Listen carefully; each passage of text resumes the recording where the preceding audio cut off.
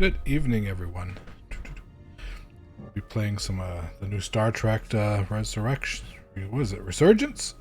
Yes, should get the name right before I start streaming. Star Trek Resurgence. I believe it came out on the 25th. I was a bit busy then, but it's basically if anyone's ever seen any Telltale games, it's more of an interactive story than like any action game. I believe the developers that made it were actually ex-Telltale developers as well, so if you're into stuff like The Walking Dead or Tales from the Borderlands, this is pretty much that, but for Star Trek.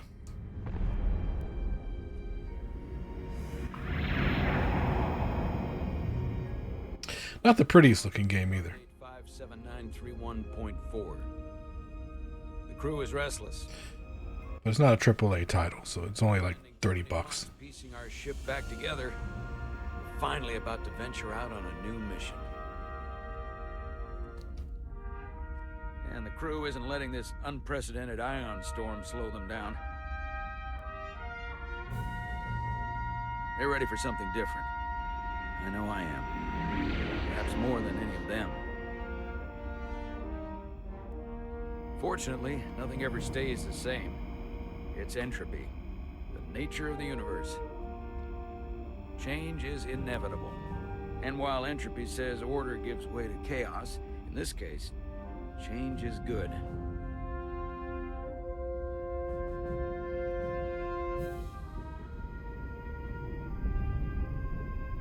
Our new first officer is en route to the Resolute.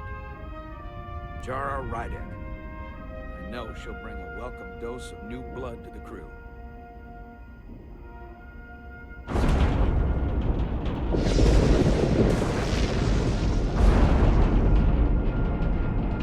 Got some space turbulence. Wait. I am using a mouse, not a controller, so I don't know what RT was. No problem. That was a left trigger? I'm not great with flying. I mean, left mouse click? These little shuttles are the worst. And yet you joined Starfleet. You don't like flying. And yet, you joined Starfleet. There's a reason I'm not a pilot. You should try it sometime.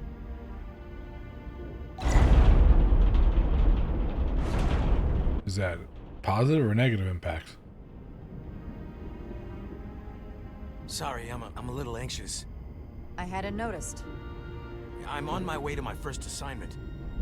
When we get to the starbase, I'm transferring on to the Resolute. So am I. It won't be easy for Jara to step in at the 11th hour like this. But if she's half the officer I knew she could become when she was a cadet at Starfleet Academy, she'll be the XO this ship needs right now.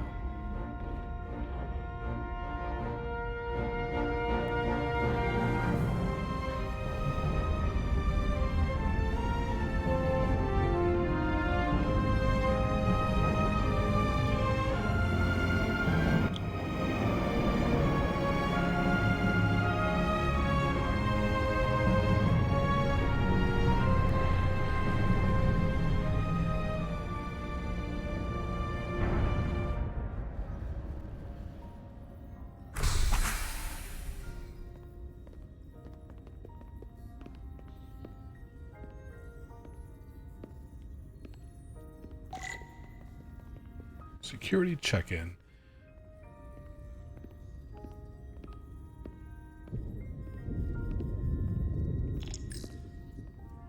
A starbase on the very edge of Federation space. Long way from home now. It's pretty much like DS9.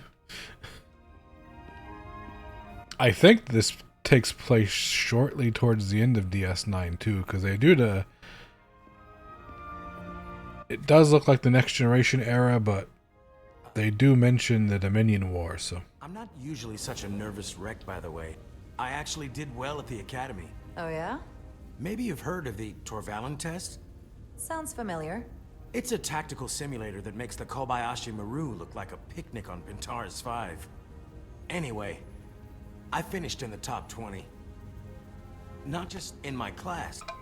I mean, all time. In the history of the Academy. Really? That's quite impressive.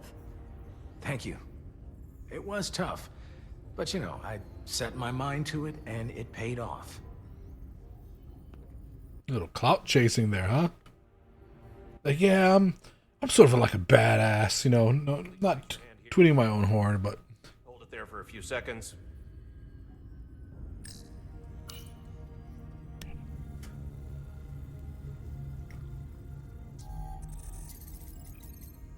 Welcome, Commander Rydek. Wait, you're Jara Rydek? You absolutely crushed the Torvalin test. You finished in what, like the top 3? That would be me. Now I'm really... It's an honor to meet you, Commander. Sorry, I didn't realize before.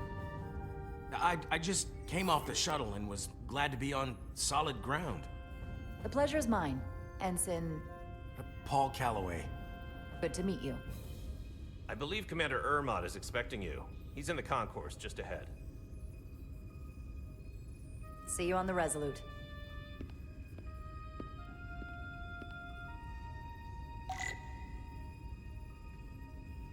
sounds like voice volumes are down. Let me... How can I get to, Well, escape doesn't do anything. Enter? There we go. It's enter. Settings. Everything's cranked up to maximum.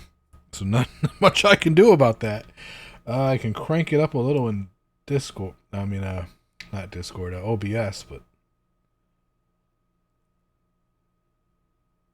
I don't know how it sounds on stream, but I know on my end it sounds like the voices are very low.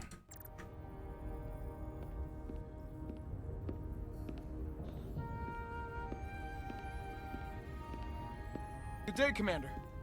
Let me crank that up.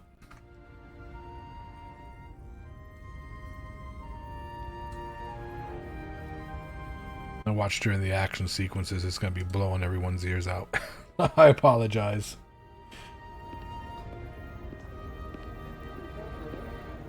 I should put a limiter on it. Do I? I think I do have a limiter on it. I know I have ducking on it. If I remember my briefing, Commander Ermot is a Bolian, so I'm looking for someone with blue skin.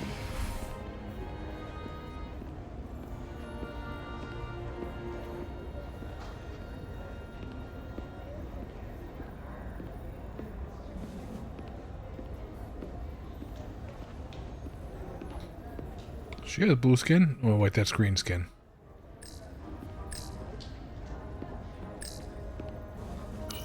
I'll replicate myself a meal once I'm on board. You think if they could create it from nothing, you think it would look better than standard mess hall meals. That looks like shit.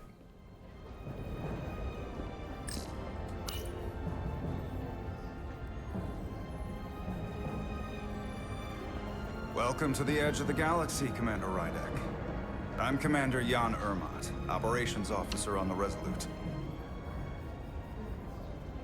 Commander? I hope there wasn't too much trouble getting here. This storm isn't making anything easy for us right now. Was a bit bumpy. It was a bit bumpy, but otherwise okay. My apologies. This storm is unlike anything I've seen before. We're grateful you were able to come fill our first officer vacancy at such short notice. From everything I've read and everything I've heard, we're lucky you were available to us. Why did he stumble at vacancy? What the hell happened? Starship and all. To our little research vessel. What have you heard? What exactly have you heard about me? First in your class at the Academy. Received the Starfleet Award of Valor during the Dominion War. Most recently, Tactical Officer and Chief of Security on the USS Endeavor. You've done your homework. Like I said, we're very lucky.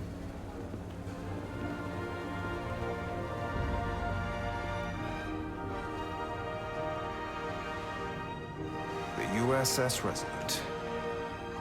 She may not look like much compared to the bigger ships, but as far as science vessels go, she can more than hold her own.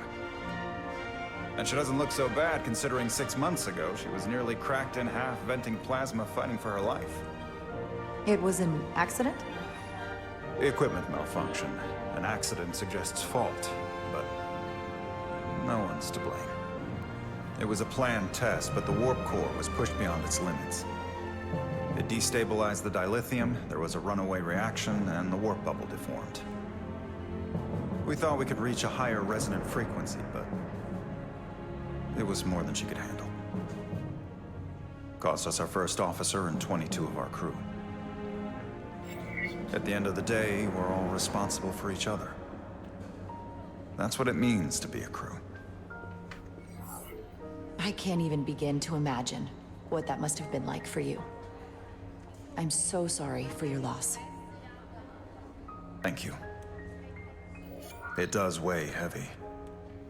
There are some things you can't forget. It's been 6 months. What's the attitude among the crew now? Unsettled. But I hope that a new mission will help them. I wonder what happens if the timer runs out. If not move. Does he just think I'm an uncaring asshole? I really So you're not asking about the crew. Fuck you then. I'll remember that and get that little message. But I should warn you that when the captain announced you would be the new first officer, there were those who felt it was a mistake, that he should have promoted from within. So you might want to tread lightly at first. Until they come to value your contributions as much as he does. Thank you. Always good to have a sense for what you're walking into. I just thought you ought to know. I appreciate it. Starfleet has assigned us a high Press priority. enter to explore impact of choices. That's this. This is like... Jara made a good first impression with Commander Ermot, coming off as inquisitive and appreciative. Well, oh, so like, yeah, if I failed those timings, didn't ask questions, you'd think like, oh, you are just an uncaring asshole. You're not appreciative, while showing empathy for what the crew of the Resolute suffered. Ensign Calloway was grateful for Jara's sense of humor when he was nervous on the shuttle flight. I guess he plays like 2 different people. Board. I know he's eager to see you. Will we be mission ready in time? We have every intention. The crew has been working around the clock to get the ship ready. There's still so much to do. I think that's what, a Centaur class ship? Oh. Pressing up.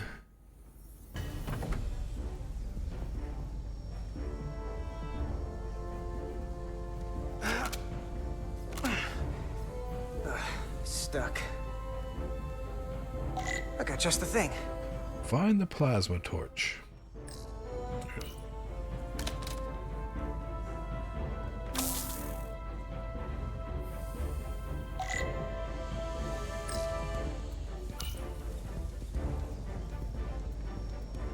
Gotta move that.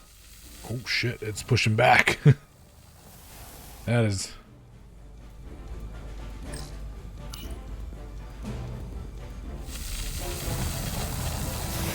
I don't know if that's mouse sensitivity or what, but I had to move that across my entire desk to get that into the area.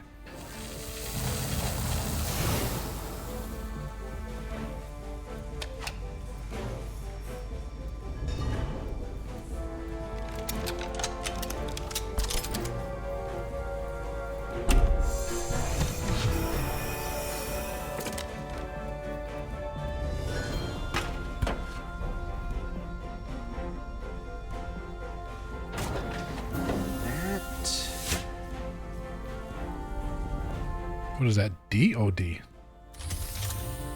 Is that? Congratulations, you changed the space park spark plug.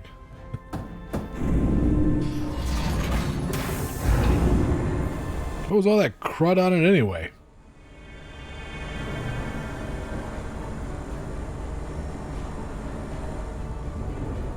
I thought that thing was totally fried.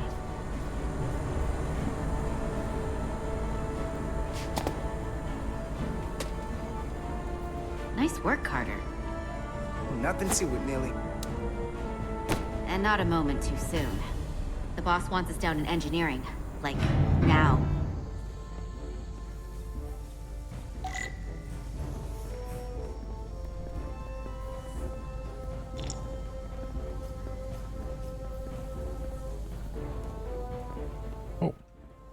What are those?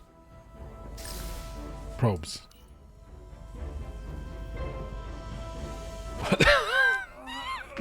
His chest went into, I mean, his chin went into his chest. Come on. Oh. Oh, these are heavier than they look. Makes more sense than zero G. You're welcome. Want me to put the other ones up there? Or?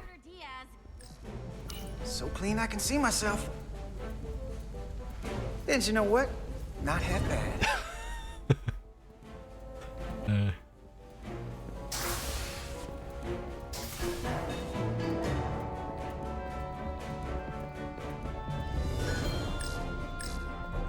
Good to see her fully operational again.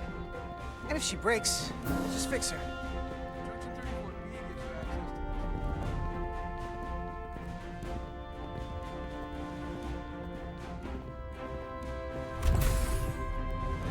Some of those walking animations. Engineer. I heard the new XO just arrived. Won't be long before we get underway. I just hope whatever Chovak called us down for, it's something good. I can never tell with him. I'd rather not end up degaussing plasma manifolds. Hanging upside down makes me queasy. You and me working together, we can tackle. Should you be holding that's been through like a part of a ship that's been through like a plasma storm? Wouldn't it just be radioactive? Like, wouldn't you have some like hazmat gear or something to handle some of those parts? We were just looking for you. Not like a onesie. The officers Ed Solar, Diaz. I was beginning to think you would be late. We are all hands on deck right now, which means if you are not at your post at the appointed time, I do not have someone to replace you. A point I have been forced to make to Petty Officer Edzelar on repeated occasions. Commander Chovak, isn't it true that if we were almost late, it categorically means that we were not late? That is correct, Mr. Diaz. I mean, if anything, Edzelar and I are following the schedule to the letter. Yes, perhaps I should adjust the schedule accordingly. Uh-oh, you pissed him off. Down here to check in. You beat a Vulcan with logic. You pissed him off. Equip yourselves in EV suits to work on the exterior of the hull. I need you to tune the structural integrity field for optimal performance. The subspace distortions and ionic interference we are experiencing are preventing the proper calibration. But this ship must be ready to depart shortly, despite the storm. The precise nature of these disturbances are not fully understood. But many systems have been affected by the wide band of emissive activity. Whatever it throws at us, we'll be ready. We've got the best chief engineer in the fleet. I am a Vulcan, Mr. Diaz. Flattery is not necessary. Uh-oh. All that I require is that you do your job. Right now, that entails critical preparations, because long-range sensors show that these disturbances will be more severe at our destination, the Hotari system. You have your orders. Do not delay. Yes, Roger Commander that. Chovak. All hands on deck. What's that? All hands on deck. That's what Chovak said. You know what that means? It means this ship isn't ready to go out and the brass know it. So they're throwing every warm body at it. And they're going to leave on schedule. Consequences be damned. It all comes down to us, Nilly. We're the ones who will get it ready. I know what we can do. But this isn't just any old refit or any old relaunch. Oh, whoa. Excuse me. Fucker. Oh shit, now they're in spacesuits suddenly. On board. It's gotta be tough coming as a replacement. That's for sure. They seem all right. Something that happened 6 months ago while they were off on another ship? Well, that's nothing to hold against them. Yeah, you're right. I guess getting a little new blood on board doesn't hurt. Hold on. Now there's an old face I didn't expect to see again. Hey, Miranda! You weren't gonna leave without me, were you? Miranda, you're here? We thought you were staying on the Adirondack. Transfer came in at the last minute, so I figured I'd slum it on this bucket of bolts. Looks like you got her back together pretty nicely. I wasn't sure what to expect. I'm gonna take the high road here, pretend you didn't say that, and welcome you aboard. He's a better diplomat than I am. He still owes me a bottle of Saurian brandy. Don't think I forgot. Oh yeah, it's coming back to me now. Maybe Carter can rustle up that bottle and we can give you a proper welcome. As soon as we wrap up this quick little spacewalk.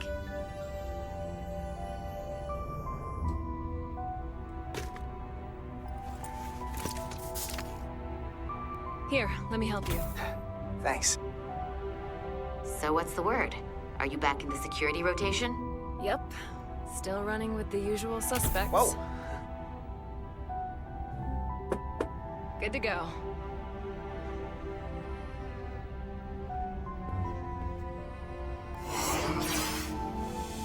See you on the other side.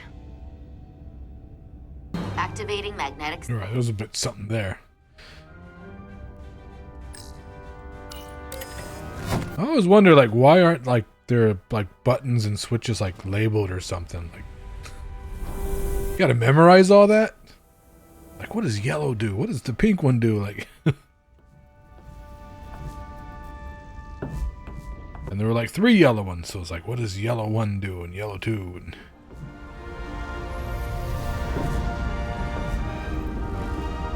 that's pretty cool. That view never gets old. Let's go.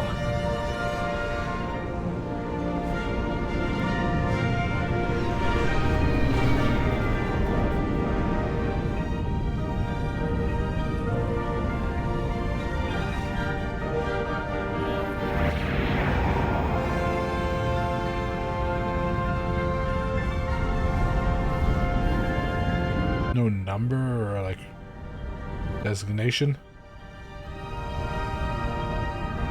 Like NC something something?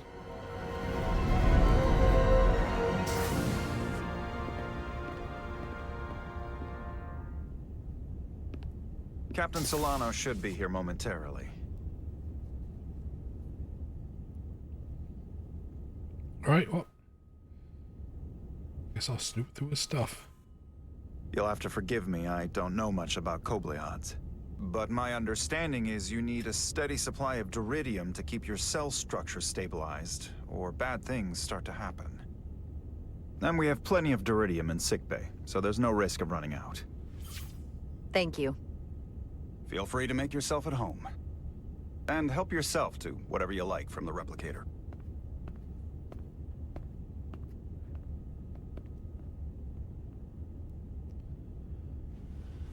Why can't you just replicate duridium?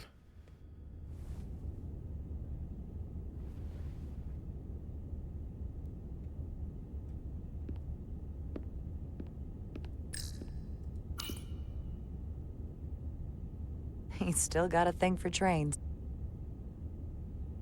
The warp engines of their day, apparently.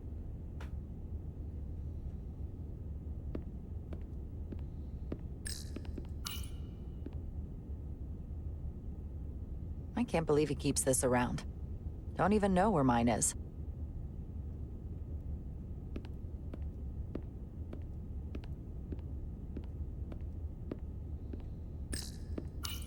Just a sip of something. Coffee, of course. Decisions. Nah, that's not a decision. Although a ratticino, isn't that like a coffee, like a cappuccino? Perfect temperature. Don't know how they do it.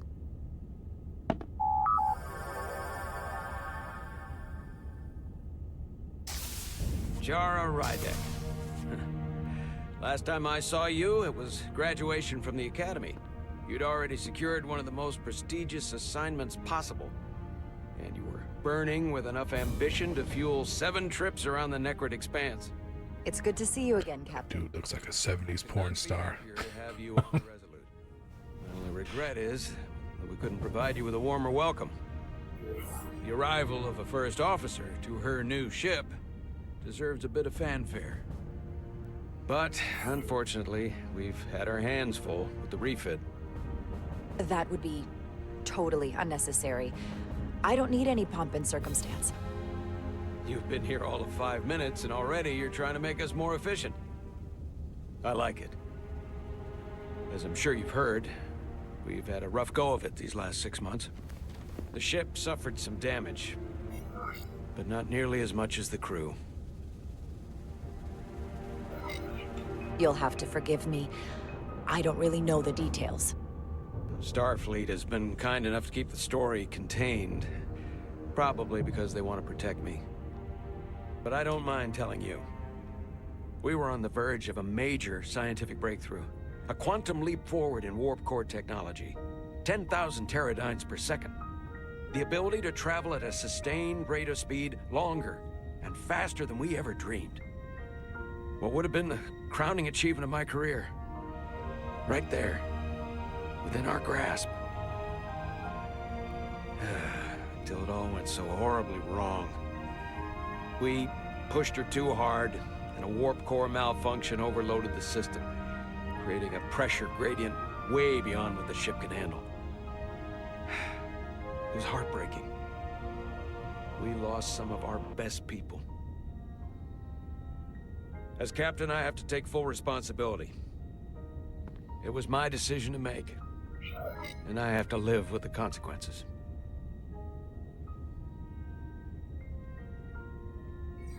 You have to look to the future.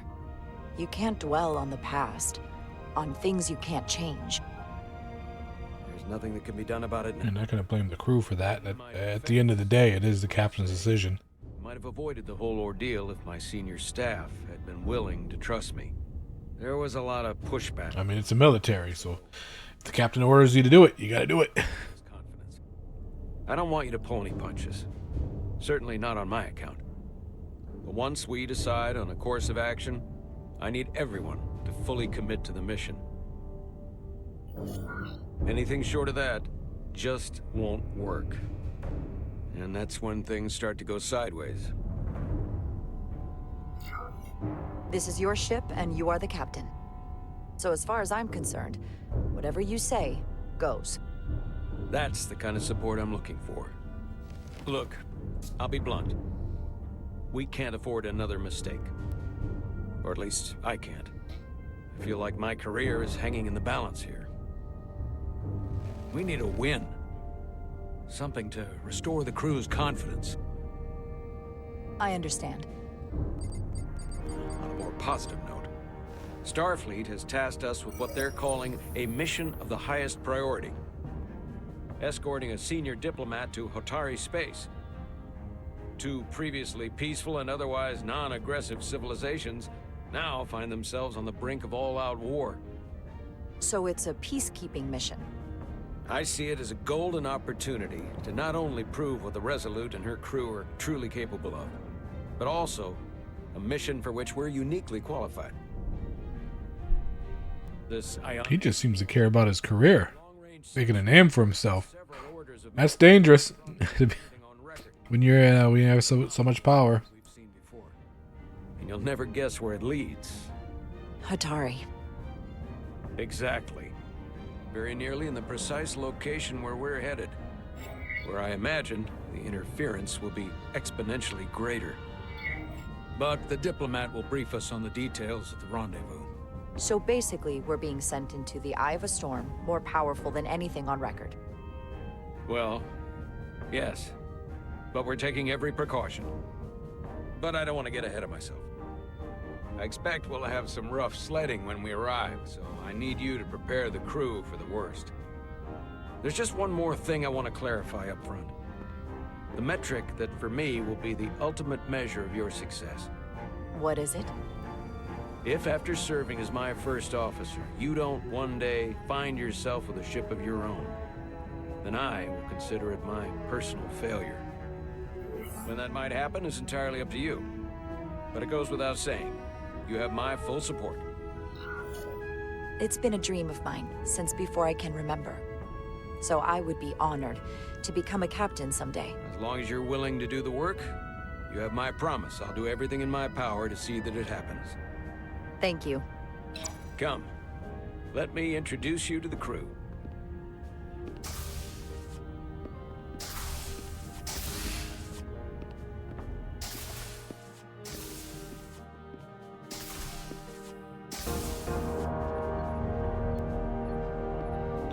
Oh, the stutter between like controlled movement and cinematics. There's like a brief stutter, like you can tell it's loading it. Everyone, if I could have your attention for a moment.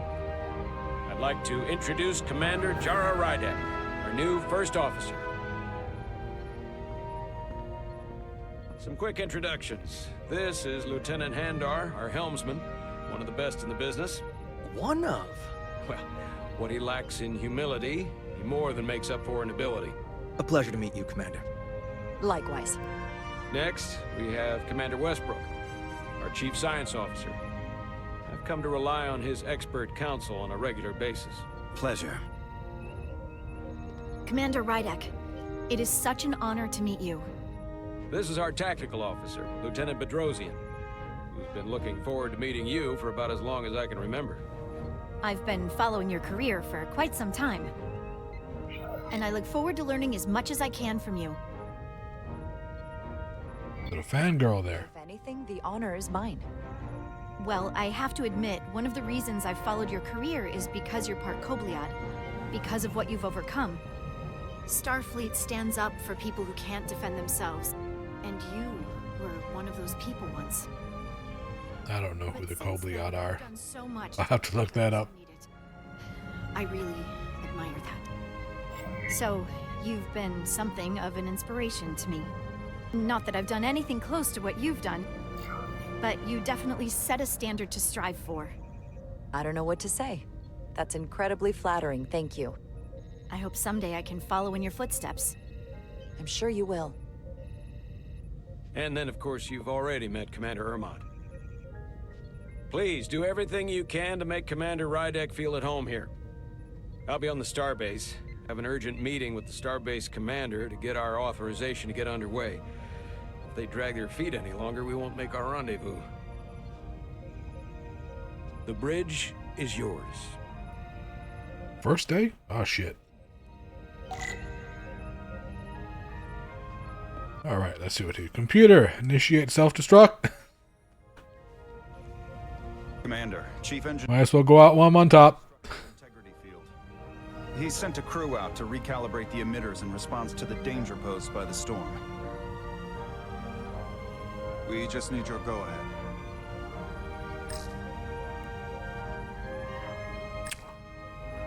What? Why is it giving me a decision when there's no other option? Permission granted. Lowering structural integrity field. Now. Entering maintenance mode. Condition blue. And what bad could happen? Lower their structural integrity field during the most powerful storm they've ever seen. Yeah, nothing bad's gonna happen. Great. Let's get to that emitter.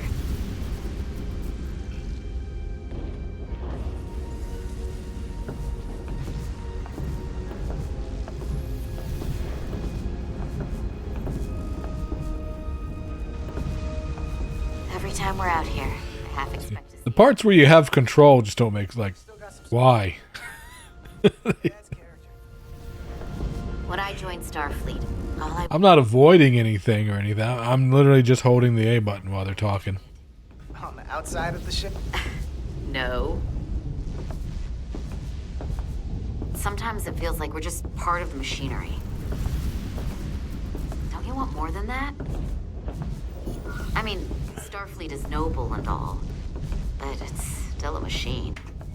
A massive, massive machine. I am more than that. And so are you. You wanted to get away. I enlisted because I didn't want to wait years just to get out and see the galaxy. I wanted to go somewhere. See new worlds. Look up at a sky no one's ever seen before. Just because I'm cranking a hyperspanner up in a Jeffries tube today doesn't mean that's all I'll ever be.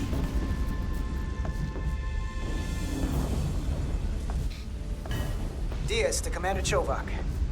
We We are at the SIF emitter. Acknowledged. You may proceed with the recalibration.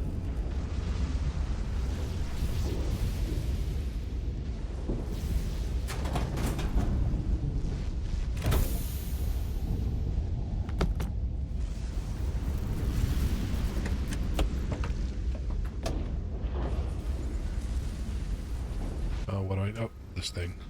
The paddle. Beginning recalibration.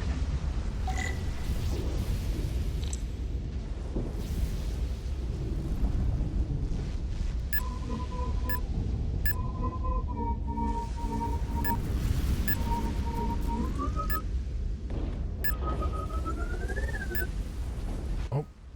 That I don't know what I was supposed to do, but okay. I got the thing in the hole.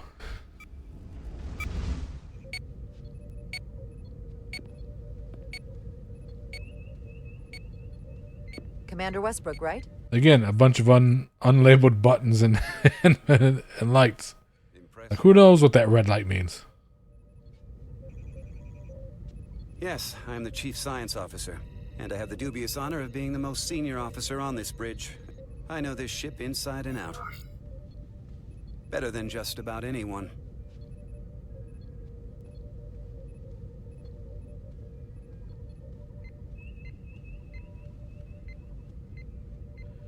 Oh, so if you run out of time, it just pauses. So again, oh god, illusion of choice. You think highly of yourself. That's impressive. I guess I'll flatter him. What a very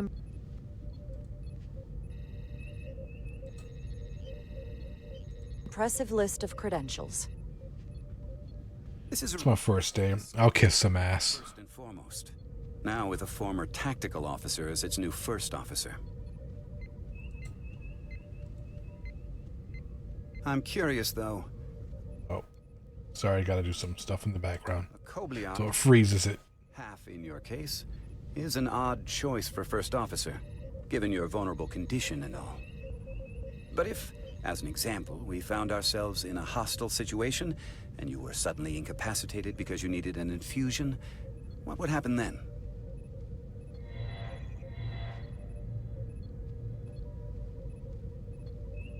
You'd leave Captain Solano without an XO. Granted, that would be a worst-case scenario, but not outside the realm of possibility. Thanks for your concern. That's very kind of you to be. And what would happen if I phasered you in the forehead right now? You'd leave the captain without a science officer. Well, But hey, let's hope neither one happens, huh? curious, that's all. Listen, can I be blunt, Commander? I see no reason to stop now. Commander Sutherland, your predecessor, was one of the Blunt like that fucking chin. His record was impeccable and his reputation was without equal. I mean no disrespect, but the shoes you're stepping into are almost impossible to fill. Why, was he a clown? I could never fill his shoes. I don't think I could ever replace Commander Sutherland. And it would be a mistake to even try.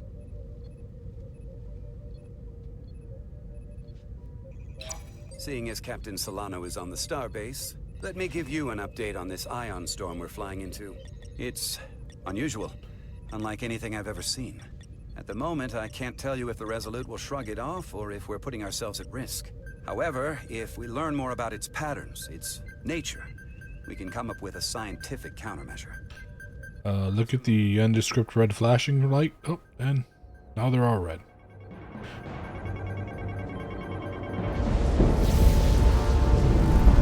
Captain, all these red unlabeled lights are flashing. I don't know what they mean. They're unlabeled.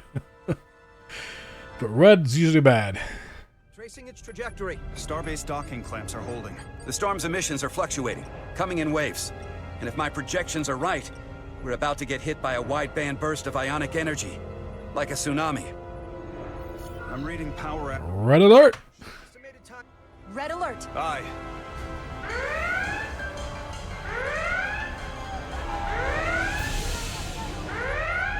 Evacuating main gangway and retracting. Putting sensor visualization on screen. With the structural integrity field shut down, we can't take a direct hit. Time to impact. 1 minute. Shield systems are severely impacted. We have limited protection. I need every available solution. What are our options? We can weaken the impact of the storm with a deflector pulse. There's a better way. I'm sending all auxiliary power to the deflector dish. Send the aux power to the shields. We can't reactivate the entire shield bubble, but it's a directional threat, so we can orient all we have towards the wave. You have to believe me. We only get one shot at this. We can't afford to get it wrong. That's right, which is why we need to send power to our shield. Shields up. Petrosian, get those shields up. Rerouting. Pissed off the asshole. Stand by. I need a heading. We've only got one shot. Understood. On my command.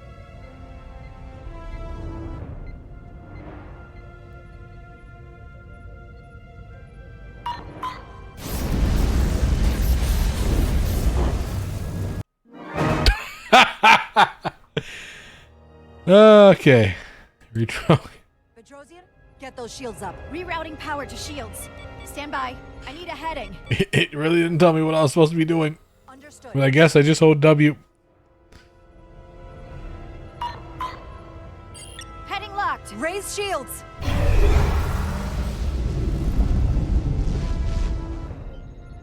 This is it!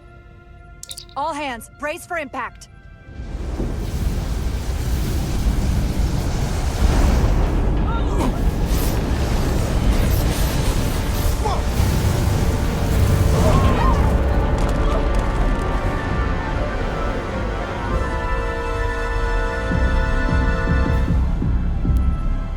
What happened? We have experienced a surge of radiation. Oh, you don't say. This radiation supercharged the plasma, forcing it to backflush through the system and creating a dangerous imbalance. That can blow out every primary system on the ship. Just tell us we need this. I need you to traverse the hull to the This poor ship. They just got it all repaired now. Yeah, we just fucked it all up.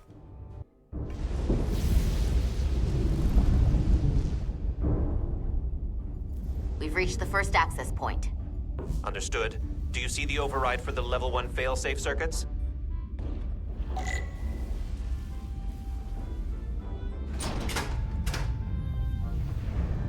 Affirmative. Engage the override. It should allow us to stop the EPS flow to the warp engine without triggering an automatic core shutdown.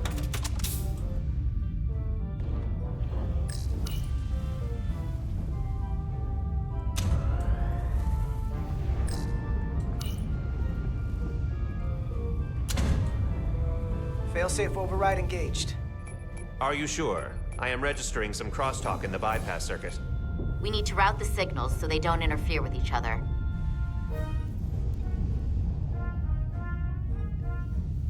Pull out this this memory card and put it in that slot. Then pull out memory card in slot A and put it back in the slot C, and there we go. Diaz to Resolute. The failsafes are temporarily disabled.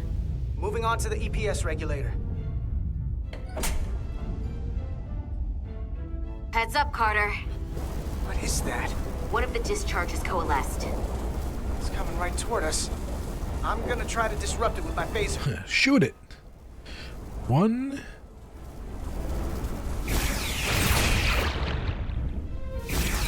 Yeah! This is America. So we gotta climb up the pylon. Not that there's really an up, but, you know. I wonder why they have like phasers while they're armed anyway. They're just doing a spacewalk for basic maintenance. Like they weren't expecting anything like this, so.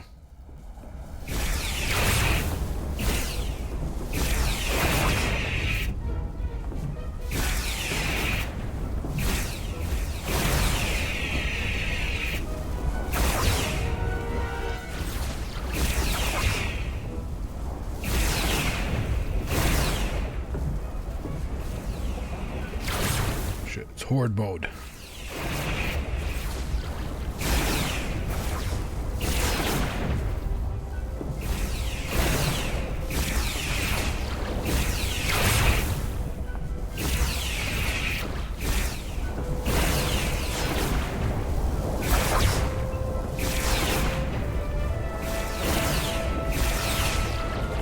Oh shit! It formed like right on you. Are you alright? So took most of it. Snuck up on me. That damaged your suit. Energy dampening is down to 60%. There's no dodge roll mechanic.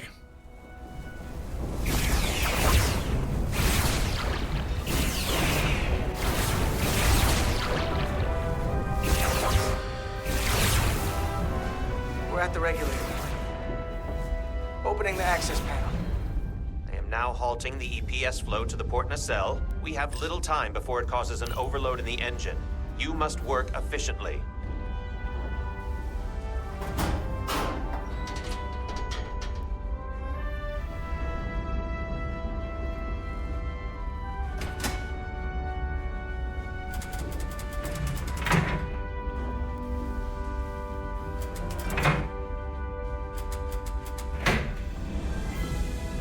EPS manifold adjusters reset to neutral.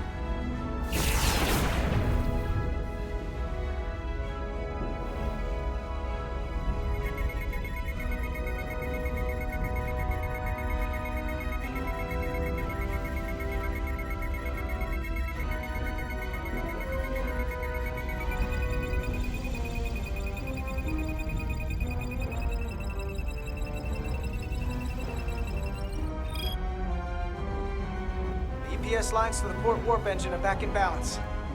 Almost done. Once I cycle the manifold nozzles, Chobot can...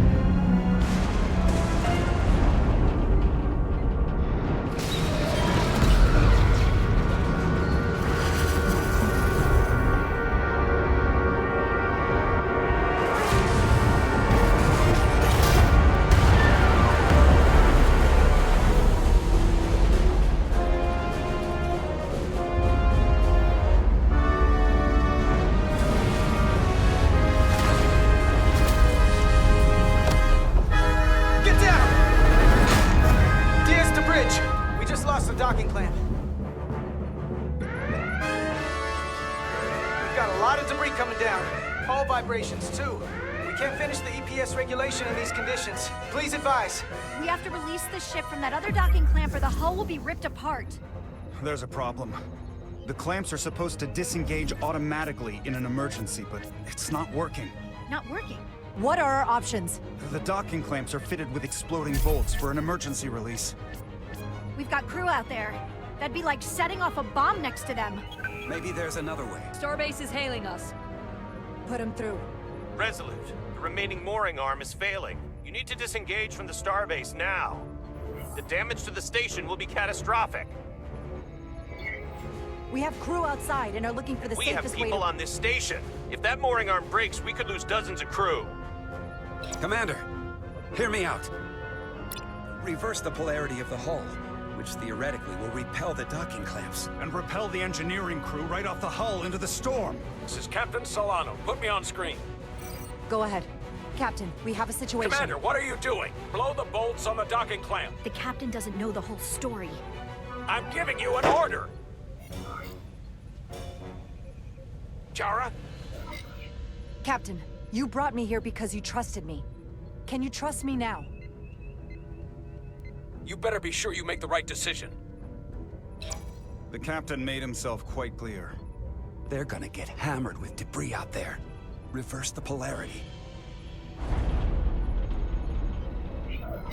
There is protocol. And there are lives. Starbase, stand by.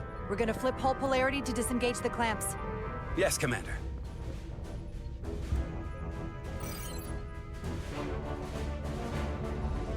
Repair crew, this is Acting Captain Jara Rydek. Be advised, we are going to reverse hull polarity to free us from the remaining docking clamp. Tether yourself and deactivate your boots on my mark. Understood.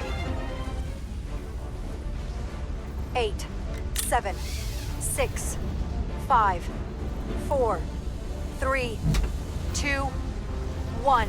Mark! Ah!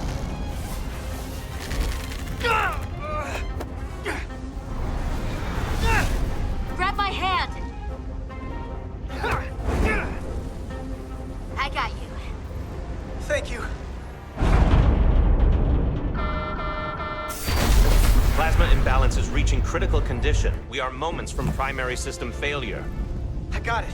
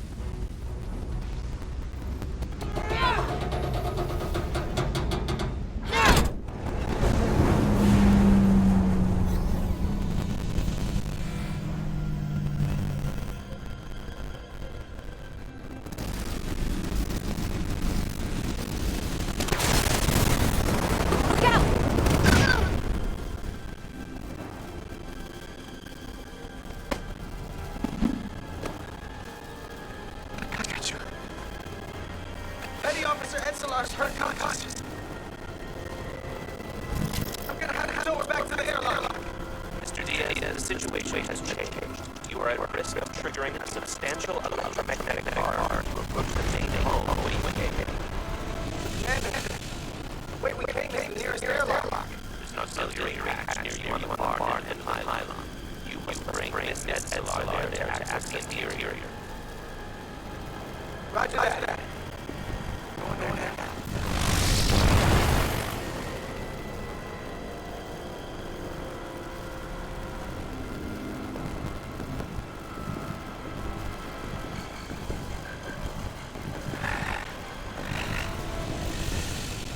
I'm out the auxiliary hatch.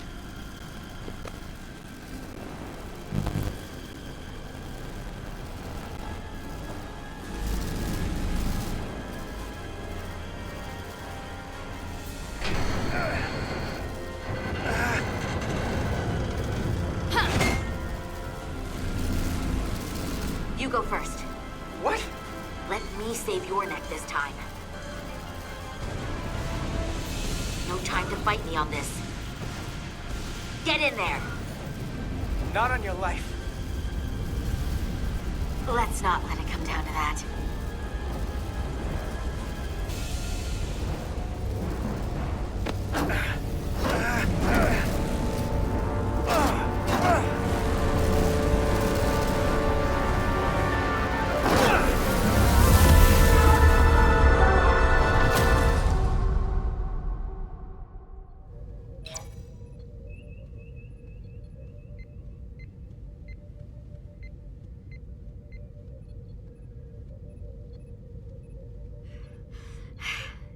We made it.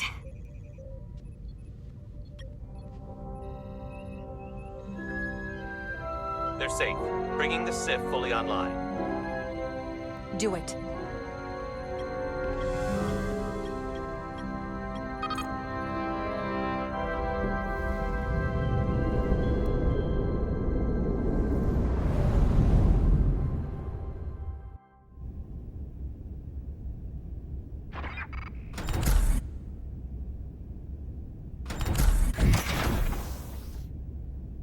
Nilly. I'm good. Help me with him.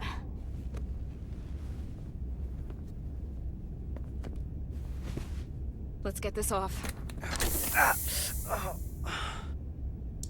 Medical. Got one wounded at my location. Carter. You don't look so good.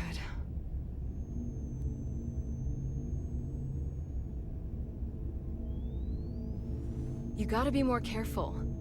I just got here. I'm not ready to see you two get blown to space dust just yet. Now let's get you down to sickbay. Great.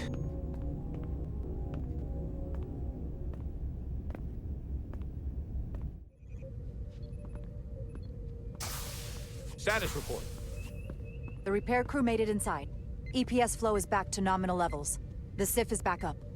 How does this affect mission readiness, Mr. Ermont? Releasing the docking clamps using hull polarity minimized damage to the Resolute. We'll have some last-minute repairs to make, but if we reapportion some of the staff, we can make our departure on time.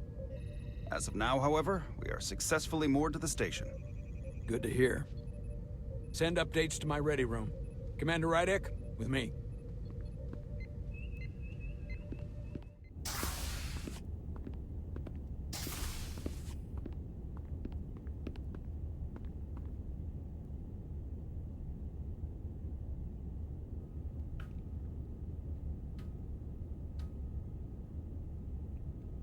You disobeyed my orders. Well? It was the right decision. Or I shouldn't have done that. There you go. Let's get some ass. Gone against your orders. He's pissed. You can't unring that bell. Especially when you do it, not just in front of the bridge crew, but while I was in front of the Starbase staff. That's See, he only cares about his fucking position. my name's His already clout. tarnished around the fleet. But what is it going to do to my credibility on this ship? From the top to the bottom. Bridge to lower decks. He didn't have the facts. Maybe I shouldn't have disobeyed a direct order, but you were wrong. You weren't on board, and you didn't have all the information. So I made the right decision for the ship. If you're worried about your credibility, put your ego aside and trust your crew. Trust me. Damn. You might have won some fans on the bridge with that stunt, but not everyone. Lieutenant Commander Chovak has already bent my ear. I'm sure he doesn't take it personally. He'll get over it in time. Mr. Chovak is more complicated than he would want to admit. I guess we all are. And, if I'm being honest, I'm not sure what I would have done in the moment either. You never really know if you weren't in those shoes. So, let's just boil it down to, you did what you had to. That'll have to be good enough for me. Thank you for understanding, sir. I'm sure no one knows the burden of command as well as you do. I'm sure you will, someday. Despite it all, we got our final Starfleet clearance to depart. So if you'll fetch Mr. Ermot, we'll knock out the final details of any outstanding repairs, and then we'll set out for Hotari. Yes, sir.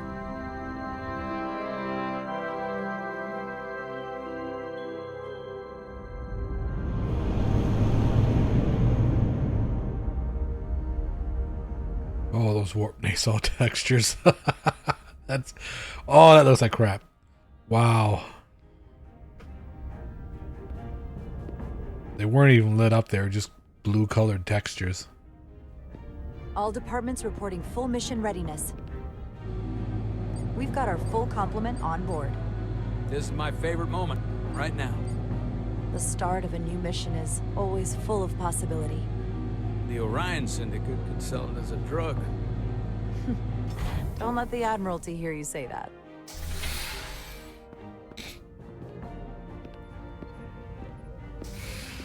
Captain on the bridge. Sit, everyone. You all know, I'm not big on speeches. We're embarking on the first mission since our refit. Let's make it a good one. Disengage docking clamps.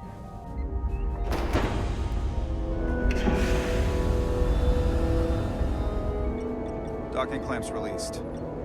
Thrusters ahead, Mr. Handar.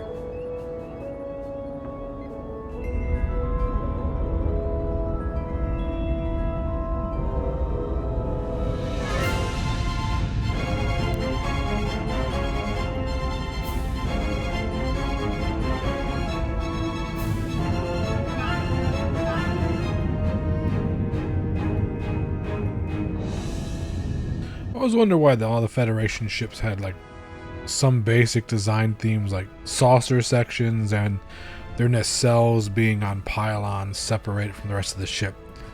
Where like everybody else in the galaxy, they don't build their ships like that. That should do it. Set a course for the Hotari system. Prepare to go to Warp 8. Aye, Captain. You know what? You take this one. Me?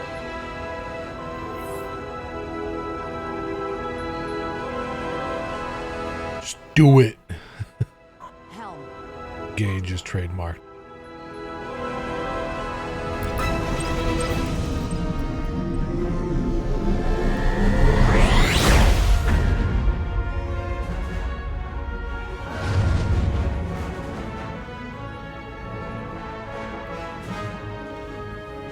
Nicely done.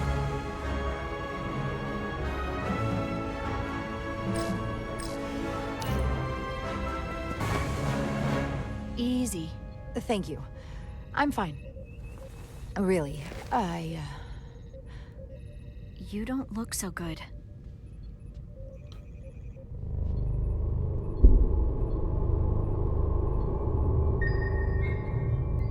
Check your ring.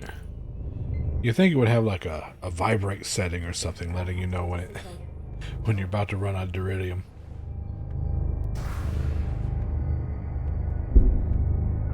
Some sort of alarm.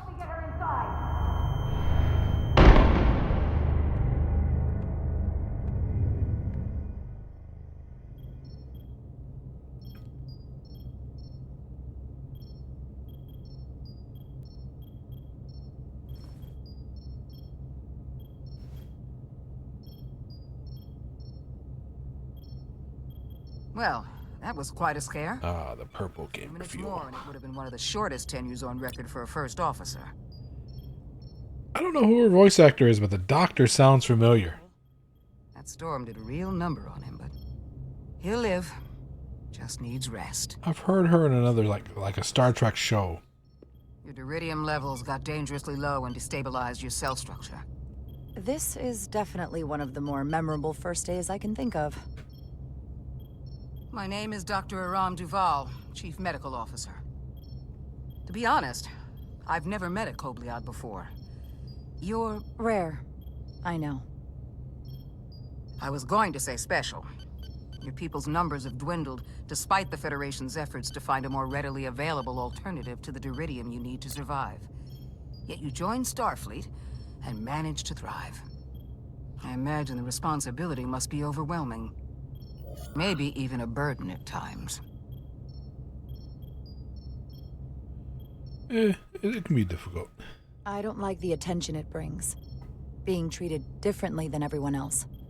But you are different. That's not something you can change. True. But sometimes... Somebody said like her forehead thing looked like the wrinkle between your ball sack and your asshole. So yeah, it's like, you are different. You have a scrotum on your forehead. And I can't unsee that now. With his methods? It's literally a fucking scrotum. Not when the lives of your crew are at stake. My professional opinion is that the accident took a toll. More than he's willing to admit. He's overstressed, operating in the pressure cooker of his own mind. Which is never a good headspace when the lives of your crew are at stake. What concerns me is that now he's even further away from the thing he's been chasing his entire career. Breakthrough discovery. The major innovation. Something he can put his name on. But the more the time passes and the further out of reach it gets, the more risk he'll be willing to take. I hear you. But that's my job, isn't it? To make sure that doesn't happen. And we don't lose sight of the bigger picture. Which is exactly why I'm so glad you're here. We need you now more than ever. Spreading drama about your fellow crew member much? It took guts to defy a direct order. Huh. I guess word travels fast around here. It's a small ship, and everyone's curious about the new XO. Fortunately, your cell structure's almost completely stabilized. And I'll spare us both the lecture, but I do feel it's my responsibility to remind you, without regular infusions of duridium, you will not live. It's as simple as that. Understood. Then, my work here is done.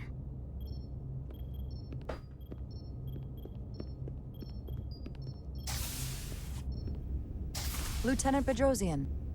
I came to see if you were okay. We were all pretty worried on the bridge. No one knew what was happening. I don't want anyone to worry. This is just part of who I am. It doesn't define me. Of course. I completely understand. And I would probably feel the same way if I were you. You trusted me earlier with the shields, and I appreciated that. I want you to know that I have your back. Thank you.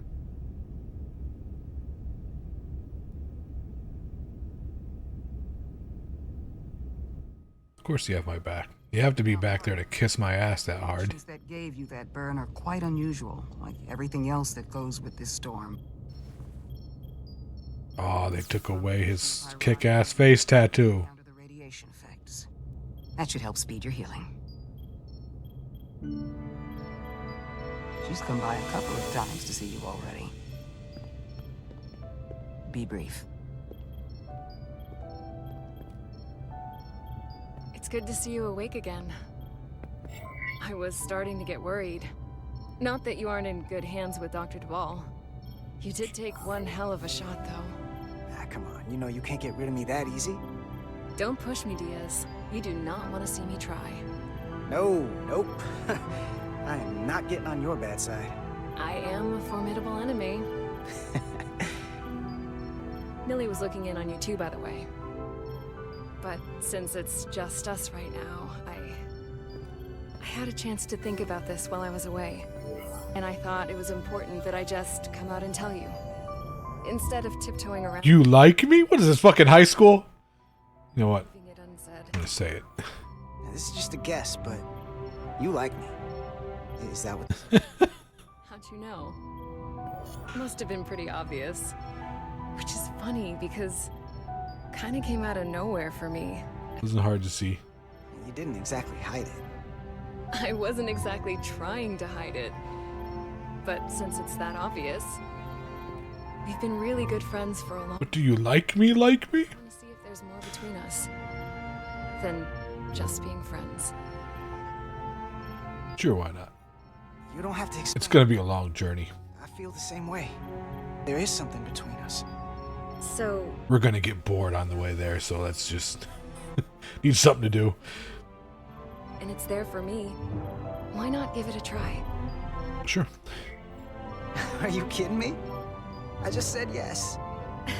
I wanted to be sure I heard that right. Sorry to interrupt, but the patient needs to rest if he wants to get back to his old self. Of course. I'll see you again soon. Well, bang, okay?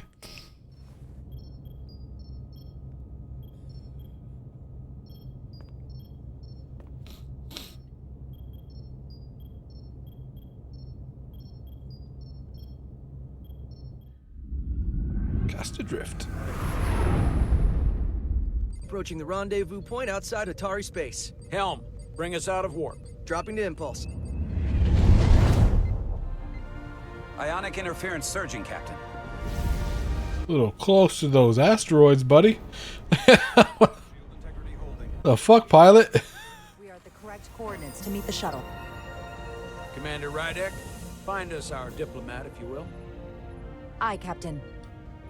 Let's reduce the noise. Filter out environmental signals. I can manually tune what's left for Federation signal types. This is Let's rotate the wheel. I've located the shuttle. Opening comms. On screen. Shuttle to Resolute. Shuttle to Resolute. Debris field. Lost maneuvering. Losing. I can't get it any clearer. We won't get a transporter lock. It's just not happening. Power up the tractor beam. We'll pull them directly into the docking bay.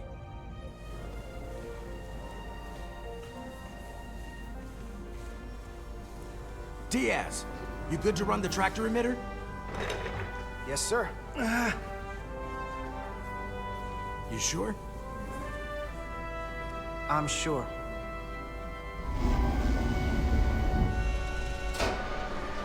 Come on, Diaz. First thing, lock onto the shuttle and stabilize the rotation.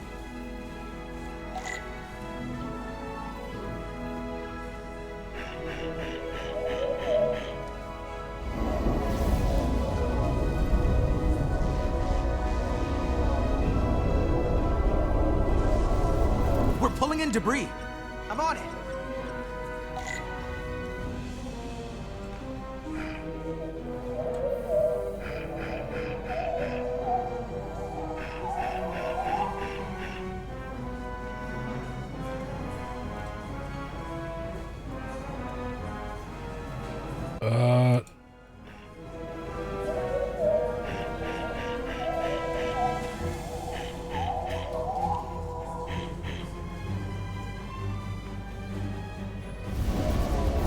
Yeah, it wouldn't let me. It wouldn't let me click on it. Oh wow. That's gonna take out the shuttle. There's the bridge. There's a large piece of... Like the point to click wasn't on the actual like visual representation of the asteroid. It was like off of it. Didn't see it until it was too late. On it.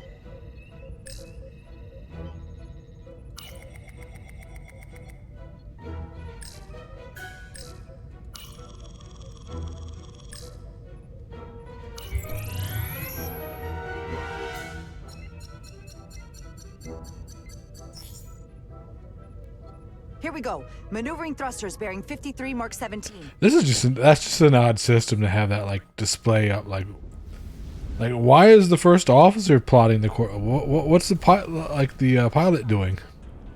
Aren't those two sections in front of him like navigational sections? Hard on the bridge.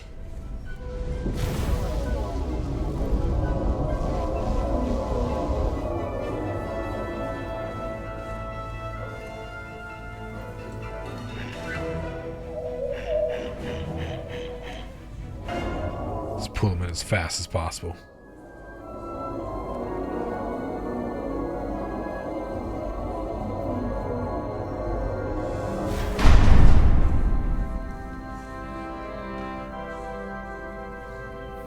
What was that the girl doing back there with their arms open? We got the shuttlecraft on board. Good job. We're on our way down to meet them.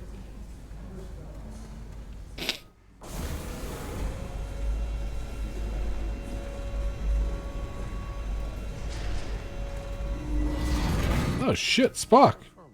So to speak. I didn't know Spock was in here. Ambassador Spock.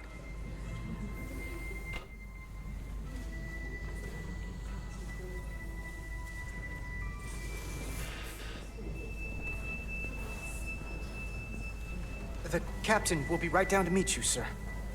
In that case, I will wait for him here. Is that like an AI doing his voice or someone just impersonating him?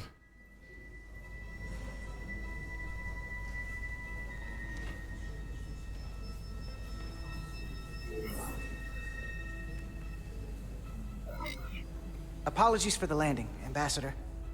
I was operating the tractor beam, sir. I take responsibility. It was not the smoothest transit, but you got us here safely. That is what matters. We thought we were prepared for our arrival in Hotari space, but it is evident my craft was not sufficiently robust for such intense ionic activity. The storm has been pretty intense. There was an element that was most unusual. Before you came to our aid, our maneuvering thrusters and impulse engines were rendered inoperable. So we attempted a short traversal at warp speed, only to find that we could not achieve warp at all, even though our diagnostics computer showed no faults or anomalies. What do you make of that? When all indications say that warp speed is possible, but in practice, we find it is not. Well, this storm is one of the strangest phenomena we've ever encountered. It's disrupted other systems. Who knows what it might do to a warp drive? Yes, it would seem further investigation is called for. Take readings, run some additional diagnostic checks, and we'll get to the bottom of this. Quite logical, Petty Officer... Carter Diaz. Sir. Thank you. Ambassador Spock. Excuse me. I'm honored to have you aboard. I'd like to get right to it. We're already behind.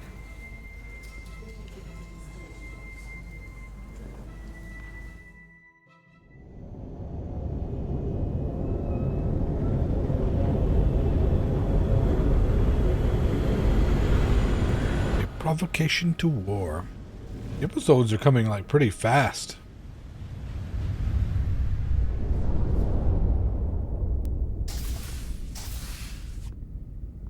Ambassador Spock, my senior staff.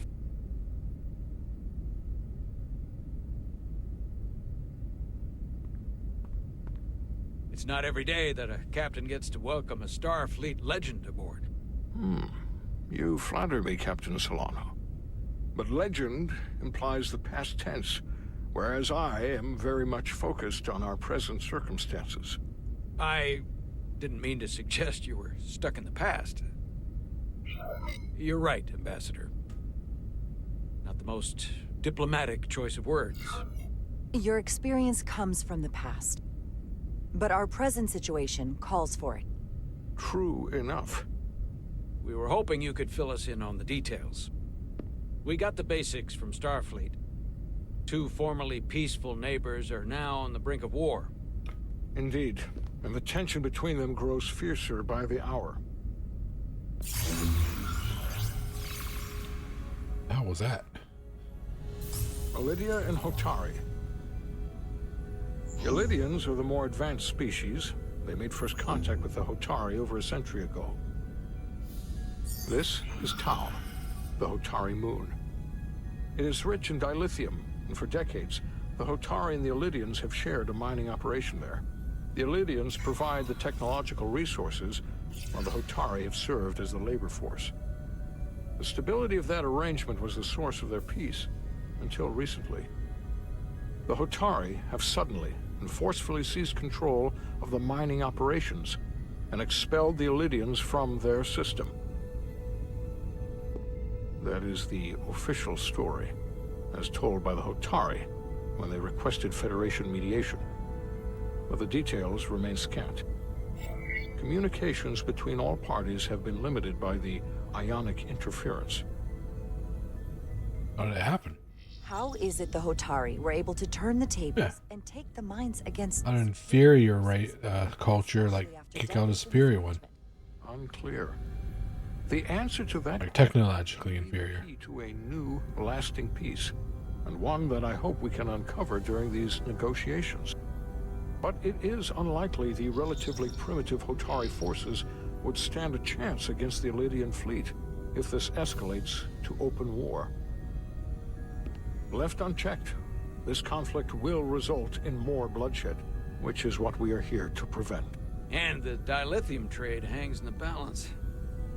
Clearly, the Hotari have been exploited in this relationship. Maybe we can persuade them peace is the more profitable alternative for everyone. They both profited from the mines. And for the Hotari, something is better than nothing. Peace is our objective, after all.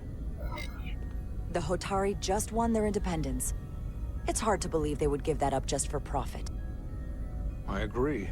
It would be exceedingly difficult to bring the Hotari to that position. Neither the Elydians or the Hotari are members of the Federation, so we can't make them do anything. There is an additional complicating factor I should mention.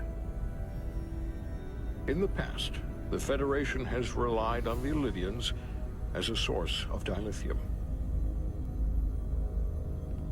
That certainly changes things. Federation sources its dilithium from a lot of places. Yeah, and this is one of them. So we've already played a... Blood dilithium.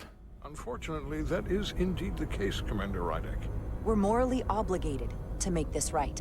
Hold on. Our only obligation is to negotiate the peaceful resolution of this conflict. Given the Federation's involvement in the Elydian dilithium trade, Captain Solano and I must make every effort to appear neutral in these negotiations. What worries me is if this whole thing unravels, and we're at the mercy of the storm at less than full strength. We can't let it come to that. Considering what the ion storm has done to our ship, and the Ambassador's shuttle, we have to assume the Elydian fleet has had problems with it as well. This recent surge in the energy disturbance temporarily levels the playing field. Commander Westbrook is correct. The energy anomalies around the Hotari systems have been noted in the past. But they have never been observed on the orders of magnitude we have seen in recent weeks. That may answer why the Hotari were able to strike back after so long. They finally had an opportunity, and they took it. That would also explain the Elydians' restraint. And reason to learn as much about the energy anomaly as we can while we are here. We do not want to be caught at a disadvantage of our own. So I trust we understand our circumstances. We're operating on a strict timetable here, and we're going to be leaving for the negotiations shortly. Commander Westbrook, I want you to leverage our systems to investigate the anomaly from here while we're gone. Aye, Captain. Thank you all. Dismissed. I want to speak to both of you privately.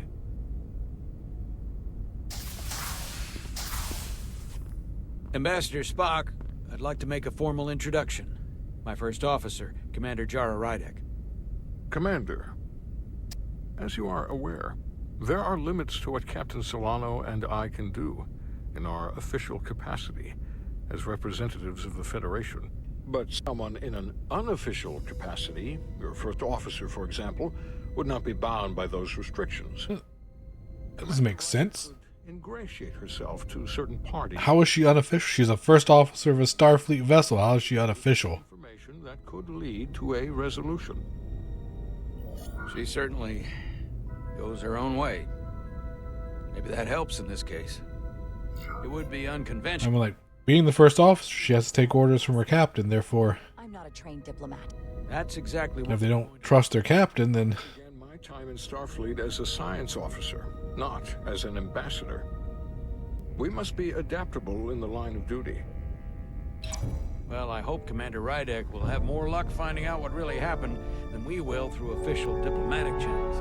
The fate of the negotiations, the interests of the Federation, and the prospect for peace may very well depend on it.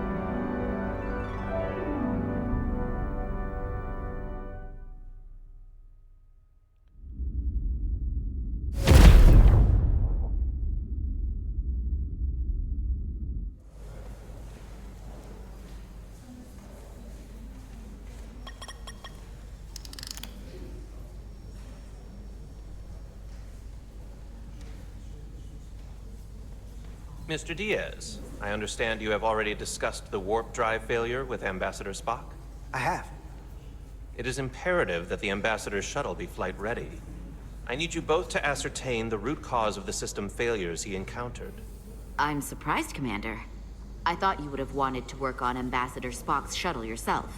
I respect the Ambassador and his many accomplishments, but I do not derive any satisfaction from interacting with his shuttle as if it were somehow transubstantiated through its association with him. Especially when I have the entirety of this starship to concern myself with. I am not the chief engineer of this shuttlecraft.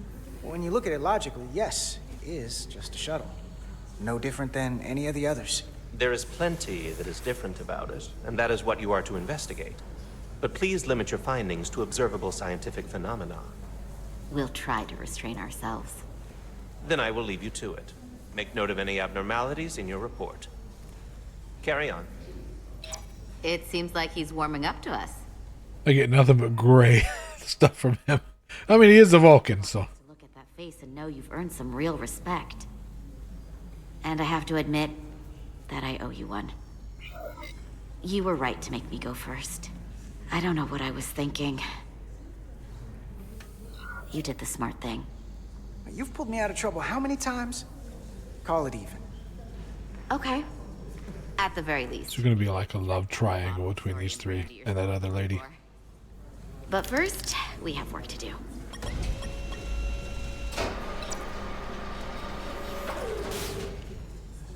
Ready to go? All set. Let's run the diagnostic.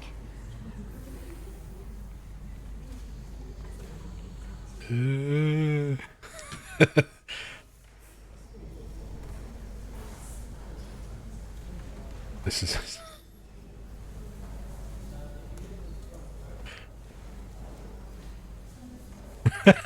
What the... So it just removes the pointer and just like... This is fucking crazy. Alright. I'm pressing it. This game. I know about about your talk with Miranda. You do? She sent me a Priority 1 dispatch right after your conversation. I'm happy for you. Both of you. Thanks. But I'm only going to tell you this once. Don't screw this up. Because I would be very unhappy if you tried this out and then, I don't know, 6 weeks or 6 days later, I have to start splitting holidays between the two of you. All because things went south and you're not on speaking terms. Are you upset? That just isn't gonna work for me. Are you upset? Not on your life, Diaz. But you need to be careful. I like my friends and I like our group. I don't want to lose that. Is that thing done yet? Yeah, it's wrapping up. Let's see. The relays along the primary EPS are blown. The backup relays are all intact. An EPS overload from the warp drive could cause that. But how did the shuttle end up dead in the water? Huh. Well, maybe the ship's data recorder can tell us something.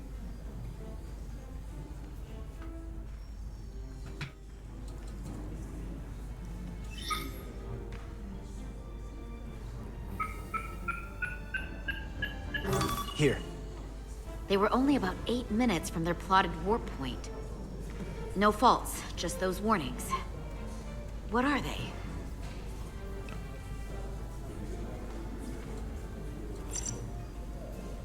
Subspace variance out of tolerance. What does that mean?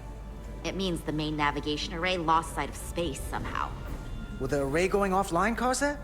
Yes, but it should have also... Those eyebrows. Oh, God.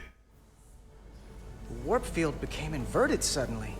I've seen this happen when... What's with the eyebrows? A cracked warp coil throws a fault code. Who talks like that? We should take a look.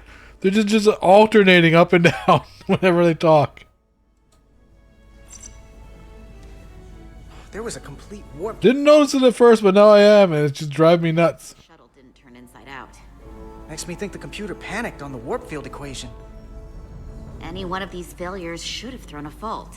If it was caused by a system failure. None of this caused the relays to blow. Roll forward to when that happened. Yes, ma'am.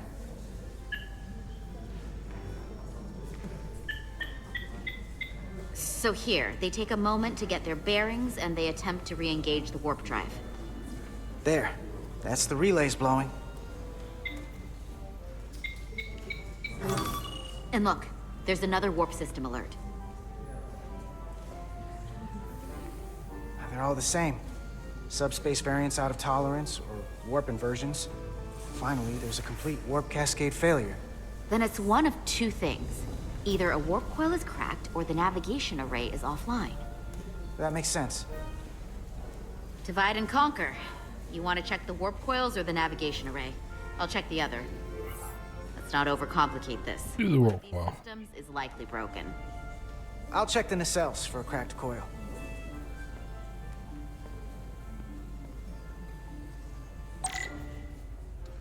Tricorder can record and analyze data. Recording through it will reveal the unseen.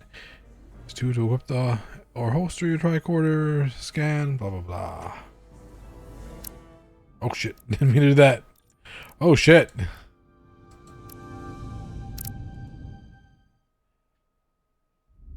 That's messed. So if you just press exit by accident, it just instantly takes you out of the scene. There's no like, do you wish to exit? And you can't skip. Holy crap.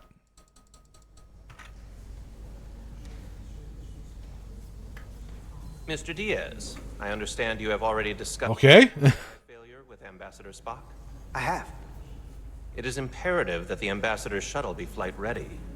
I need you both... Yeah, there's no confirmation box. It's just, if you accidentally press the exit key, it just takes you out. Ambassador Spock's shuttle yourself.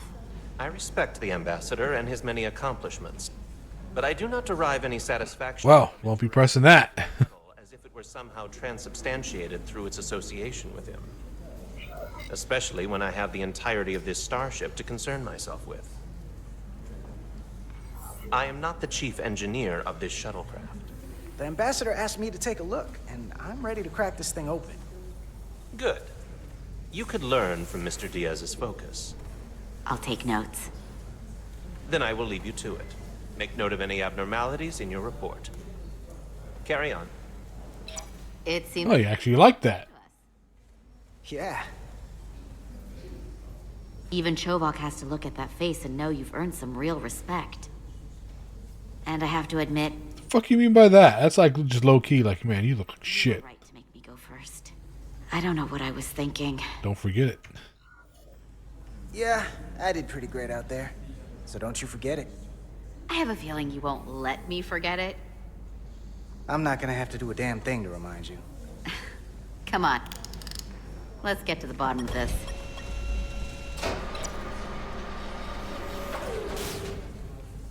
Ready to go? All set. Let's run the diagnostic. This just... Magic fingers.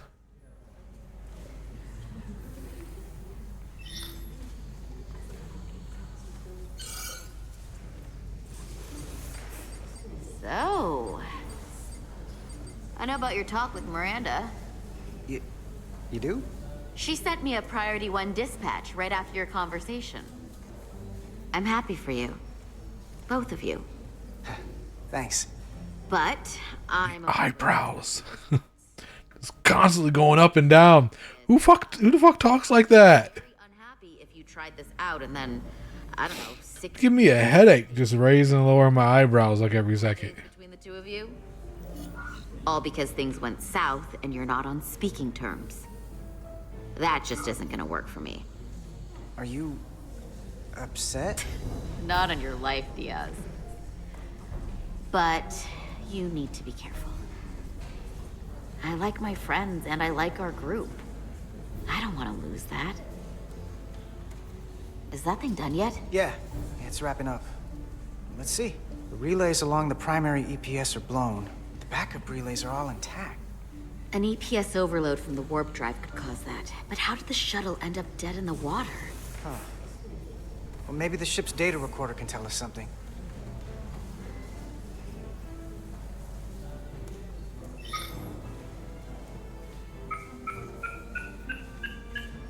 Here. They were only about 8 minutes from their plotted warp point. No faults, just those warnings. What are they?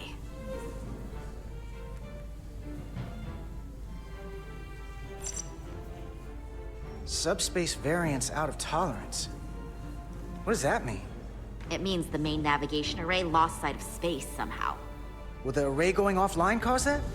Yes, but it should have also thrown a fault code. There was a complete warp cascade failure. Wow. They're lucky the shuttle didn't turn inside out. Makes me think the computer panicked on the warp field equation. Can a computer panic? Be a bad thing. I didn't even press the button. My fingers were nowhere near that one.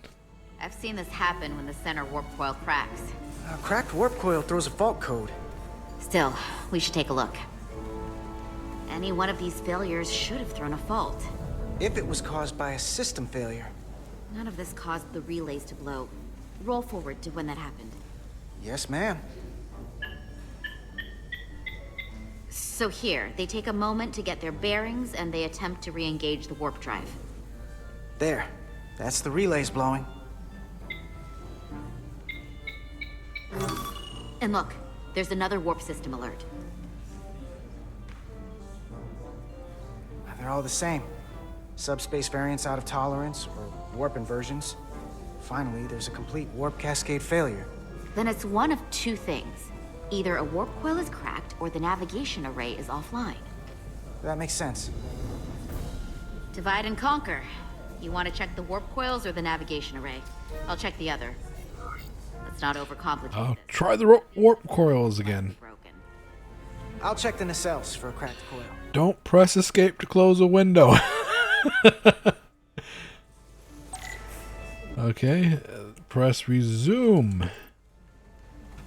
So was it 2? And just scan.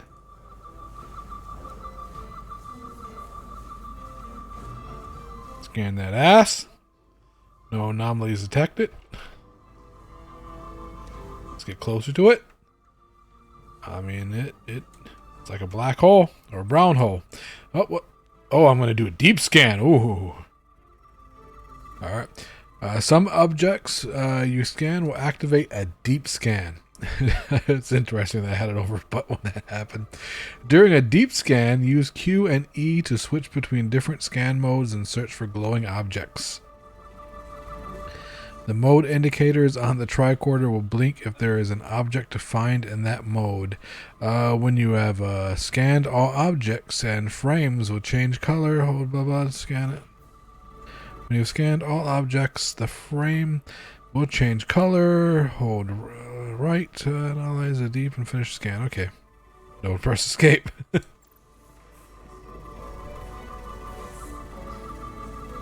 Where'd she go?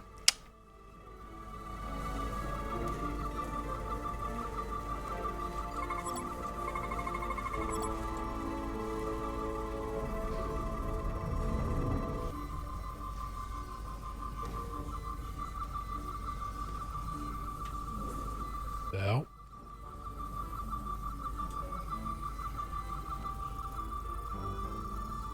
So we have biological. So I mean, it's a ship, so it's not going to be anything biological. We have chemical and radioactive.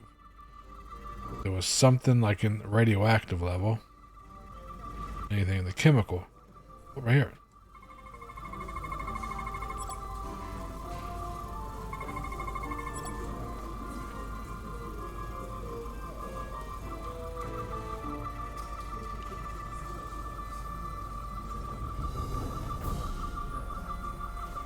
Isn't that it? Oh, there we go. I checked every coil on the port nacelle for imbalances. If any coil in either engine were cracked, I would have detected it. So, it must be the navigation array. Except it's not. Checked and double-checked. Well, the readings don't lie. Gotta love the tricorders. They're like the Star Trek version of the sonic screwdriver from Doctor Who. It does everything. It's basically a magic wand. Hey. Want to know something? Just wave it over an object. We're escorting the negotiating team to the surface as soon as they come down from the bridge. I don't want to interrupt some important work. I was just hoping to see you before I go. The captain and the others will be here any minute now. Should be an interesting ride down to the surface. Come on, I'm never too busy to make time for you. That's not true. No. But I am glad you came by. No, that's more accurate. I gotta be precise with you, huh? Hey, Maris. Aren't these those button pushers you're always hanging out with? And you're the phaser jockeys we always beat in Parisi squares, right? All aboard for... Well, that fucking hair. That Models. One of the captain's railroad things. Gotta be. I just usually zone out by the time he gets to the whole steam engines were the warp drives of their day part. Catch y'all later. Like his hair looked metallic. It was so shiny. It was like switching between black and gray. I do have to go.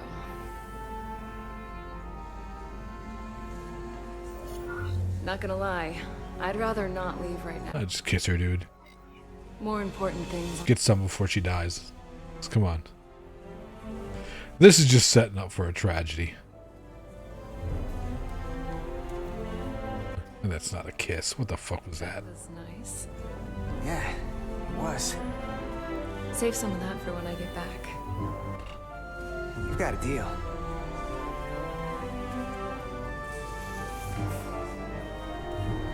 Be seeing you.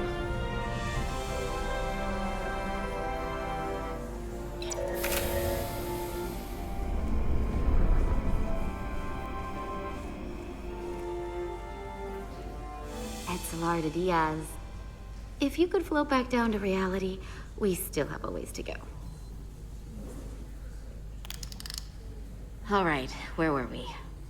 So, the warp coils in the navigation array are fine, but the nav computer doesn't seem to think so. I'm out of ideas short of field stripping the shuttle from bow to stern. You wanna take this out of the shuttle and throw it on the bench? Oh, real hands-on maintenance. I like it. Okay, the nav computer is patched into the ship. The ship's computer can double-check our work. If the shuttle's nav computer is putting out false data, we'll know it. Let's run through the shuttle. Now, if it's a faulty nav computer or has like a virus or something on it, should you plug it into the ship's main computer? That seems hazardous.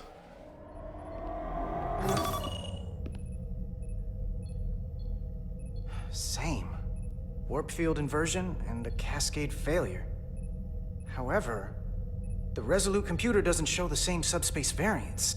We're in the same conditions that the shuttle was in when it failed. Why wouldn't the ship's computer get a matching result? What if the subspace variance was a momentary occurrence? That's a possibility, and it would explain why the simulation under our current sensor readings failed to reproduce the issue. But a subspace anomaly strong enough to cause a warp field collapse would leave graviton ripples for days. Let's run with the momentary subspace variance theory for now. Roll forward to the shuttle's attempt to re-engage the warp drive. We need the conditions of space around the shuttle at the moment of warp failure. Resuming simulation. Pressing the D button.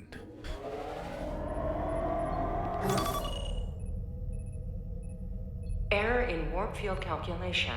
Cochrane formula variables are out of range. That right there. Take the shuttle sensor data from that moment.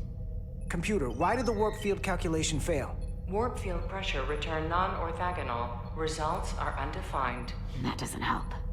Wait, what if we use a different ship? Put the Resolute into the simulation instead of the shuttle. Yeah, it should warp just fine. Unless... Computer, run the simulation with the Resolute. Resolute simulated.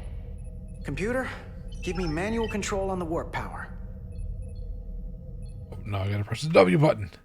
Static field intensity, warp 1.1. 1.2. 3. Warp pressure is destabilizing. Error in warp field calculation. The warp drive has experienced a system-wide cascade failure. Warp field collapsed. Subspace variance is out of tolerance. Cochrane formula results are undefined.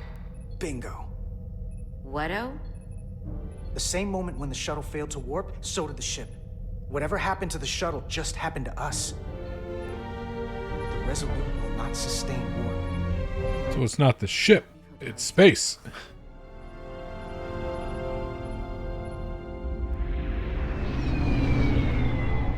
So something's up with this space that you can't warp up through it or out of it.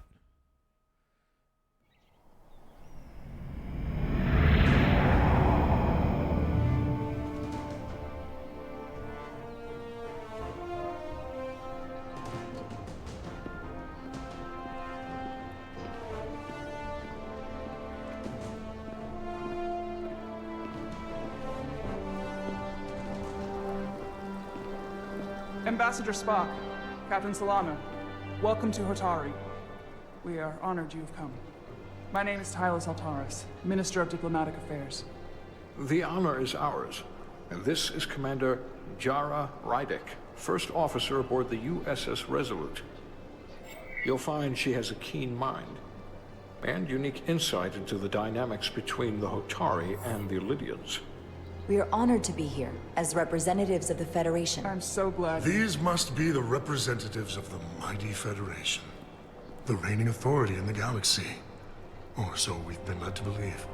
Whether that's true or not remains to be seen. But, either way, we're grateful you've made the time to come to our little corner of the universe. And you are? This is Galvin, and this is Citron, the heroes of the revolt in the mines.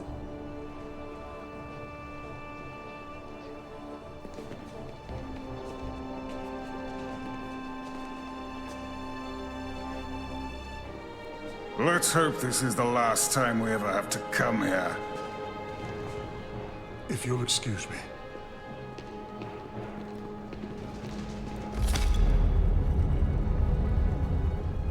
I think we're about to begin. Did you hear the arrogance from that guy? I don't know what we're walking into here. But that guy was something. That may be true. But let's keep an open mind going into the negotiations. Hopefully he's just one voice amongst many. Then let's hope he's the outlier. The Hotari have invited us as their guests, so we must show them the proper respect.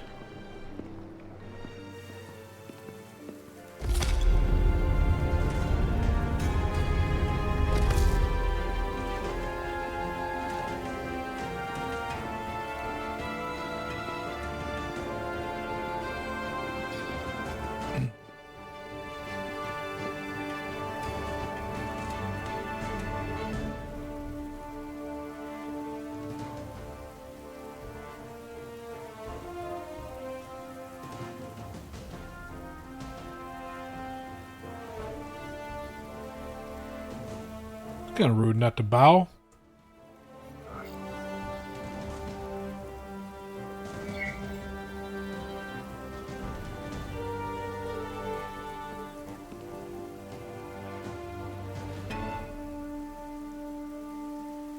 Ambassador Spock, welcome to Hotari Prime.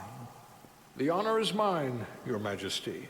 That the Federation would send one of their most respected representatives Evaluate is not only an arguments. honor to the Hotari people and their queen, but a recognition of our stature and importance. Let's get on with it, What? shall we?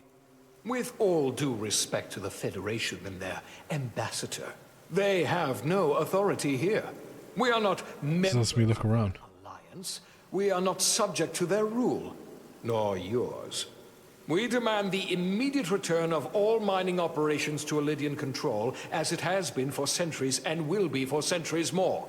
That has always been our understanding. That understanding has changed. Then you invite war! And if you cannot remain silent, you will be silenced. But his point is well taken. What is the Federation's interest in this matter? Perhaps you would have us trade one oppressor for another? The Federation remains neutral. Our only interest is the peaceful resolution of this conflict. We are here at your request, Your Majesty. For now. I'm trying to keep an open mind here, but it's not easy. I thought they wanted us here. Was there something you wanted to say, Captain? Oh, no. My apologies. And what about the Kobliad? She's not part She of... can speak for herself, can't she? Then let her.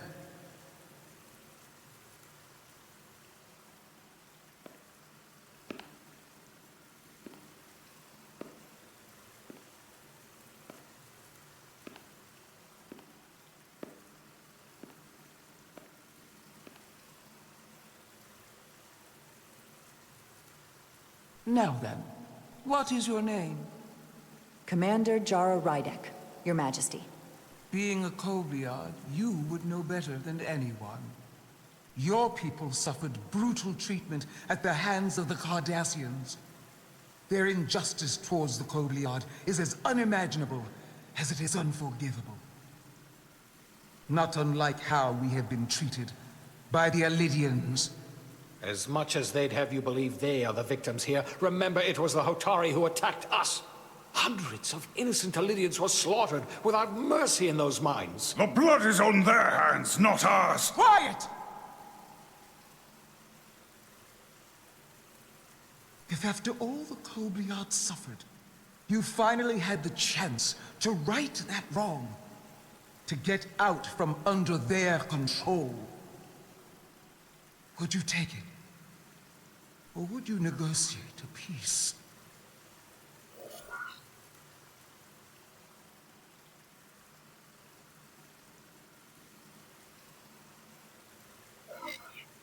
She seems like one who would do peace. For what the Kobliad suffered. And I fear who we might have become in pursuit of it. There is no justice if the oppressed become the oppressor.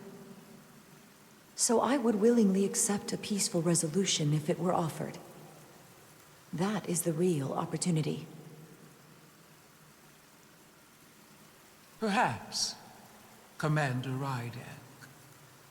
Perhaps. Unfortunately, that was not the case, was it? No. It was not. Peace is often elusive to those who need it most. The Federation is the most powerful, most advanced alliance in the galaxy. It's widely known we have an abundance of dilithium in our mines. And it's in your interest to secure a steady supply. Your Majesty, if I may. Ambassador Spock would have us believe you're here as a neutral party in the interest of peace. So why are you really here? I want the truth, not your Federation rhetoric. Oh, it's true. Dilithium's a factor. It's possible the Federation has an interest in both peace and securing a steady source of dilithium. One does not preclude or prevent the other. But that's just my personal opinion.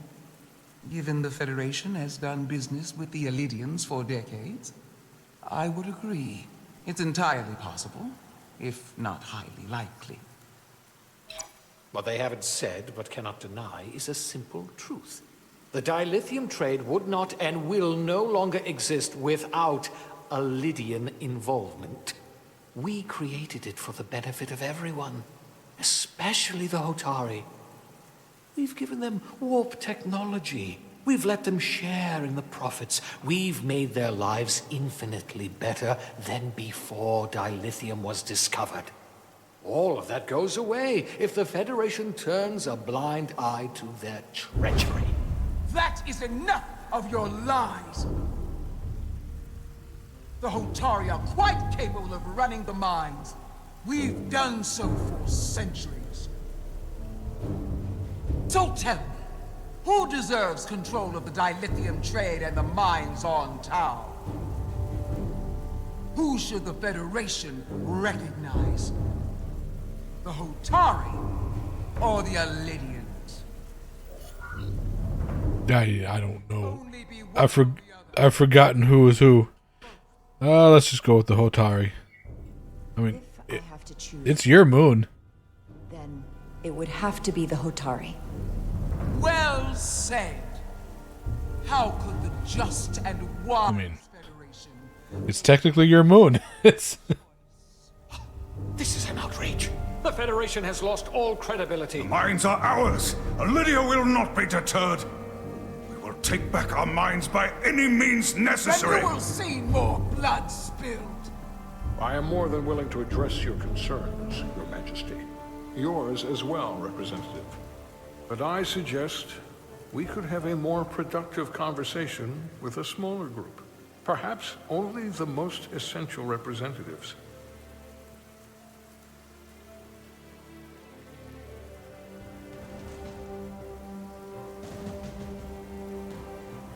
I suppose there is some sense to that.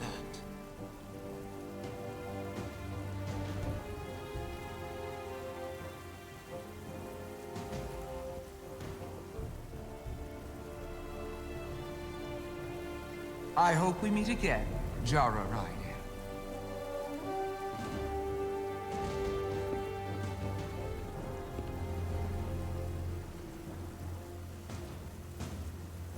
You done fucked up.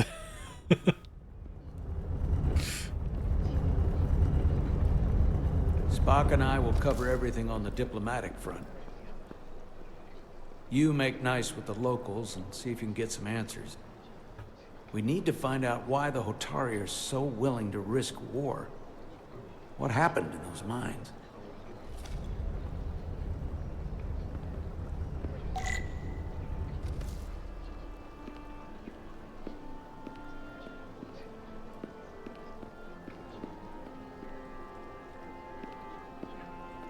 Oh, one moment. It's been 2 hours. I'm gonna go get me a drink and take a pee. Be right back. Nope. Oh, I accidentally pressed escape. What was the menu again? There we go. It's enter.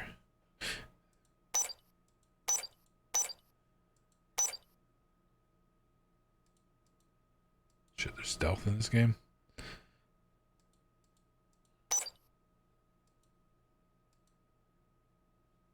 Alright, be right back.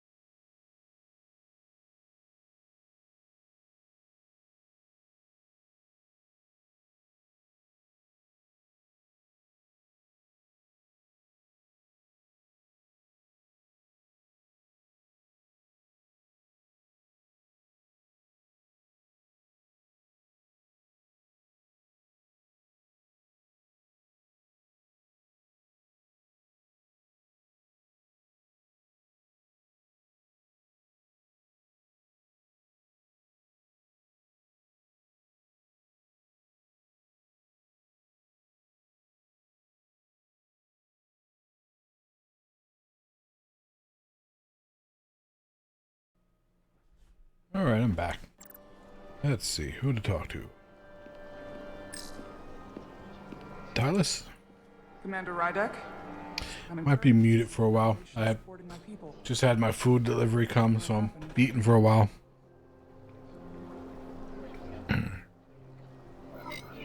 If anyone deserves thanks, it's Ambassador Spock. No one is more invested in negotiating a peaceful settlement to this conflict than he is. I'm so glad. We need his help before the situation escalates further than it already has. It's been very trying. For the first time in our history, the Hotari have the upper hand.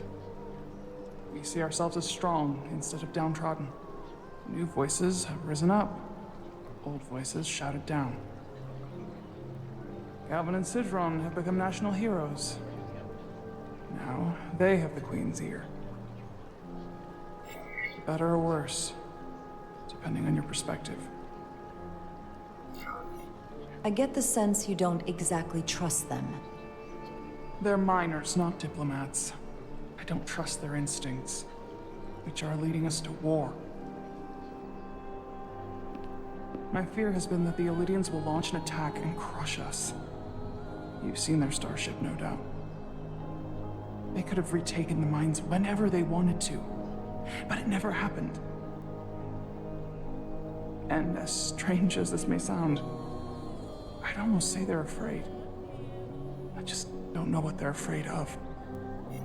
It's still the same bluster and bravado you would expect from them. But it has no teeth. Like they're afraid of what might happen. Do you think it has something to do with the ion storm? Right now, it's stronger than ever, isn't it? It's entirely possible. I'm not a scientist, but I do know the storm has knocked out all kinds of systems. So maybe the Illidians weren't willing to risk their ships, given all the interference.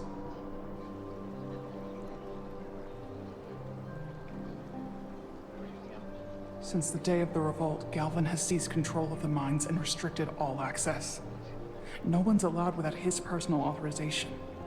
And they've taken over a section of the palace with just as much secrecy and security. I'm told it could be something they brought back from the mines. I've made inquiries, but everyone pretends it doesn't exist. I strongly suspect they're hiding something. Why would they do that? I don't know. But that's what concerns me. Whatever they're hiding, it can't be good. How can we know?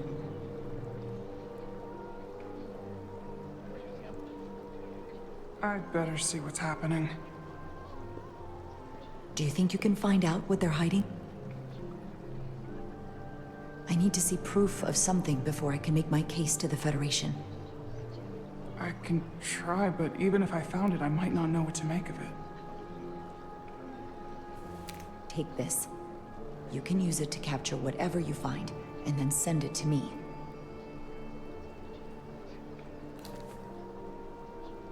Thank you. I will let you know what I find. And I look forward to our meeting again.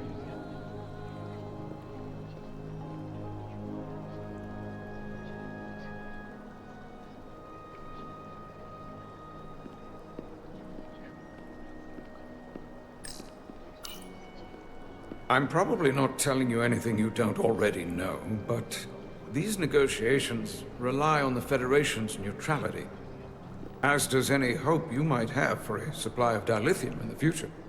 So, why you would choose to side with the Hotari escapes me. Without Illidian involvement, there is no dilithium trade. But clearly, you weren't aware. We are and will remain completely neutral. Our only interest is the peaceful resolution to this conflict. As is ours. Of course, the question is, at what price?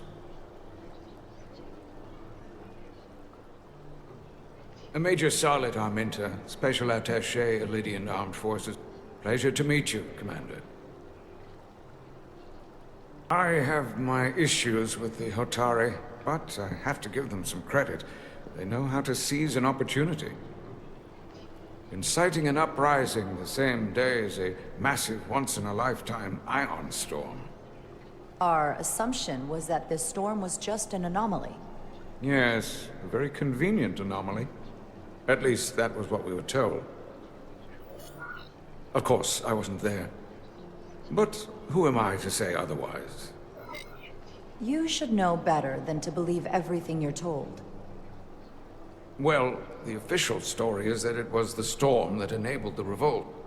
How else do a bunch of unarmed, unorganized miners seize control of an entire moon, much less thousands of mine?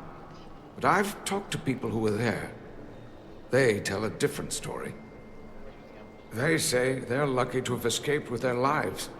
That it was more than just the storm. That somehow the miners were able to harness the energy from the storm. I know it sounds crazy. I'm not even sure I believe it myself.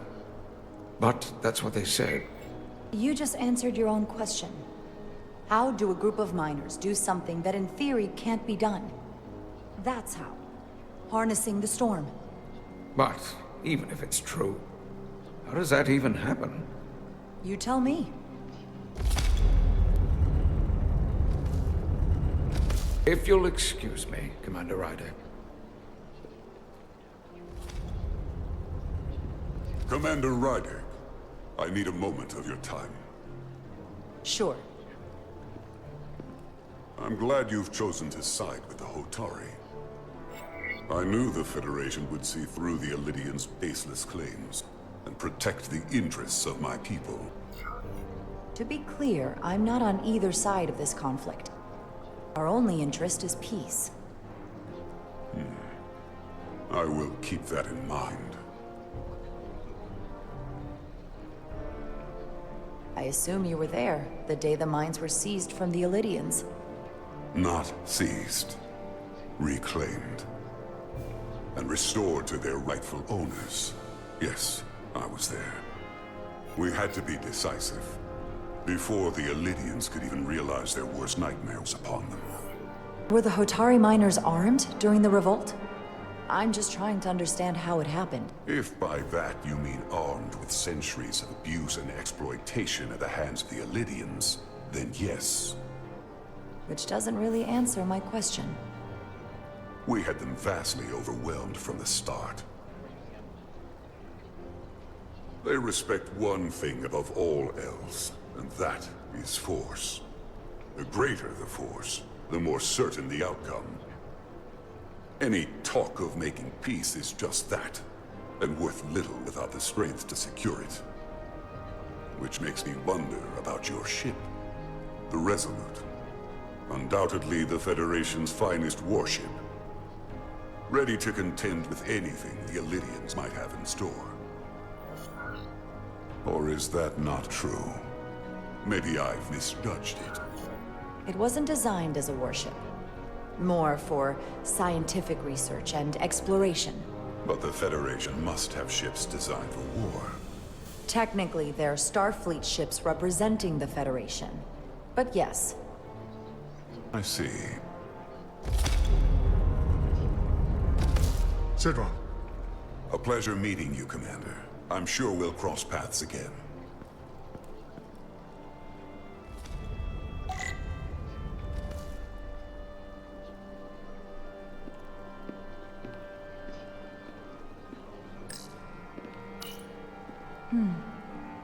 Soothing.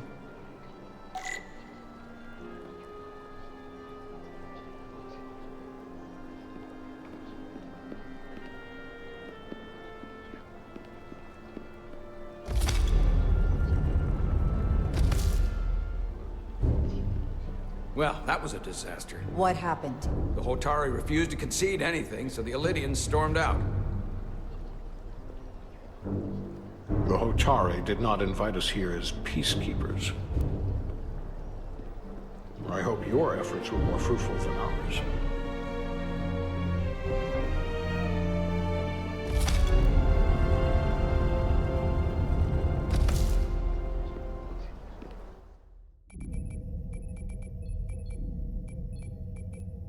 Gravitational harmonics failing to resolve.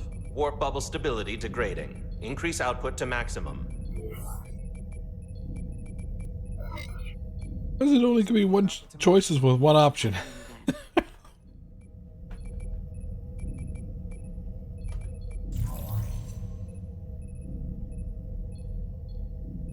is evident that presently, the Resolute cannot achieve warp propulsion. Since our diagnostics rule out any problems with our warp systems or anything about the ship, the problem appears to be the fabric of space itself. Space itself? You're saying something about this region of space prevents warp travel? Prevents it, or can't sustain it. However improbable, that appears to be the case. We need to know more. Well, couldn't we slowboat it out of here at impulse speed? It may come to that, but we don't know how far this warp dead zone extends. Captain Solano is on his way back from the negotiations, and I want to have some answers for him when he gets here. Indeed. Given the facts at hand, we may be able to deploy subspace probes around the ship to construct a clearer picture of the phenomenon. Around the ship. I'll prep a shuttle.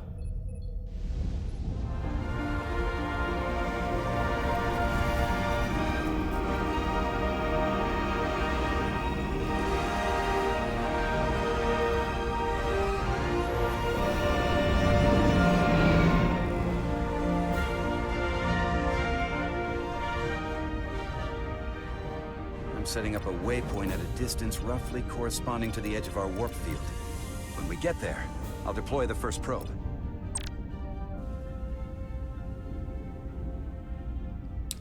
Fly the shuttle to the objective to complete a mission. Fly forward, fly backward, turn, Q to ascend, E to descend. Alright.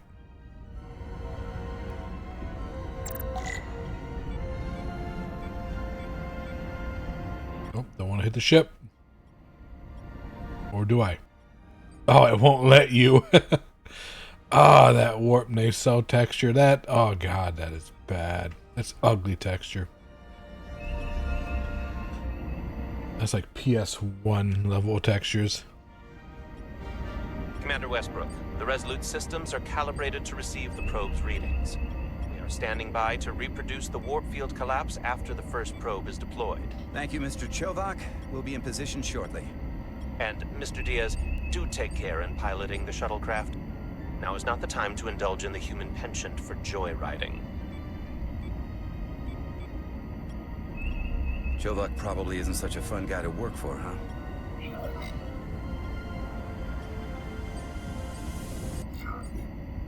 Nah, Lieutenant Commander Chovak's not so bad. You know, once you get used to him. And, I've learned a lot working under him.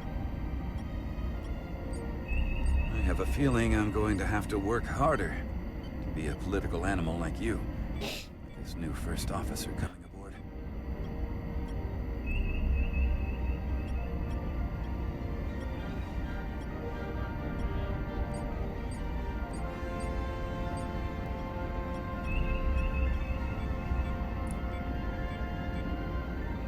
This is exciting. I mean, I don't know what I would expect, like a shooter or something, but like literally, you just hold the W button that whole time. Had to avoid one asteroid, but I think it was moving out of my way anyway. Westbrook here. The first probe is deployed. Understood. We are reading it. We are about to replay the simulation.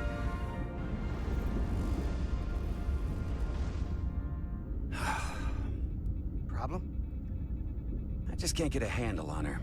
Commander Rydek. She rejected my plan to use a deflector pulse against the storm surge. But on the other, she did listen to my advice and use the whole polarity trick to get you through that excursion alive. I'm not saying there's anything wrong with the new XO. I'm sure she's a fine officer, even if we don't see eye to eye. But she didn't go through what the rest of us did. You know that. And it's hard to figure out why she'd be the one Solano chose instead of, well, one of us. I've heard some good things. You should at least give her a chance. I'll take that under advisement. Test is running. Warp field collapse in 3, 2, 1, mark.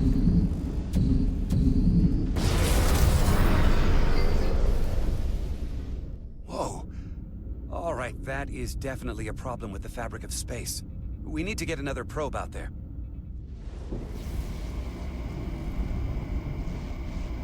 With 2 points of data, the Resolute and the probe, we've managed to get an interference pattern. I'm setting a waypoint to a particularly strong area of interference. We'll deploy the second probe there. Can I just ram this thing? Listen, I'm gonna give you a piece of advice I wish someone had given me. Make sure you're never just one thing. And don't get so focused in front of your face that you lose. Like how he's not even reacting. Ride it. Told me he didn't think I had the people skills to be. Oh God. What a load of crap. I mean, if he'd said that about Chovak, sure. Well, if you're asking, I think you're a people person. After all, here we are. Me, an enlisted officer. You, one of the senior staff. Talking like old buddies. I should send Solano to talk to you. Bring him on. I'm sure you can handle him. You've got potential. You're a capable engineer. You're good in the field. Keep up the good work, and who knows? A solid jack of all departments like you could be Commander-in-Chief of Starfleet one day. Hell, Admiral Jellicoe started as a shuttle pilot. And there are places to go in the enlisted ranks, too. I don't know. I'm pretty happy where I am. You must be a glutton for punishment. Lieutenant Commander Chovak has been known to take decades to warm up to people.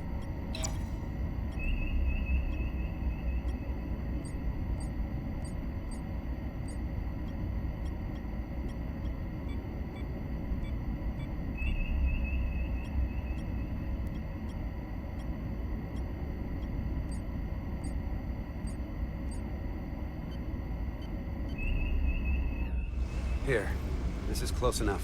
Stop the engines. Deploying the probe. Westbrook to Commander Chovak. We're ready for another sampling of data. Very good. Running the simulation again. It's just funny how like some of the models are just like low polygons, but then like for people it has like some modern skin textures. It seems to be directional. Well, what about the scans? Anything?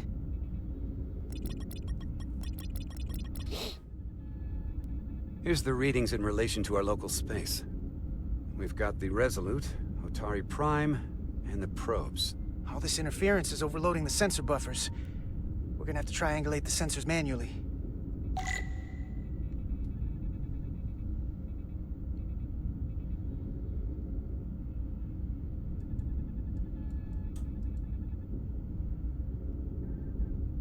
We got something. These markers indicate peaks in the gravimetric interference patterns. Let's see if I can find some more.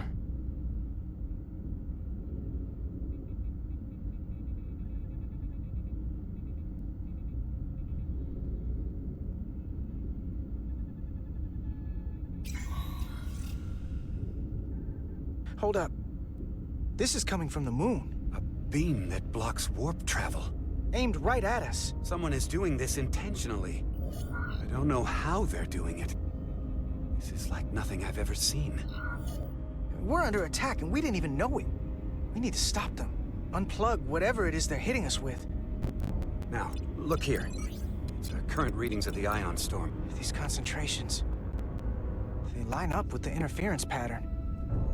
The storm and this beam, they're coming from the same place. Carter, whatever petty local conflict brought us here, it's just a small part of something much bigger. That face. We don't have an explanation for how they're doing this. One thing is clear. This is no fluke. Thank you, Mr. Westbrook.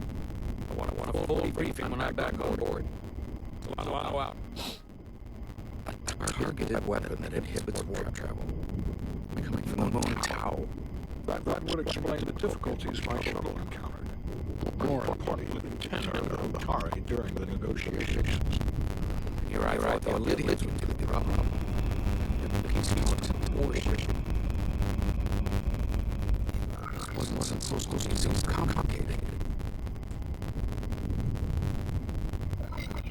For all their posturing, every indication says the Lydians are afraid of Otari.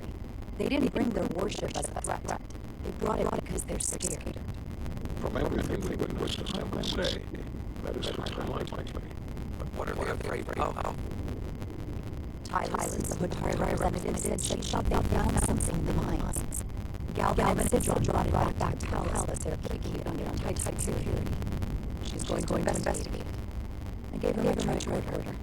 I expect she'll contact us soon. You found an ally. Why would Tylus help us? Go behind her people's back? It's a fair question, considering. She doesn't like the way Galvin and Sidron have been manipulating the situation. And the Queen.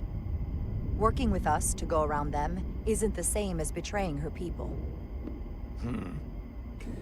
That may be true. She's certainly more likely to help than the other Hotari we've met. That raises another question. Specifically, what do the other Hotari have to gain in bringing us here, only to make this hostile maneuver against us? There must be some motivation. Unless they changed their minds between when they asked and when we got here. Sidron was very curious when we spoke outside the Queen's chamber. He wanted to know all about us, our ship, the Federation. He wasn't giving any answers. He was looking for them. Well, I'm sure you didn't tell him too much. I don't think the Elydians know what's really down on that moon either. Major Armintas said the revolt defied explanation. That the Hotari miners somehow harnessed the energy of the storm. Harness the energy of the storm? Doing that is beyond even our capabilities. So is a weapon that disrupts warp travel. There have been civilizations and entities, both past and present, far more technologically advanced than the Federation. The Elydians and Hotari don't fall into that category. But that is all the more reason to investigate further. Commander Rydek, sorry to interrupt. We've received an urgent call from Hotari. The Queen's advisor, Tylus, has asked to speak with you. Put her through.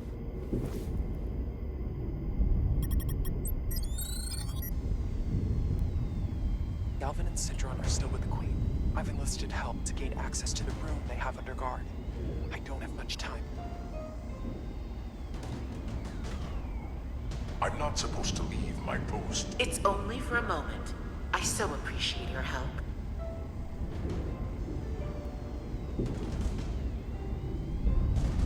I found something. I'm sending you a scan.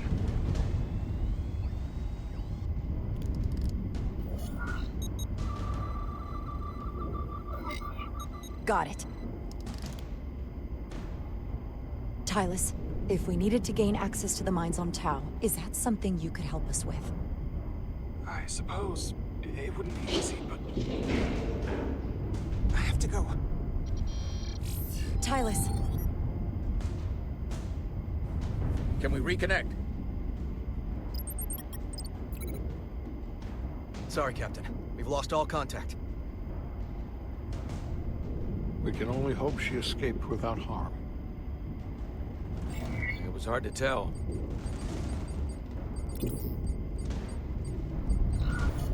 I'm the one who got her into this. If something happens to her, it's my fault. She's one of the Queen's closest advisors. I'm sure she'll be fine. Assuming the Queen isn't part of this. Let's see the scan of whatever the hell that was.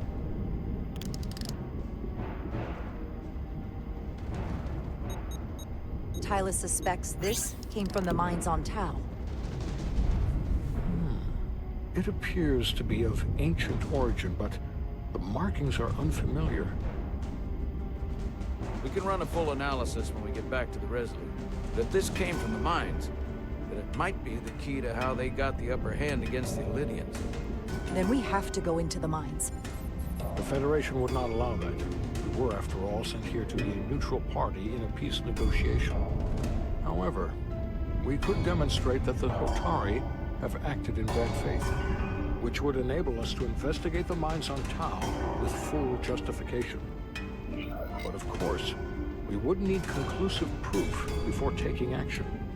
Otherwise, it could put us in a difficult position. Whatever this artifact is may be proof enough. At least to satisfy the Federation. Especially if we can show the Hotari are controlling the warp disruption.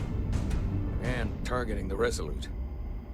We may have a better understanding once we analyze the device. But a mission to the mines, covert or otherwise, is not out of the question. And I will handle the Federation.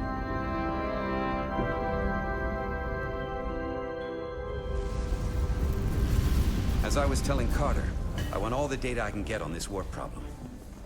And the negotiating team's shuttle has been recording data all the way back from Hotari.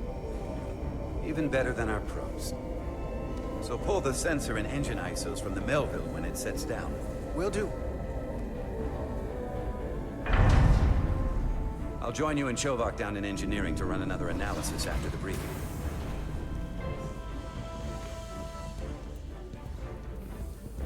I didn't like this warp problem when we thought it was some astronomical anomaly.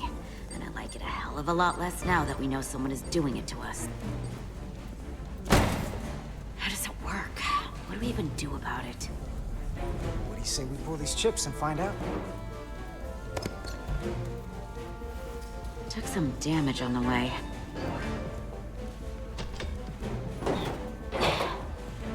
That ionic interference scored the hull plating. Might be some micro welds. Let's try pulling together. All right. 3, 2, 1. Oh. It won't budge. Gotta be the storm damage. You don't have a crowbar? A space crowbar? Welcome back. Any excitement down on the surface? Excitement? No. Nothing like that. Hey, can you hand me the EJ7 interlock? From the toolbox. I don't know what that is. Not much use for one on a security detail, huh? Carter?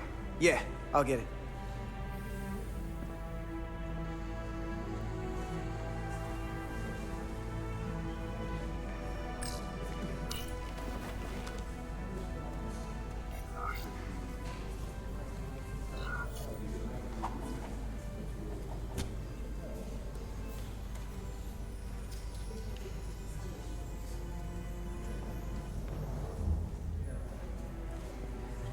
Okay, I'll apply pressure while you decouple the panel.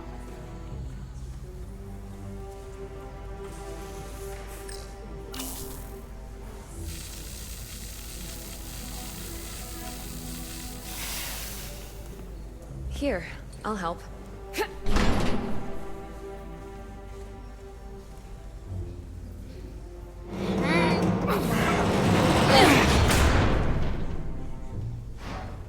We've got this.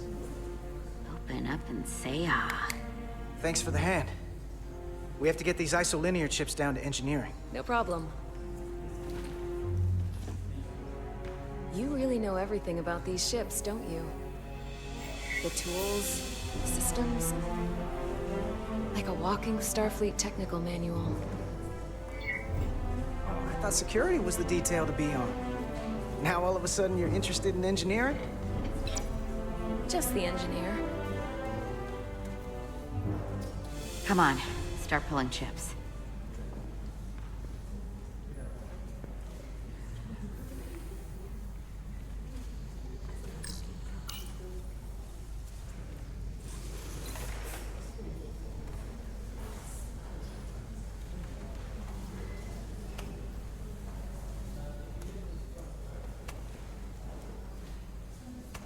Really? It was busy work. Oops. Now why did I drop that? I didn't unpress it. Oh, what? What's this? Some kind of crystal formation?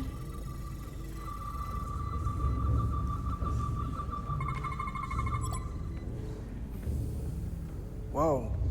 This substance is a quantized spin crystallization of hydrogen, carbon, and lithium. It's emitting tetrametric pulses at an interval of 3.8422 seconds. Quantized crystallization isn't natural. I mean, it's only theoretical as a means to engineer matter on a subatomic level. What's it doing in there?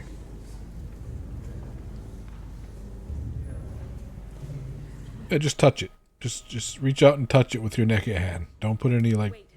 Regulation 364, subsection 9. What? Regulation 364 subsection 9 orders that in the case of an unknown foreign substance infiltrating a sealed system, it will be placed in secure confinement before further examination. Retrieve a containment module. Don't you think we're more equipped to deal with whatever this is? No. Before anything else, this is a security issue. You don't even know what this is. Which is why we need to study it. Once it's contained. Well, if it's not natural, then someone might have put it there. It could be a tracking device, some kind of sabotage, or even a bomb. Which is why we need to get it to the containment lab. Come on. I can't make an exception. Not even for you.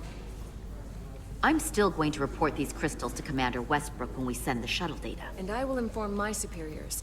I'm taking this just as seriously as you are. But I overheard talk about the warp disruption on the shuttle. Now these crystals?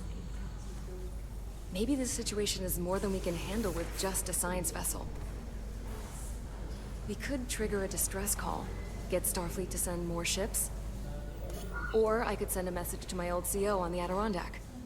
Get some combat-tested vessels. We're at the edge of the quadrant. Help isn't just gonna pop over like we're in Sector 001. Wouldn't hurt to try. You talk like you've never had your backs up against a wall before. This is Starfleet.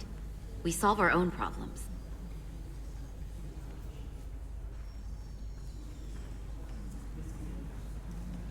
Okay, stand back.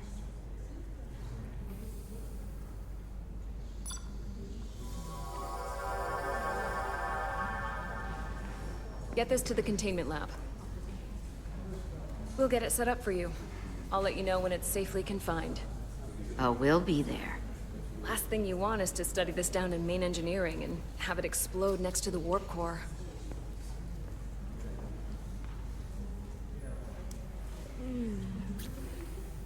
Sometimes their technology doesn't make any sense.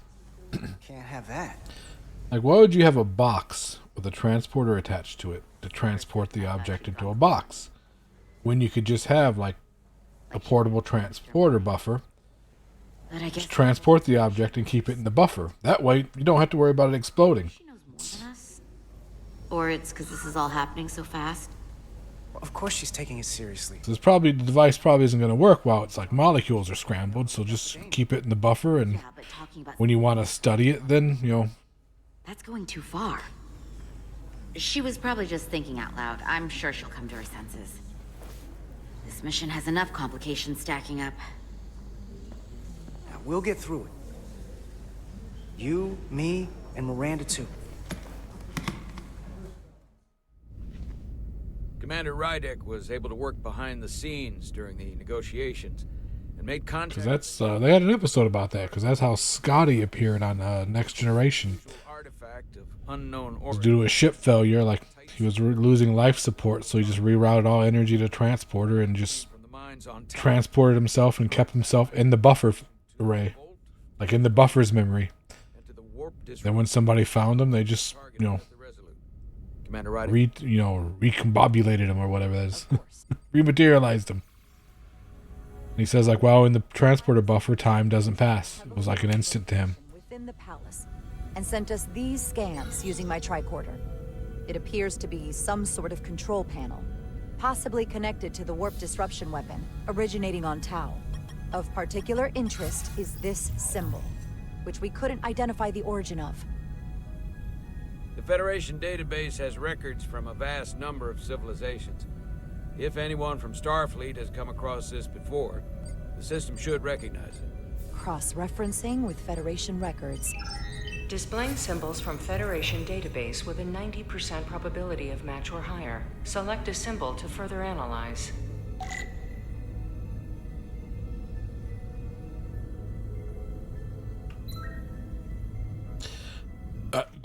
This computer's stupid. That could be a match if the symbol was like smudged. There's no way it's that. Could be that. Not that. That's actually a pretty good match. Yeah, let's try that one. Oh. Compare.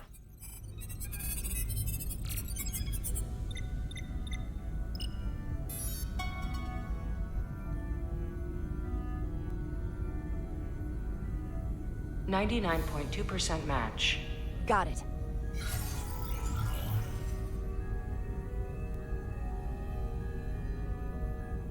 So, what are we looking at? The design and composition indicate this is a glyph associated with the ancient Khan Empire. Their civilization collapsed over 600,000 years ago, but once spanned millions of systems with a population numbering in the trillions. Fascinating. The Takan were once the most advanced, most powerful civilization in the galaxy. Is it possible the Hotari found Takan technology? I wonder if they even know what they have. Our knowledge of the Takan is limited. I have only encountered passing references to them. I can't speculate about how much they know, but one thing's for sure. They know how to use it. Indeed. Which might explain how they seized control of the mines.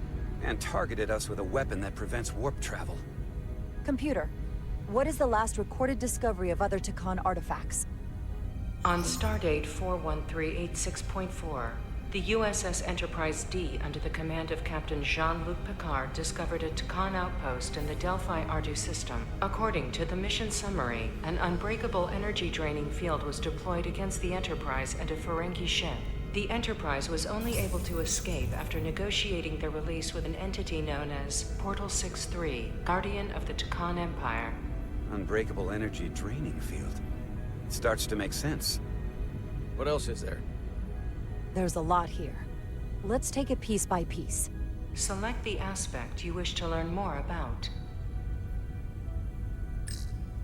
Someone from the Takan Empire is actually still around. Or at least was, 16 years ago. Computer, what other information do you have on Portal 6-3, Guardian of the Takan Empire? The entity known as Portal 6-3 is of an unknown nature. A biped humanoid, he was unaware that the Takan Empire no longer existed at the time of the encounter.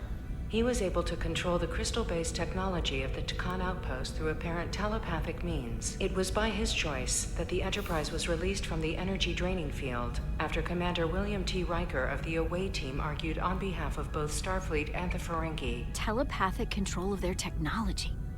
As I have said, they were the most advanced civilization in the galaxy.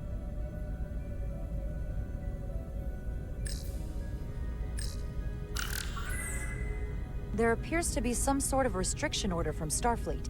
Computer, explain this restriction. A Starfleet directive similar to General Order 7 forbids entering the Delphi Ardu system or attempting to make contact with Portal 6-3. Starfleet doesn't throw up a no trespassing sign for just anybody. I suppose it makes sense considering what happened to the Enterprise D. What sort of planet is Delphi Ardu 4? Delphi Ardu 4 is an M-class planet, a barren rocky world with little to no vegetation and frequent ion storms. The giant crystals that grow there absorb energy, but it is not understood how they do so.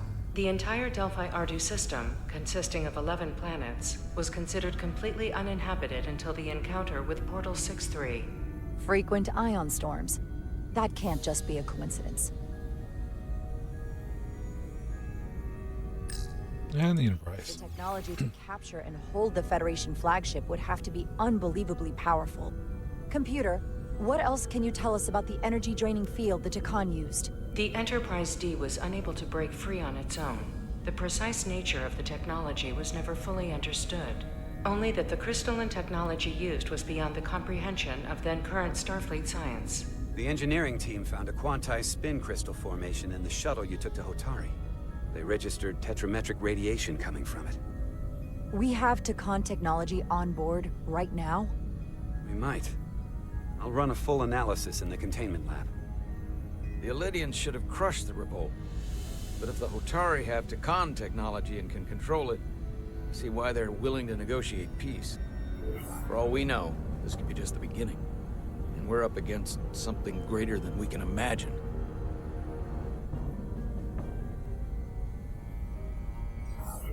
For now, it's probably best we don't let on how much we know. Play our cards close to the vest. Smart.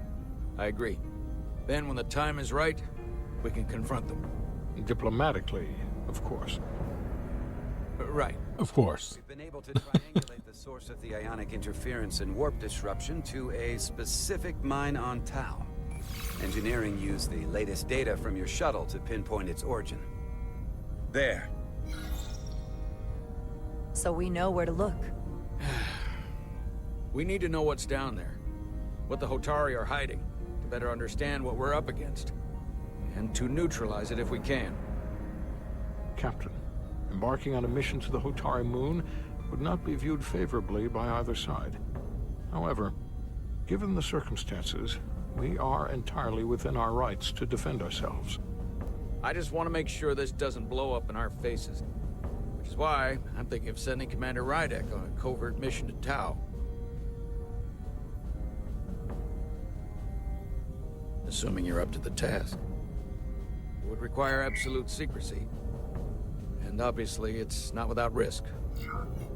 I'll get the away team. Again, won't even send your head of security. Just normal circumstances, that would be your number 2. Given the sensitive nature of this incursion, I'm afraid you'll have to go it alone. I'm hoping Tylus can accompany you. The priority is to avoid detection. It's a calculated risk. The last thing we need is to get caught and then blamed for violating our neutrality and aggravating an already tense situation. We can't afford any mistakes, which is why I've chosen you. It's a risk we have to take. We need to know what we're up against. Agreed. And of course you'll have the full support of the Resolute throughout. We must take every precaution. Get in touch with Tylus and make the necessary arrangements as discreetly as possible. Bridge to Captain Solano. The Illidians have moved additional ships to the edge of the Hotari system. Current heading is straight for the homeworld. Understood. It would seem we no longer have the luxury of waiting. In that case, may I suggest you and I return to Hotari Prime? Doing so will provide Commander Rydek as much time as possible to complete her mission. Agreed. We'll hail the Queen's delegation from my ready room. We all know what we need to do. Dismissed.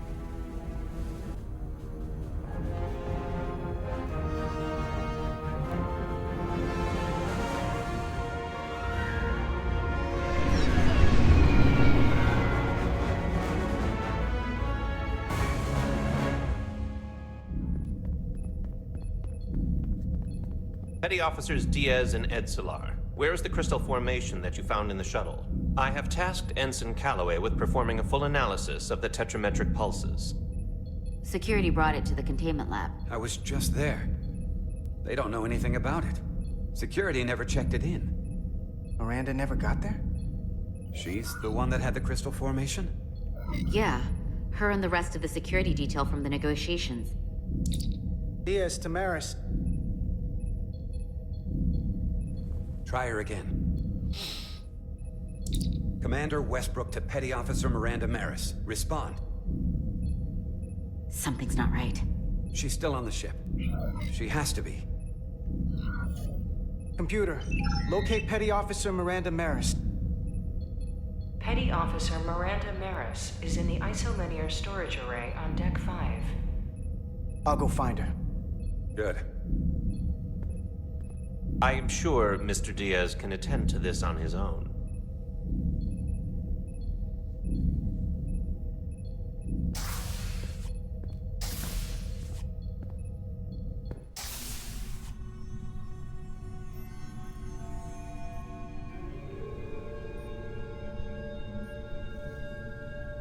No one questioned why she would be in like the main computer room. Basically the server room for the whole ship.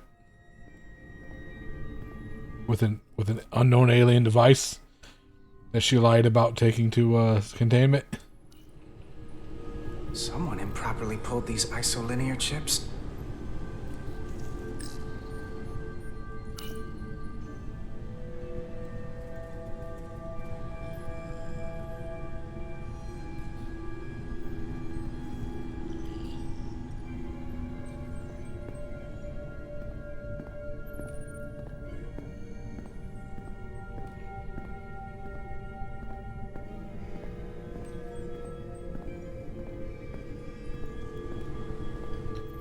And no one's maintaining the ship's server? Where's that? Why is it empty in here?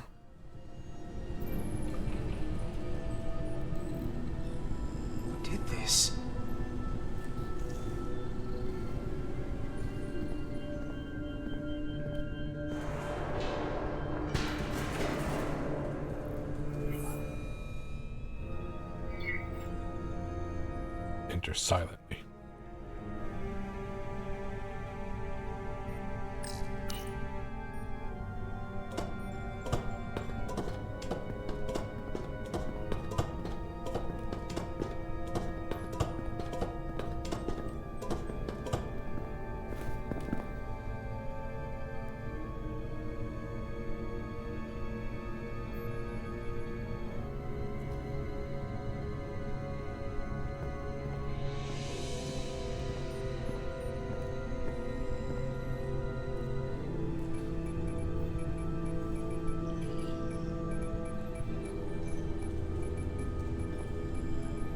What the?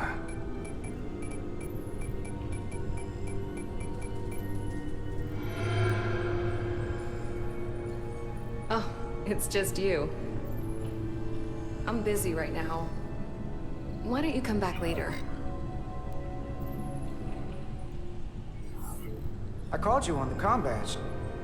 Twice. Commander Westbrook, too. Why didn't you answer? Oh, I guess I was just caught up in my work. But I'm through here, so I can't stay and chat. I have other things to do. Sorry you came all this way for nothing. But hold on a second. Commander Westbrook said the crystal formation we found in the shuttle never made it to the containment lab. He sent me to find you. I don't know why he'd say that. I brought the crystals to the lab myself. Whatever he told you, he got it wrong. All I know is where I left them. Westbrook wouldn't lie about that. Are you really so sure? I just said he wouldn't. Then maybe he's mistaken. I don't know. Look, I appreciate that you came to check on me, but I'm fine. You worry too much. We're on a starship. Nothing's gonna happen to me here. Miranda, you can be honest with me. Are you in some kind of trouble? The crystals are missing, and now I don't even know what you're doing in here pulling ISOs. Will you drop it? I don't like being interrogated, Carter. Hey, wait up!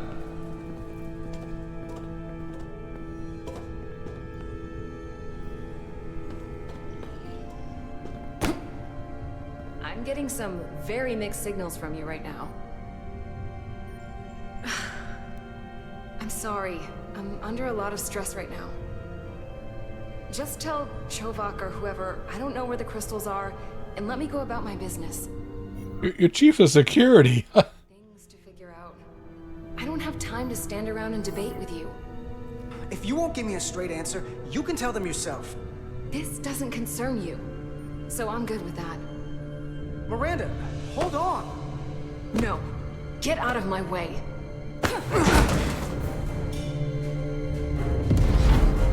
Oh, shit. Tripper.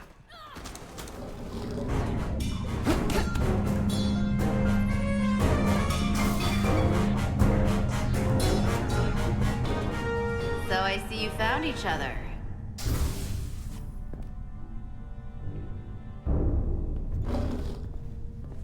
You were taking so long, the commander sent us to see what the problem was. Diaz, you were sent here with specific orders, and fighting your crewmate wasn't one of them. What the hell is going on here? Let's just let them explain. I'd like to hear that, because I know what it looks like. There's something seriously wrong with her. She's not herself, I'm telling you. What does that mean? It doesn't mean anything. Well, for one, she was copying data onto this. This drive is unauthorized. There are ISOs all over the floor. And that's why I was in here, investigating this situation. And when Carter came looking for me, we got our wires crossed. It wasn't anything more than that. Even if that was true, it still doesn't answer what happened to the crystal formation that she took. And she isn't helping. I can't tell you what I don't know. I brought them where they belonged, and that's where I left them. I don't know what's going on here, but I think we need to call it into security. She can explain herself in the brig. Hold on a minute. We don't need to put this on anyone's permanent record. Carter said you're not yourself. If something's wrong with you, we should head to sickbay and the doc will fix you right up. Yeah, I haven't felt right since I came back from Hotari. I think I should see the doctor. You two know her? If you really think she's not well, we can take her to sickbay first. But what I know is this is a security breach, and we should treat it as such. Please, just let me go see the doctor. No, call security. She attacked me. This is Petty Officer Diaz. I need a security team to Deck 5. This is unbelievable.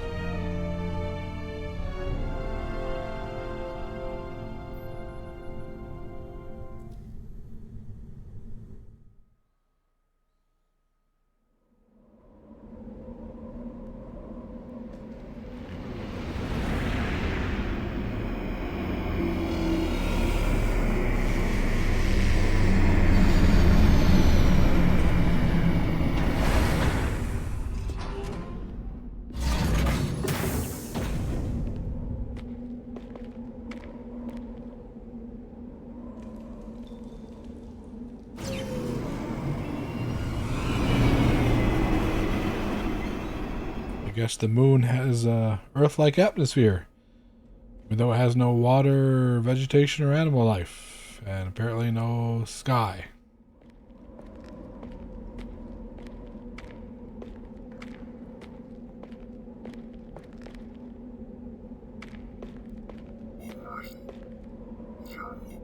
Rydick here. This is Irma. Any trouble getting to the surface? I'm really starting to miss transporters. As long as this storm is around, you'd better learn to like shuttles. But if you can find the cause of the interference, we might be able to get back to transporting. As if I needed another incentive. We both know there's a lot more than that riding on this. Fair enough. You'll need to get in and out of the mine undetected, so I hope Minister Tylus can help in that regard. So do I. And to keep this covert, we'll refrain from contact unless absolutely necessary. Understood. Rydick out.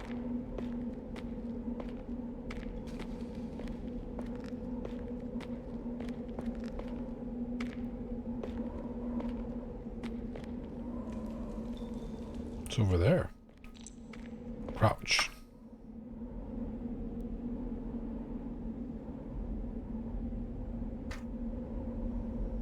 Oh, it's a toggled crouch. I like that. Okay. They're in the point in my book. The pit. Ionic interferences coming from underground. I should find a safer way down there.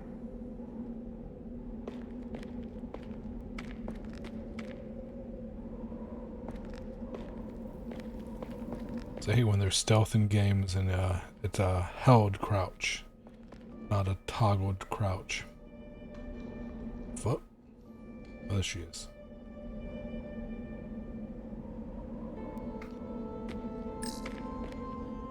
What is that? Janky ass camera.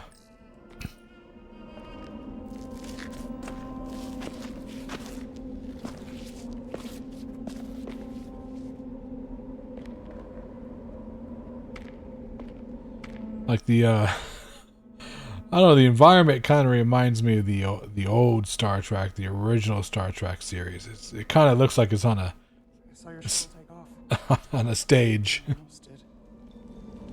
It's good to see you, even under these unfortunate circumstances.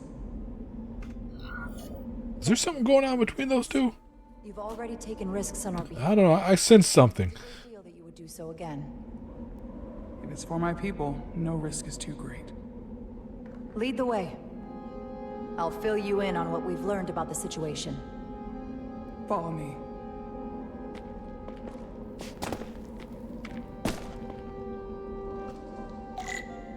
The device Galvin and Sidron brought back from the mines is being used to control some sort of warp disruption weapon that has the Resolute trapped in Hotari space. According to our readings, the power source for that device is on this moon, at the specific coordinates I sent you. That sounds impossible. But explains the rumors of the Hotari controlling the Ionic Storm. We strongly suspect the device was created by an ancient empire known as the Takan. The Takan? Once the most powerful civilization in the galaxy. But they've been gone for over 600,000 years. It's hard to believe there's something like that on Tau. Which is why I need proof. If we find hard evidence that Galvin and his allies are hiding dangerous Takan technology, I can convince the Federation to let us intervene. Understood. We're almost there. 600,000 years wasn't that long ago, because if you think about it, they ruled the entire galaxy, and humans were still, humans were a thing 600,000 years.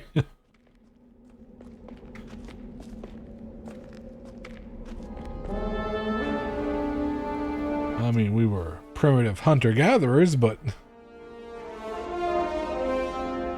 That's the mine? Prospect 614 North, Subdivision 20. It's enormous. Just one of the thousands across Tau. The pride of Hotari. How do we get inside? The structure that circles the mine has entry points for transporting equipment into the lower levels. They're guarded. Like, we were probably still like walking on our knuckles and had all fur, but As long as you can avoid being seen, I should be able to talk my way past any miner. And provide a little distraction for you in the process. How do I avoid being seen? You don't use the door. It's just the eyebrows. Just the over-exaggerated eyebrows on them. What the hell just happened? I am Tylus Altaris, Minister of Diplomatic Affairs. That's not... The Queen would be furious to hear you tried to deny me entry. The Queen? But I just... You just what? Just now realize the trouble you've made for yourself? And who exactly do you think you're going to report this to? Because I'll be reporting it as well, to someone much further up the ladder. You have no authority here. Do you understand who pays your wage? I can inform the Queen directly in this instance. Force field. Looks like it was installed recently. No safe way around it. Yeah, but the tricorder beeps, so we can scan some shit.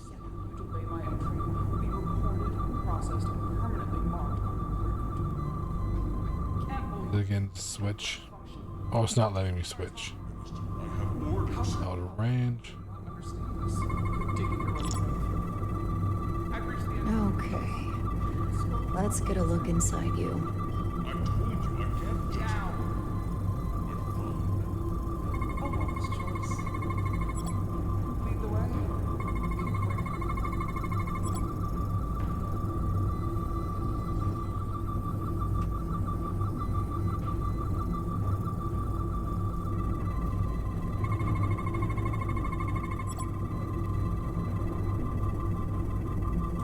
Full system access. Let's see if I can just... Bingo. Again, they're pretty much like the sonic screwdrivers. They do a little bit of everything.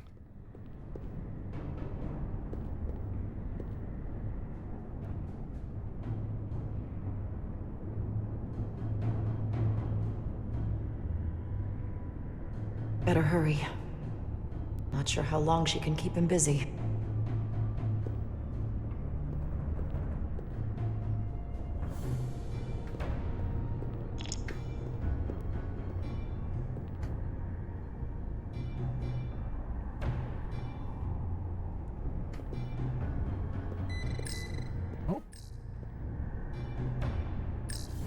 Might control the exit door. Need to see inside it. Something in here is keeping that door closed.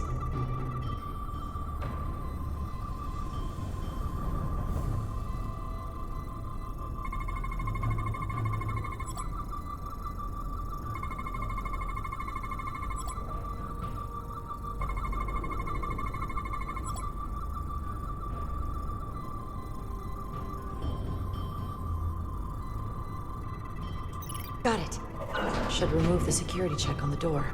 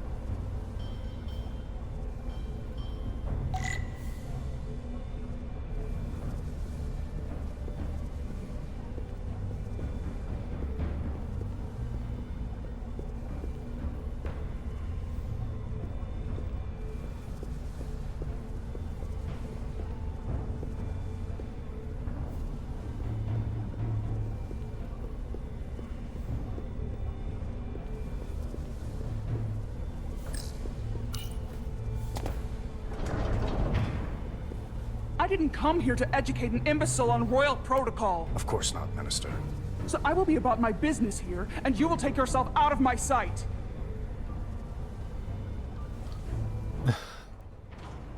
Way to be, Karen. There you are. You really let that guy have it. It worked, didn't it? I'm used to having to throw my weight around. Hard to get anyone to listen to you otherwise. Gotta admit, I'm a little afraid of you now. You're lucky we're on the same side. I'd say so. Definitely feels like she's flirting. Catwalks were booby-trapped. Galvin and Sidron have gone to great lengths to keep out the uninvited.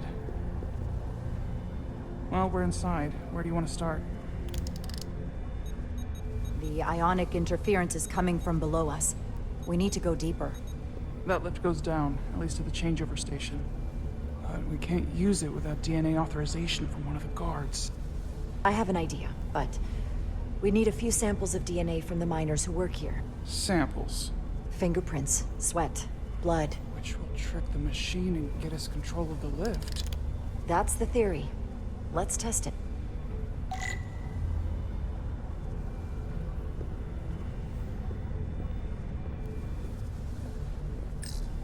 Do you think we could just find a way to climb over this? Possibly. But the console on the lift itself is locked by the same system that locks this ramp. No shortcuts then. I'm sure you can figure something out. I mean, you would find fingerprints on the console itself. There's DNA on this console. Yeah. It's only partial. I can't use this. Maybe because we're outside. The weather out here could dilute any DNA samples. What about inside that structure? That's where the workers spend most of their time. Good idea. Did her voice change? An Elydian console. All the managerial technology in the mines. That sounded like a different voice for a second. On their investment. That's how it is. Wow, that is a lot of DNA. I should look for the most concentrated spots.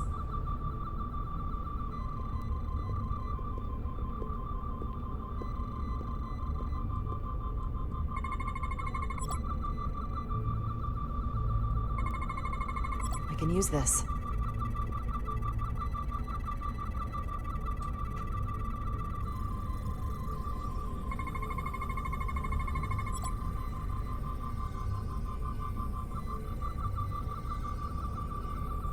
That's a stable DNA sample. It's only partial, but a few more should do it.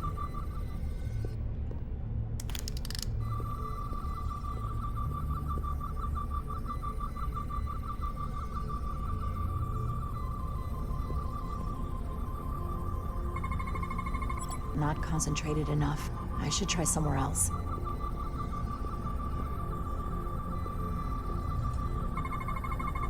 There's gotta be stable DNA here.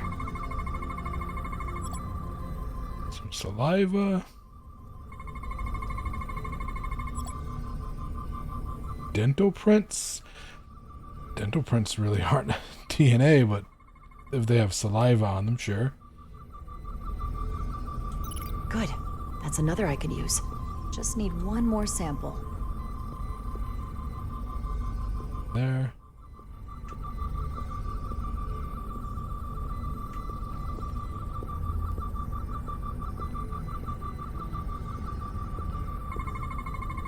This'll work. Holy shit, what is all over this? I'm not even gonna guess what they were watching on this when they just sprayed DNA all over it. That's just nasty. What is that? Epipheral residue?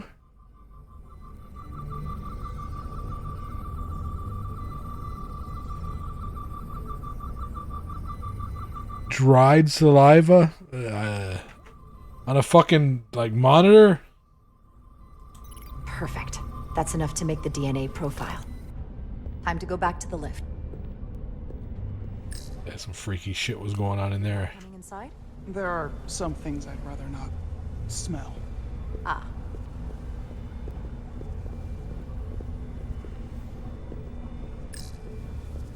What's in all these containers? These contain mining supplies, tools, energy packs for machinery, Shouldn't mining supplies be inside the mines? It is troubling. If the workers here aren't mining...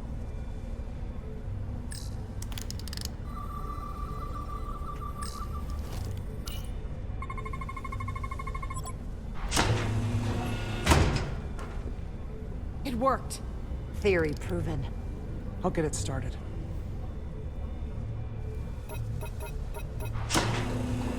Ready?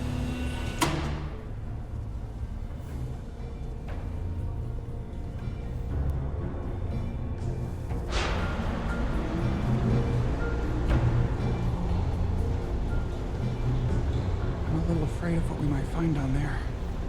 We'll be okay. I've survived worse than this. Can it go faster? I'll put my faith in you. For now. A long way down.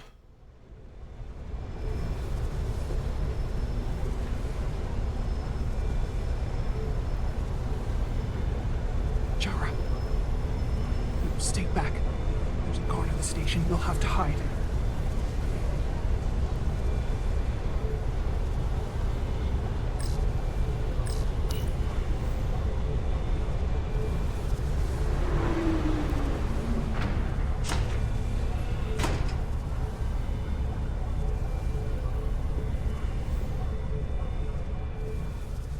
Who are you? What are you doing here? You watch your tone with me. I'm Tylus Altaris, Minister of Diplomatic Affairs. I speak for the Queen herself. This is a restricted area. No one gains access without the approval of Galvin or Sidron. Wait. Jues Gawad Abawencha. Come out shooting. Are you alright? This is the NA Federation. I don't know. Are you injured? No, I thought if I could talk my way through like always, I'd be fine, but... I'm a diplomat. This isn't what I do. I've never even fired a weapon. Get it together, bitch. Just slap her. Get it together. It's real now. I wasn't ready for this. Tylus, I understand how you're feeling, but we don't have time for this. I need you to get it together. Can you do that? I'll try. My authority has never been challenged like that. It meant nothing to him. So we should assume any Hatari we encounter from here on can't be reasoned with. Agreed. The only loyalty they have down here is to Galvin and Sidron. Can you switch over the lift? Guard should have a scan card that will allow us to operate the switch. Oh, take his weapon. Take his weapon. An Illydian disruptor. I assume the miners took weapons from the Illydians before they fled the mines. That explains some of how the uprising happened, but not enough. Should we take it with us? No. My phaser is more efficient. Unless you want it. Oh no. Weapons aren't my thing. Whatever. That's some serious armor. Conditions in the mines are harsh, even for Hotari. Looks like it was a cross, it's a motocrosser. Got it.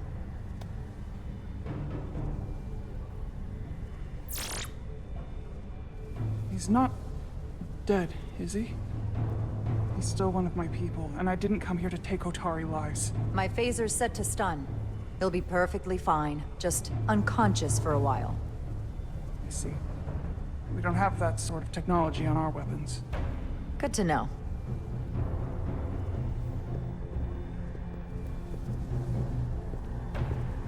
Sliding into place. Oh god.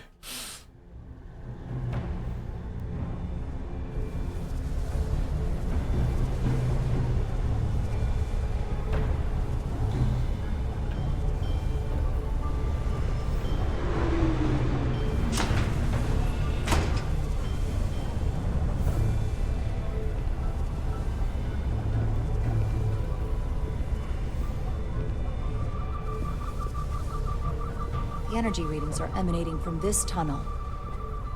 It's sure to be guarded in there. Stay low and follow my lead.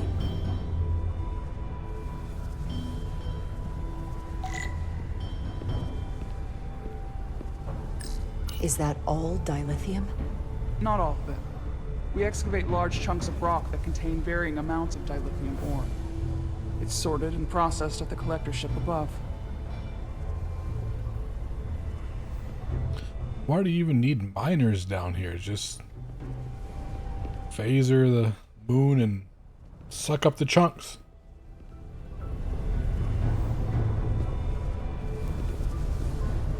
Pretty much like the planet crackers from Dead Space.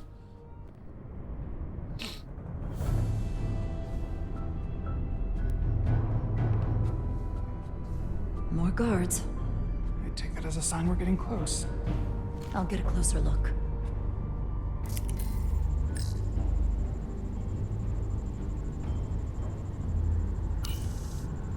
Looks like they've improvised a barrier.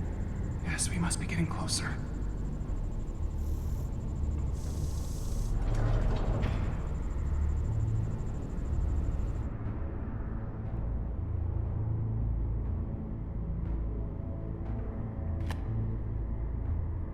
The charging station.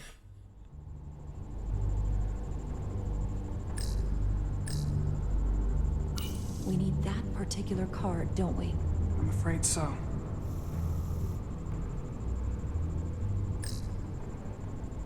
We don't have time to wait for them to finish whatever they're doing. We'll have to try to keep low and sneak past them. I'm starting to see the utility of a phaser. I wouldn't stand a chance against all three of them.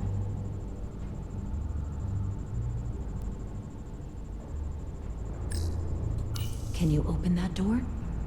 Not without that scan card. I don't like our options here. I have to get us that card so we can open the door. How? If they detect you, Galvin and Sidron's followers are clearly willing to kill to protect whatever's in this mine. Hey, I'm trained. I don't get it. Why? I'll be fine. On these models, why do the alien faces look so much better than the human faces? Like, are they made by AIs? Like, they can't get like mouths and eyebrows right on human faces, but the alien faces look all fine. Look actually pretty good. This is a game made by AI artists. During stealth sequences, there are enemies that, if alerted, will hunt for you and try to catch you. If you are caught, your mission has failed.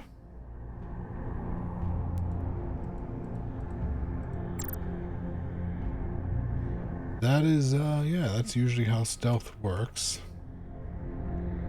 Not going that way. Shoot.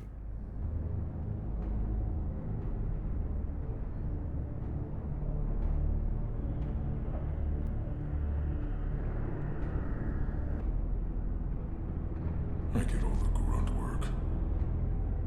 Because you're a grunt. I mean, I wish the Lydians would try something else. They saw our power, our resolve. They're terrified of us. Until the plan is complete, we're vulnerable. Then get back to work, and we'll complete the plan more quickly. Processing.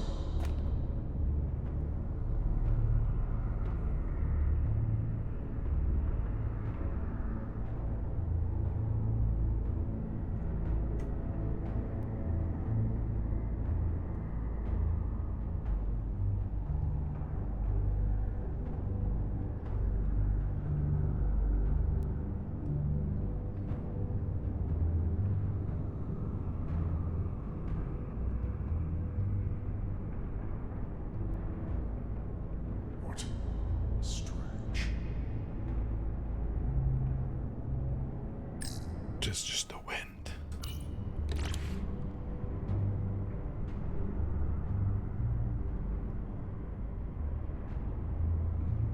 What was that? An intruder. Nope, you didn't see anything. I'm not worried. He's led us well so far. It's a miracle. I'd melt if I went through there. I've been waiting for so long. Moving. Patience, brother. We'll get our chance. It's inevitable after all. That it is. Almost done here.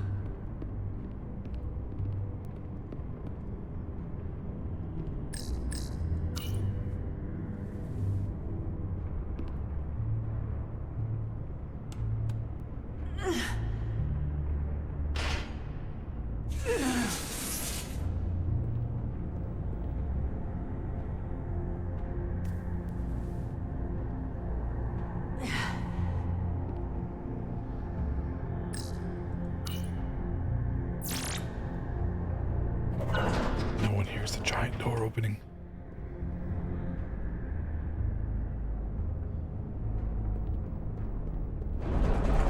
Door slamming shut.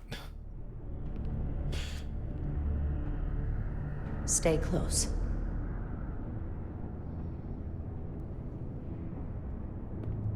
Stop! What? Motion sensors. They'll trigger an alarm. We'll be found. Invisible to the naked eye. They could be anywhere. Not really. There's blue lasers. Do you need the tricorders to see them? Really?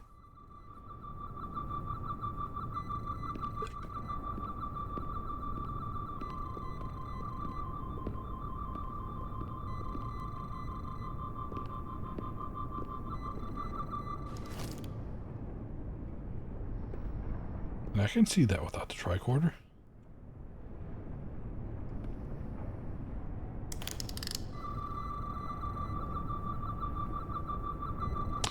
Anything over here? Nope.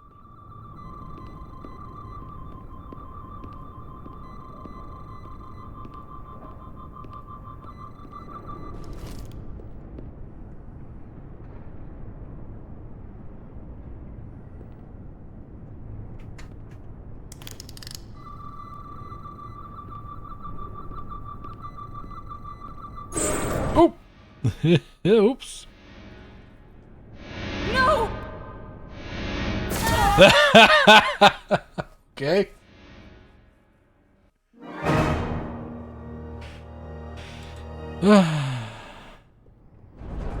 Let's say retry in story mode. I didn't know there were different difficulties here. Stay close. All right.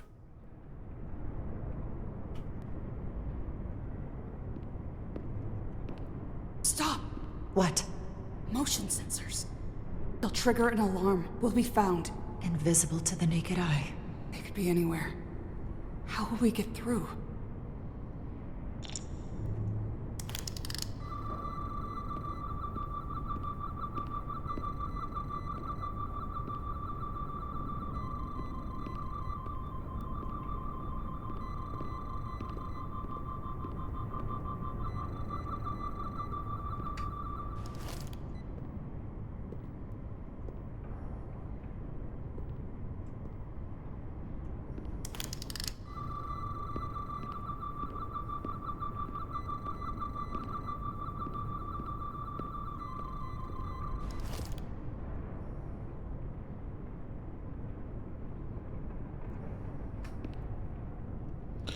Here's where I don't see a way through.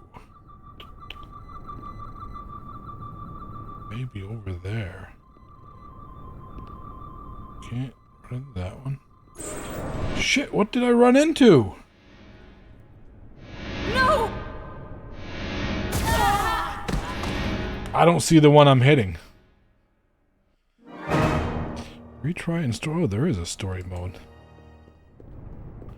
Like, what does that remove? Does that remove, like, all... Do you just watch the movie in story mode? Stay close.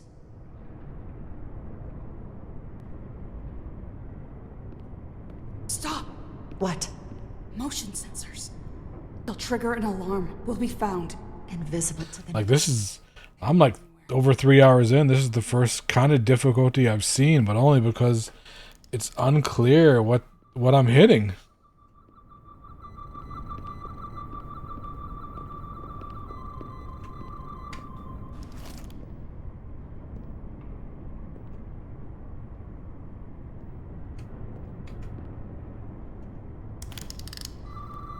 I mean, could I just like look up at the ceiling and see them?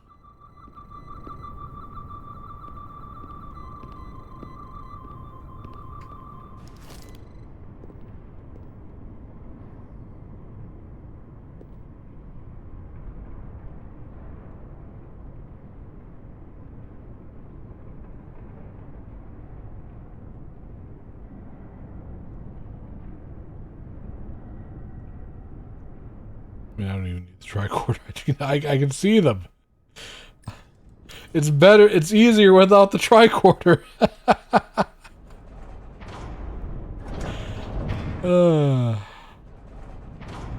Because you have a larger field of view and they're completely visible.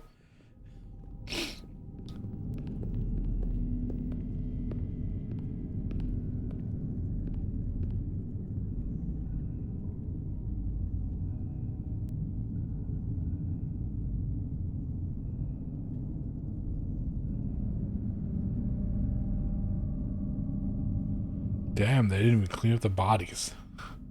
Just left them here.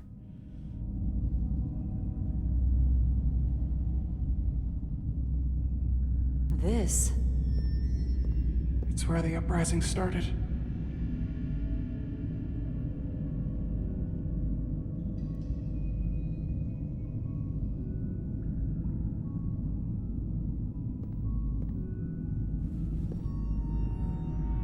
Hotari don't do this. We defend ourselves, but we don't kill on this scale, this level of savagery. There's no such thing as a bloodless rebellion. I don't know if we should keep going. So much death. I don't want to end up like them. We'll make sure they didn't die for nothing. What we learn here could save the rest of your people. Okay. Okay. Whatever happened here, it made the Illydians abandon the mines. Let's find out what they're so scared of.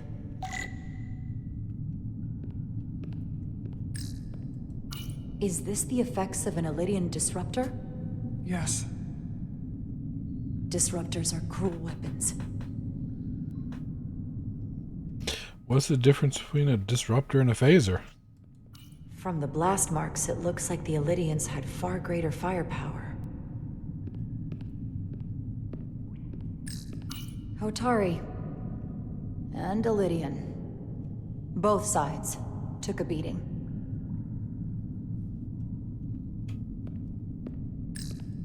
The Hotari fortified the side of the room opposite the door. It's a good tactic, but a few crates aren't going to stop fully armed Illydian soldiers. How did they win?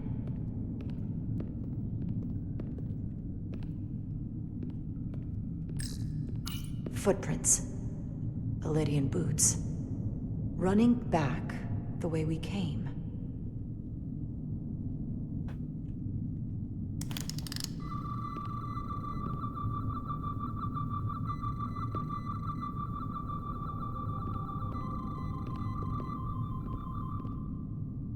Tylus. What? What kind of weapon did this? This is like nothing I've ever seen or heard of. My people don't have a weapon that does this. What else can you tell me? Well, I was scanning him before you stopped me.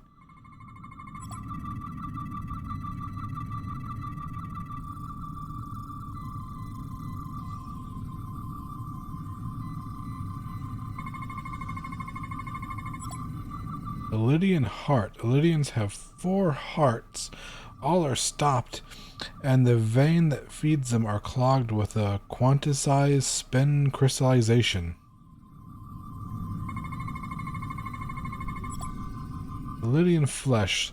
The crystals appear to have grown from inside the flesh after an initial penetration. The process ruptured several internal organs randomly. The process may not have been fatally instant, so he just So just burst, the crystals burst out of him and he just bled to death. 2 of 3 anomalies detected, so where's the other one? There. Crystal growth. Crystal's growth of unknown origin lodged itself in a Lydian skull amidst low levels of tetrametric radiation. What an awful way to die. This must be why the Illydians are so afraid. Technology that surpasses their own, in the hands of the Hotari that they've lorded over for centuries. Where did this weapon come from? Well, the crystals are giving off tetrametric pulses. If I set my tricorder to search for that frequency, it'll lead us right to the source. Radiation compass. Radiation is visible through your tricorder and will lead the way to scannable objects. The 4 green lights on the left will fill to indicate the tricorder is facing a source of radiation.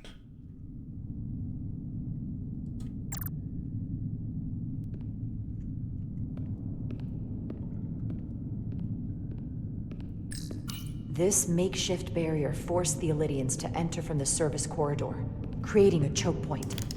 Quite the advanced tactic for a species that's never waged war.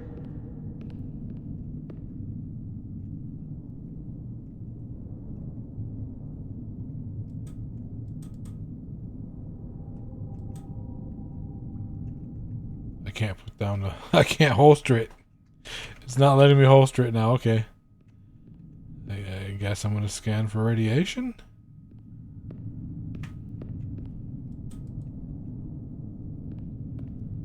I am stuck with the tricorder out.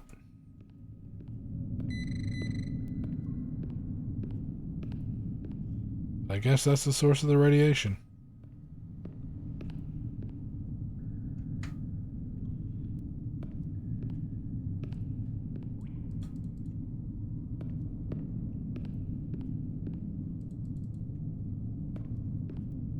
I can't put the fucking tricorder away.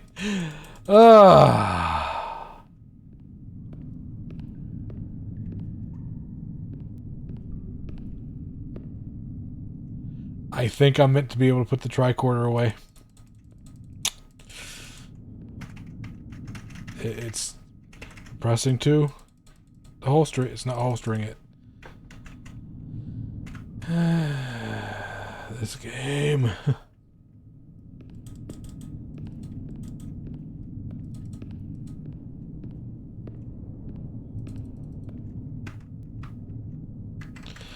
I don't know what to do because I think I'm supposed to be able to climb this and go over there where that green thing is, but I can't climb it or do anything with the tricorder out. I can't put the tricorder away.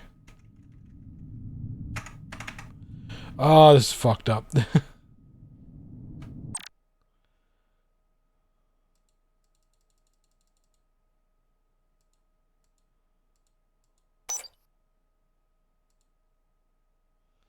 Is this thing made better for controllers? I might put in my controller. I had my PS4 controller in, but it didn't recognize it, so I think it may only recognize Xbox controllers.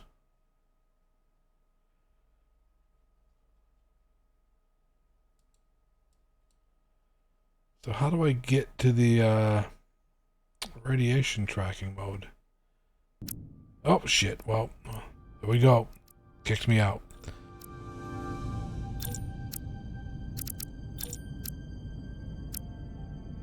Is it going to make me do the whole thing again?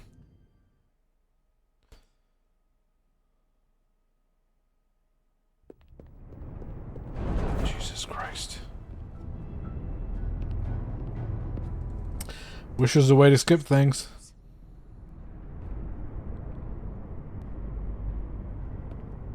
Stop! What? Motion sensors. They'll trigger an alarm. We'll be found. Invisible to the naked eye. They could be anywhere. How will we get through? Tricorder can see them, but so can I.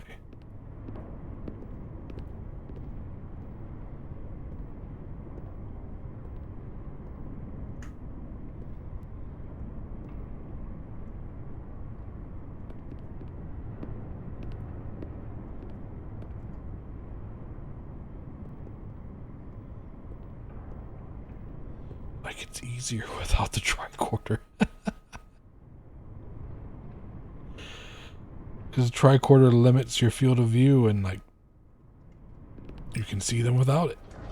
It's stupid.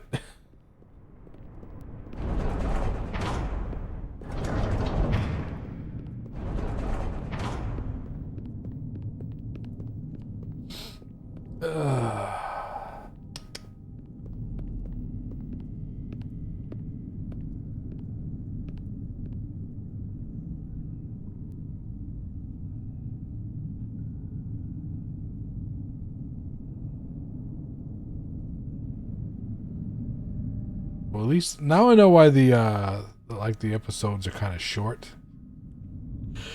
Because I wonder if they did that on purpose. Like if they're gonna bug out and you're gonna have to like restart stuff, like at least they made them short. It's where the uprising started. You really can't skip any of this, so.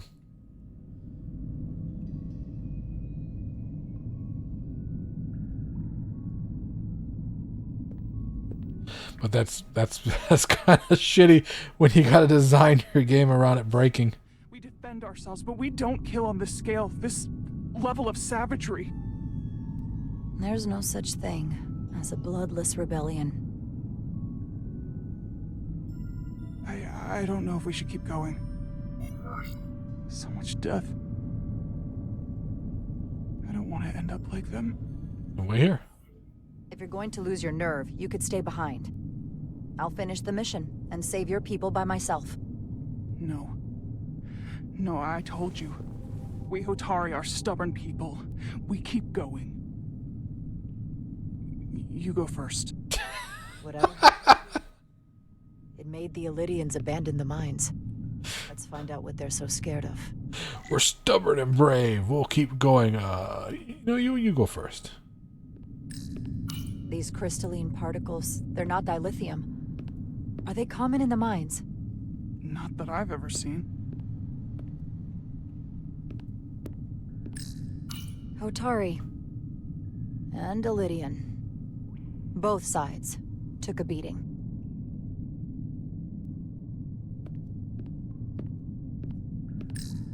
The Hotari fortified the side of the room opposite the door. It's a good tactic, but a few crates aren't going to stop fully armed Illidian soldiers. How did they win?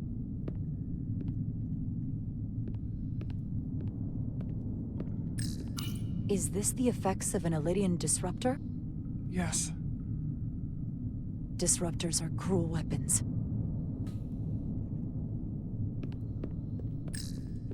From the blast marks, it looks like the Illidians had far greater firepower.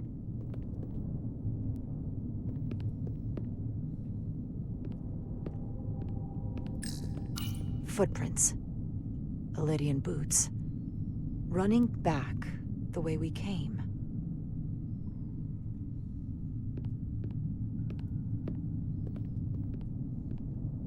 Tylus. What? What kind of weapon did this? This is like nothing I've ever seen or heard of. My people don't have a weapon that does this. What else can you tell me? Okay, please don't bug on me.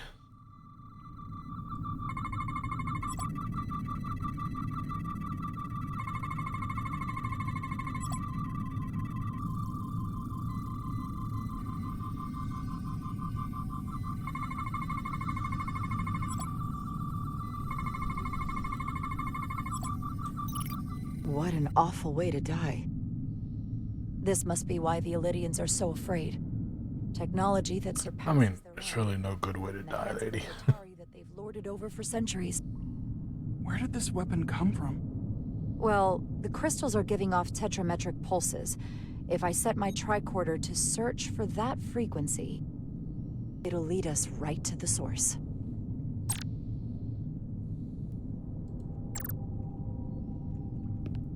I'm not going to pull out the tricorder until I absolutely need to. This makeshift barrier forced the Illidians to enter from the service corridor, creating a choke point. Quite the advanced tactic for a species that's never waged war.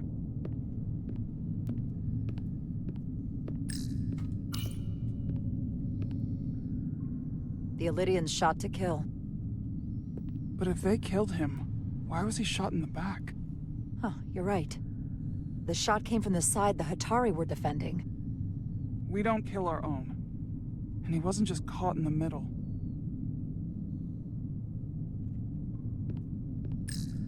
Killed by the same crystallization as the Illidian. Whose side was the killer on?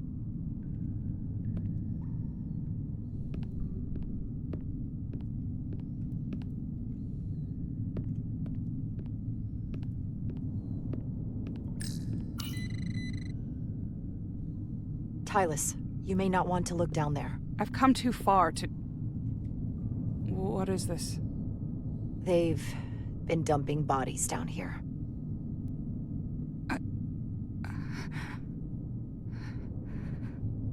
Unforgivable.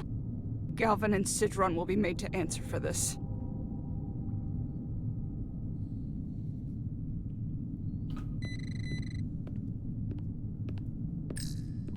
more of these crystals. Another of my people dead.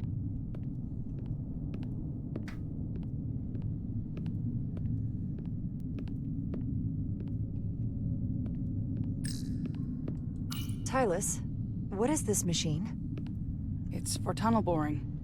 The cone on the front is covered in disruptors that allow it to melt through the solid rock. They don't seem to have finished the tunnel. Why stop here, I wonder?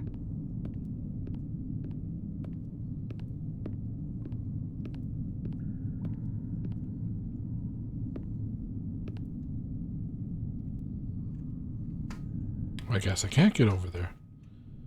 Alright, it's not letting me climb that.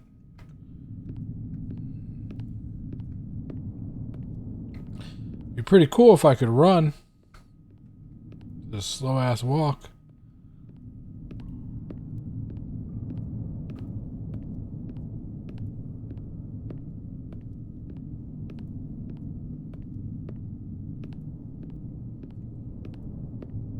Just gonna stare at that.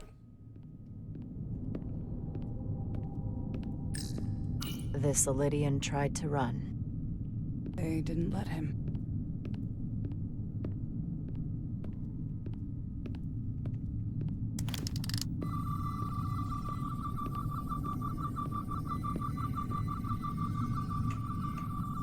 Okay, so it's putting it back.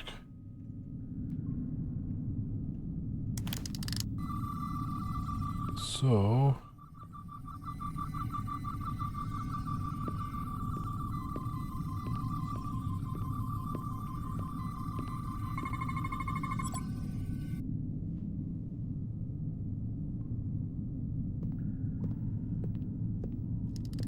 Think they parked this here on purpose?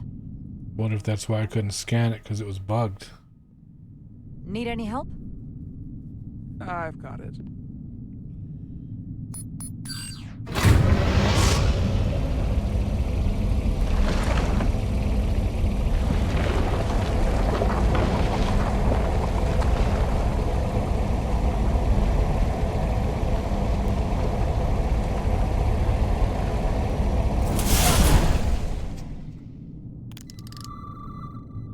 This concentration of tetrametric radiation has never been recorded. Whatever they're hiding, it's right through here.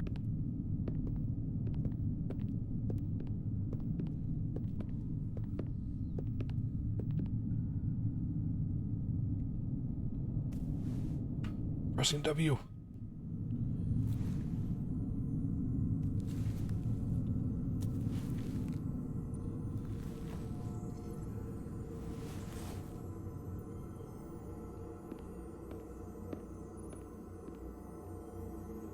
This feels strange. The crystals are increasing, growing outward, replacing the soil. It's like an infection. A parasite. Growing inside Tau.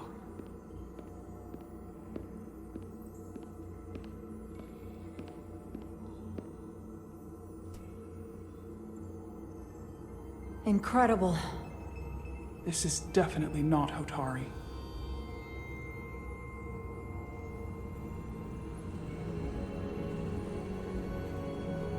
It's the remnants of the Takan Empire.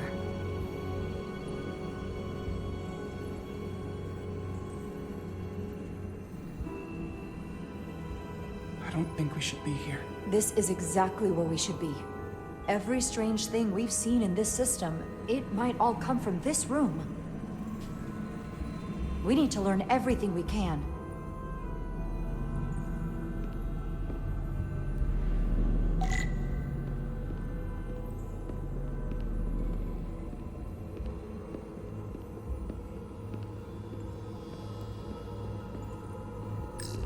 Somewhat resembles a transporter pad.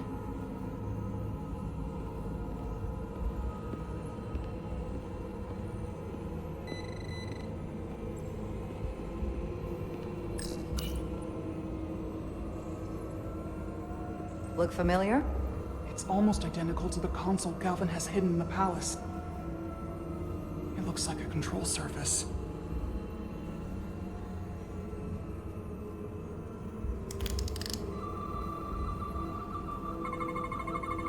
What are we looking at? It's made of the same crystalline material as the rest of this place. But I can't tell much else. Might be some kind of sleep mode. I can't analyze this further unless it starts working normally. Maybe we can turn it on from somewhere else. Hopefully. Let's keep looking around.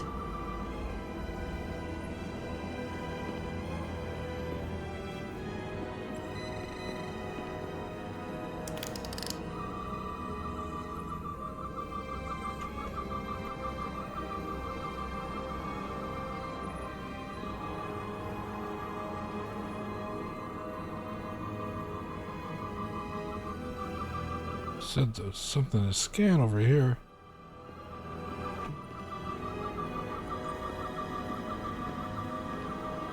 Oh.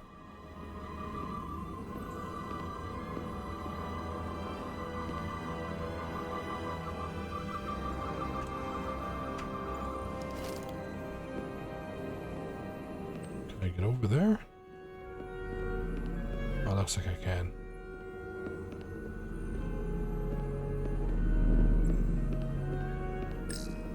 Can your device read this? It can roughly translate the words, but we don't have enough Taconian language on record to understand how it's structured. Hey, Jester. How you doing?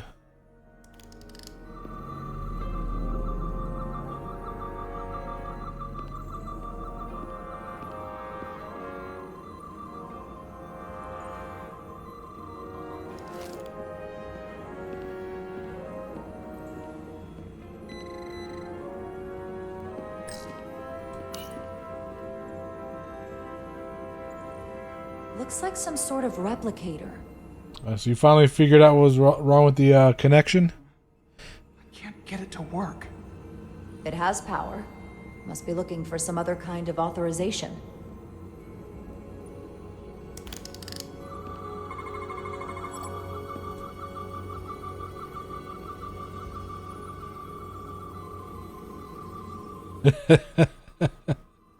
Yeah, it's OBS.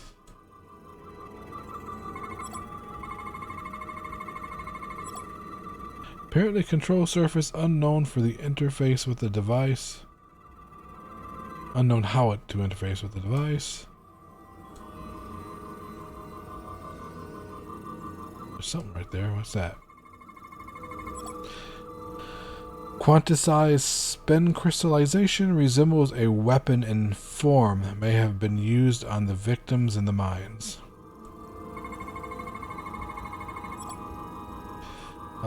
Focuses energy to perform replication of matter. So it's a replicator. That makes weapons. Awesome. Let's use it.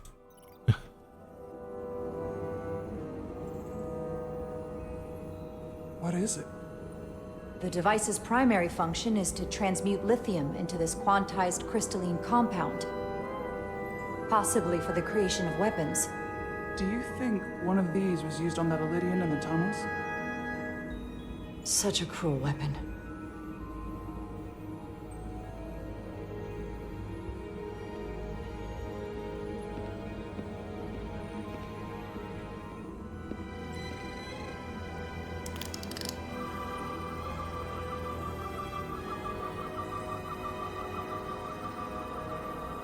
Tricorder beeps over here like there's something to scan.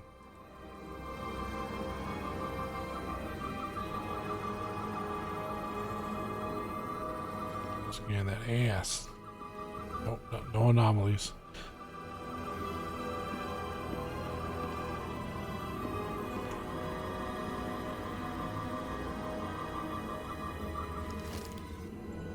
Oh, maybe it's this thing.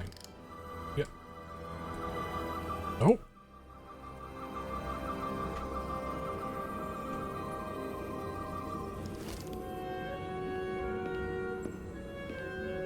Let's try the other platform.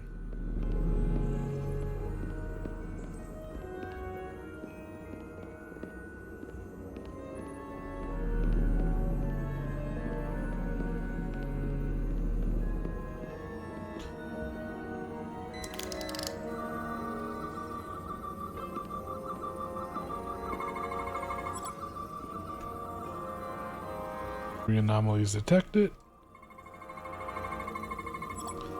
Empty and full slots are differently constructed. Does this solid matter change form?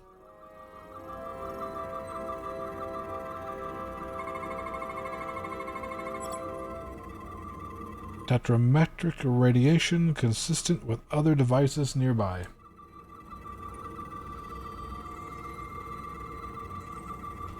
One more anomaly here.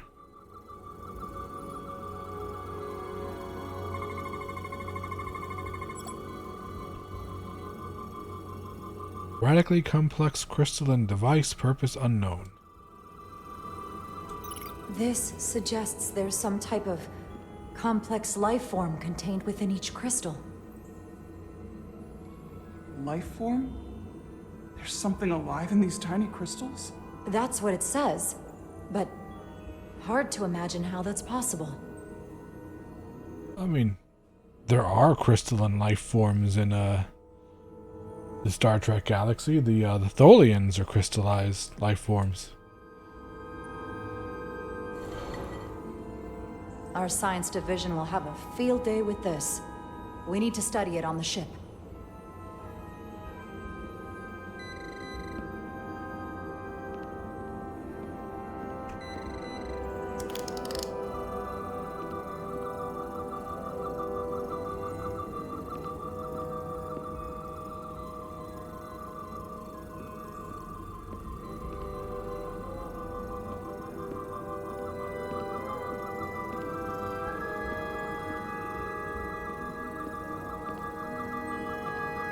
I keep getting the little beeping noise that the tricorder has something to scan, but is it right here?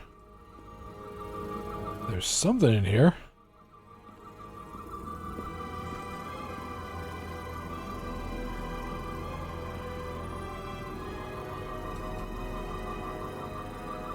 Need some better indications than just like, the tricorder will beep when it's near something that can be scanned.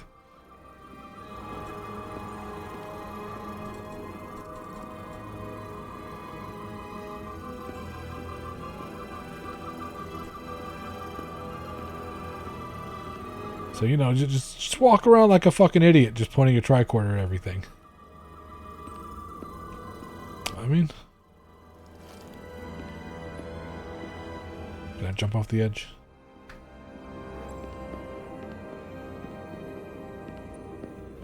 Maybe that's it. Oh, I guess I gotta talk to her. That's what it is. That's what triggers the next. I knew Galvin and Sidron were dangerous. Now I know they're more powerful than I could have imagined. But the worst of it is knowing they got there by turning. Why are you not looking at me while talking to me?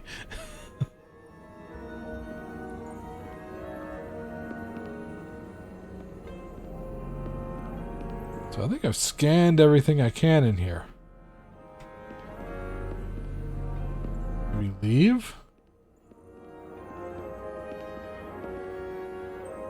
No. Or nope. Shit. So there's something I gotta scan. It was beeping in this room.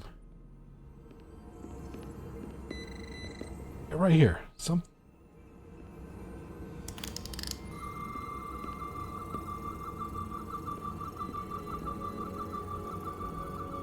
This is just a stupid mechanic.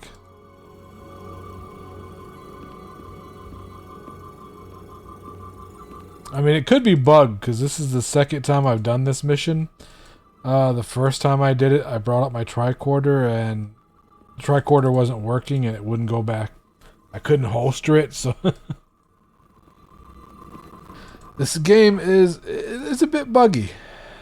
It's a great story. It's like a good episode of Star Trek, but for a game, it's kind of buggy.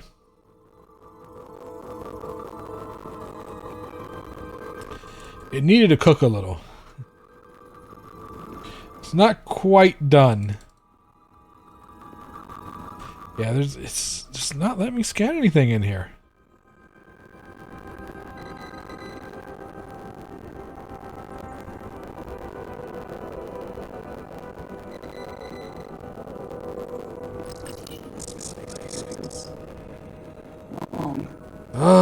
See, this is getting frustrating. I hate this part of these little story games. Like, what does it want me to do?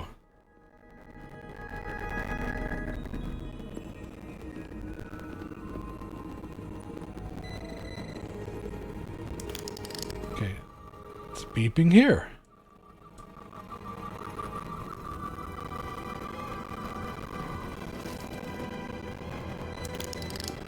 I see. Oh, wait. Something behind here. Right here.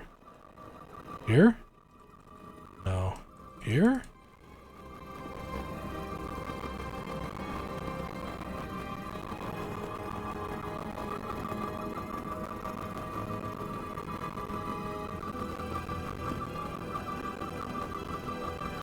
It doesn't help that things you can scan glow green, but then like all of this stuff is glowing green anyway, so I can't tell if it wants me to scan this, or is it just because this is just green.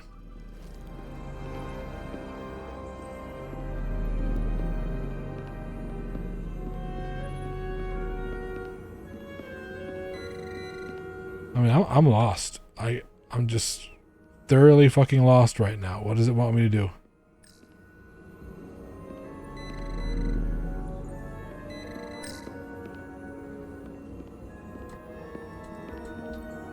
Ah, this is stupid. It's officially gotten stupid. Maybe this thing right here? Nope. Nope. Whee!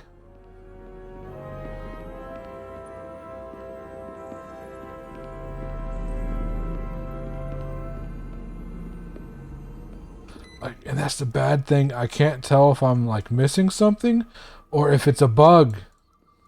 Because I've had to do this whole mission twice already. Because the tricorder has bugged out.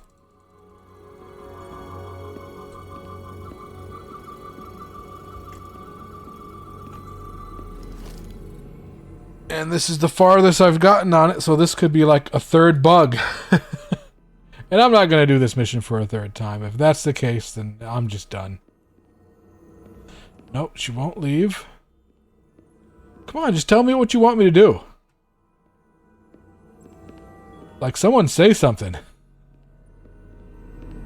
It's like, hey, look over there. Maybe you should scan that. Like, usually I hate games that hold your hand, but right now, I would appreciate some hand-holding. It's like, hey, Commander, have you scanned this? This looks interesting. And then we can all fucking move on with our lives.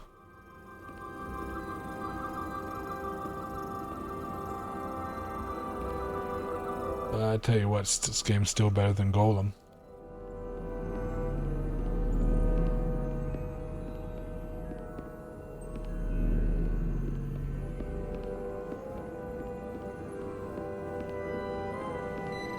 Like, I think it's just beeping when you're around stuff that can be scanned, whether you've scanned it or not. And if that's the case, that fucking sucks. So I scanned that.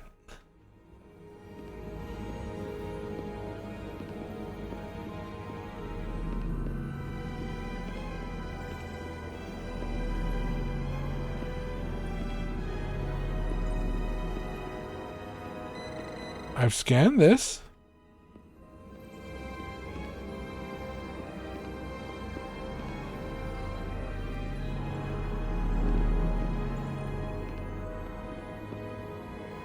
I mean, I think that's what it is. It just beeps near scannable stuff, even if you've scanned it already.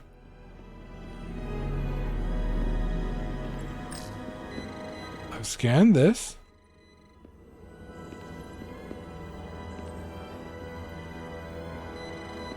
I haven't scanned anything over here, though. But nothing's pop. Oh, wait. Oh, shit, there's something sit right on the ground. God damn it.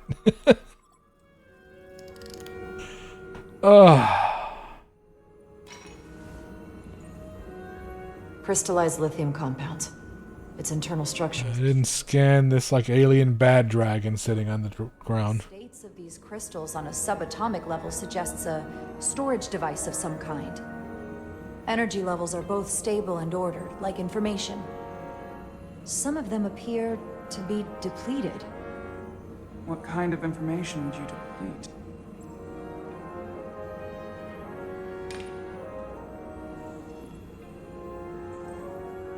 Alright, that was it. I was missing that one little piece.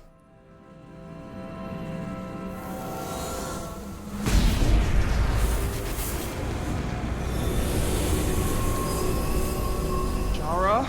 I see it. What's happening? Someone turned it on. There's no one here. But maybe the device I saw in the palace can send a signal? If that's the case, we may not be alone for long. Let's hurry.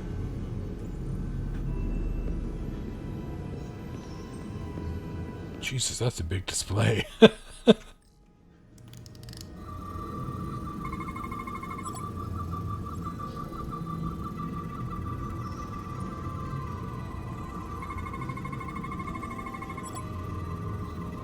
Tetrametric radiation flowing upward into other parts of the chamber. Levels 2 diluted to record. Alright. 2 more anomalies. So that was radiation. Let's try chemical.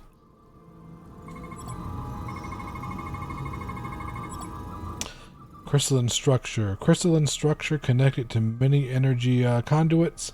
Its internal construction defies known laws of physics. Control surface. Apparent control surface lacking any known markings or input devices. And nothing biological. Well, they don't need input devices. We already know that they control their technology through, like, mental projection. This can't be right. They're all telepathic, so... It's putting out almost 50 zettajoules of energy. I assume that's a lot? Enough to power this entire quadrant. This amount of power, the kind of radiation it's putting out, it's the cause of the storm. The warp disrupting beam, all of it. And you're standing right next to it. That amount of radiation. What do we do now? We get back to the Resolute. They have to know about this. Come on, let's...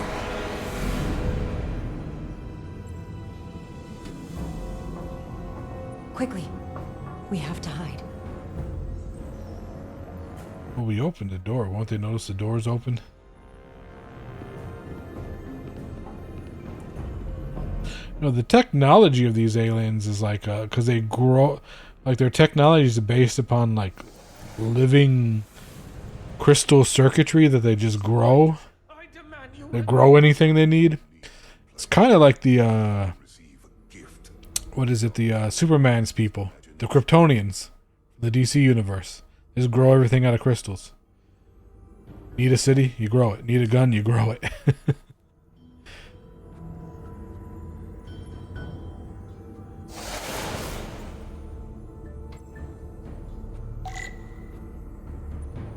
Whoa, shit.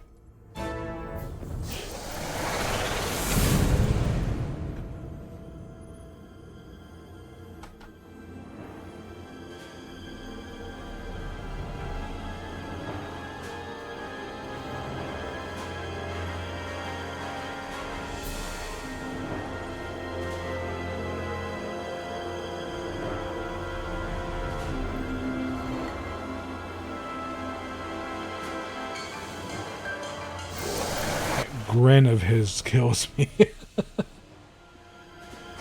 What is that? What are you doing? You'll see soon enough. I can influence the course of the negotiations. I can make sure the Hotari get the better end of the bargain. So can I.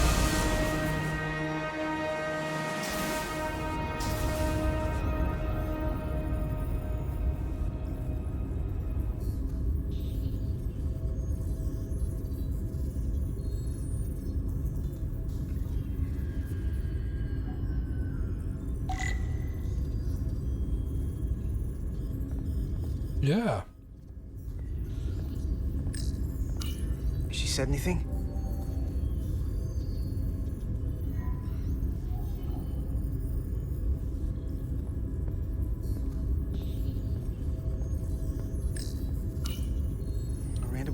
for long.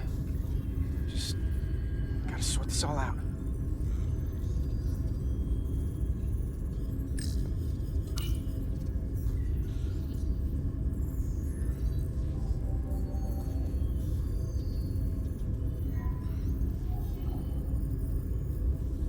If there was a chance between you two, I think you've blown it out the airlock. Hope you're happy. Miranda doesn't deserve this. We're supposed to be her friends.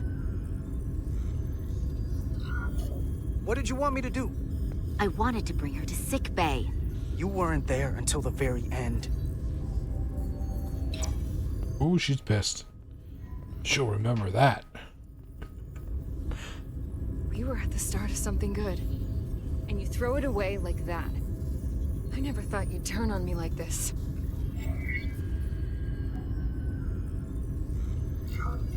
I didn't turn on you. You brought this on yourself. Unless you have some kind of explanation. You think I owe you an explanation? Starfleet and its never-ending search for answers.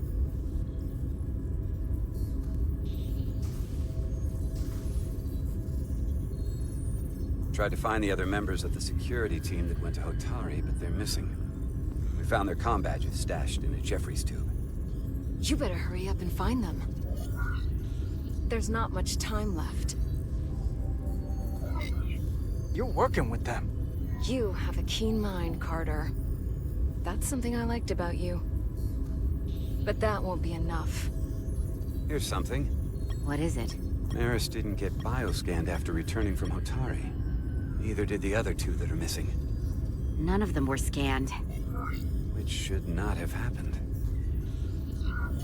So all this could be happening because she's contaminated. She caught something on Hotari. It's possible. Pathogen can cause all kinds of behavioral issues. I'll scan Petty Officer Maris and get some data to cut through all this speculation. I think it's better if I do it.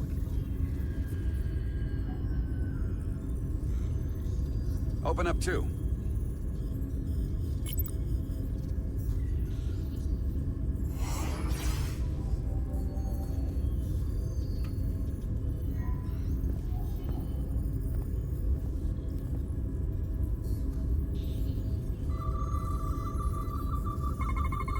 I can't believe this.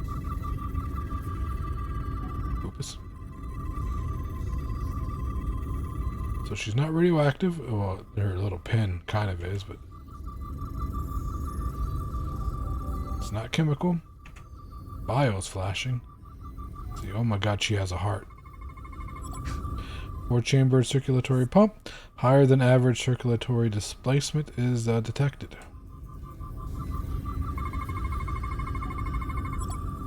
Synaptic cluster. Anomalous synaptic frequencies detected. Beta wave and delta wave output outside of established normals. Data coming in. Come here for a second. Did you know? Know what?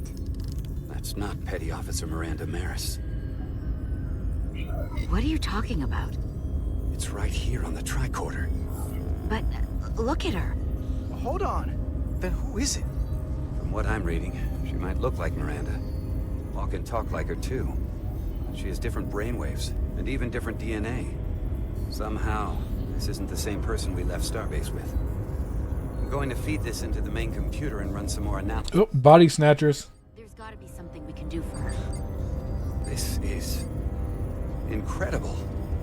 By some process we don't yet understand, Miranda's body is being rewritten. Her mind has been remapped to another personality, and her DNA is resequencing. I'm not sure the extent of it, but it appears to be pervasive. Someone has taken over and is bioforming her. That's a crude way to describe it. Bio. Oh, you dude, your eyes. The fuck?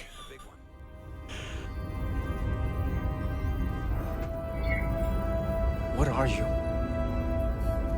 I'm Miranda, but so much more.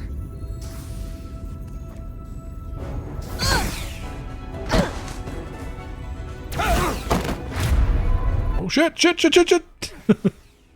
My hand wasn't on the keyboard.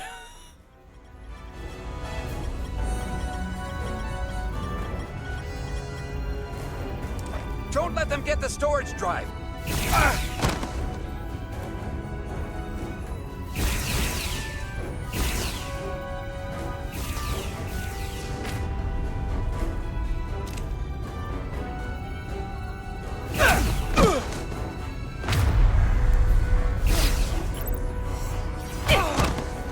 How the hell? She was literally right behind me, behind a force field. How the hell did that happen? It's not in the universe. I have to watch the VOD, but I guarantee she was like right behind me 1 second. Behind a fucking force field.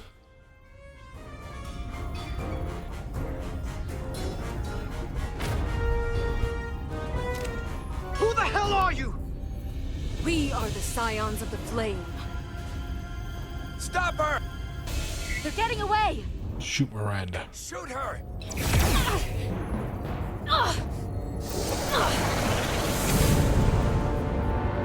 I like that. I like the Miranda will remember that. Or the alien that took her over, Will. I don't like the sound of that.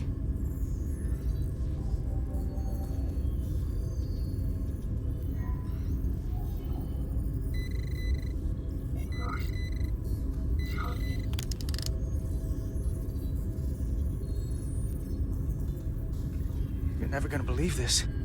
The reason the Universal Translator didn't recognize that language is because it's only ever been read. It's the Takan language.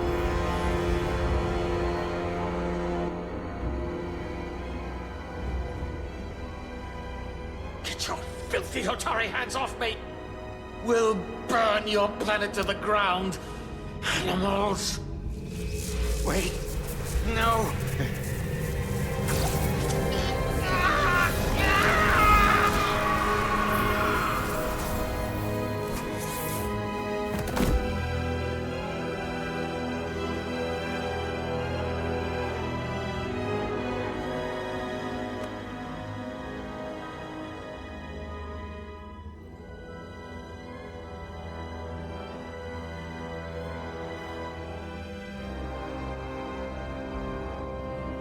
Rise, brother. Rejoin the flame.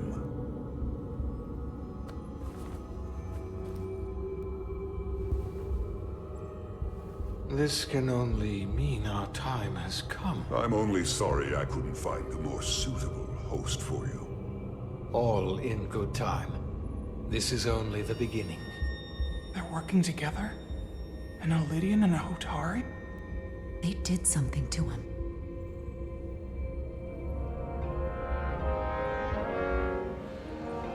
Secure the Cartabula. Cartabula? It's the energy source.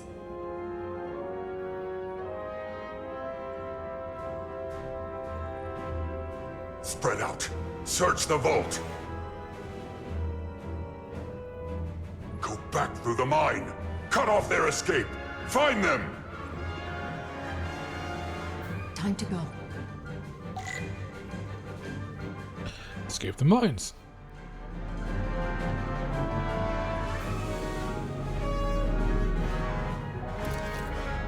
Oh, good old-fashioned shootout.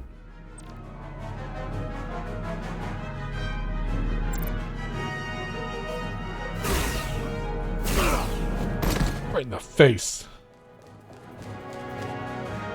I don't care if that is on stun. I think that like direct shot to the head should just mess you up.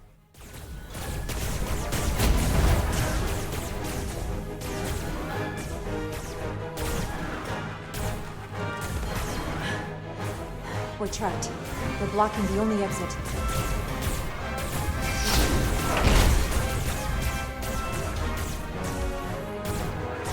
Maybe not.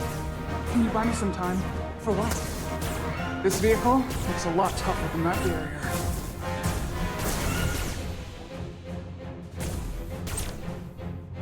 Enemy attacks. Enemies will shoot at you when you are out of cover. Spark and smoke from your cover will indicate they're trying to line up a shot. Release the duct cover under their fire.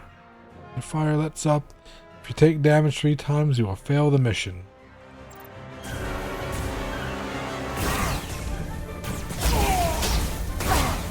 Oops. Oh well.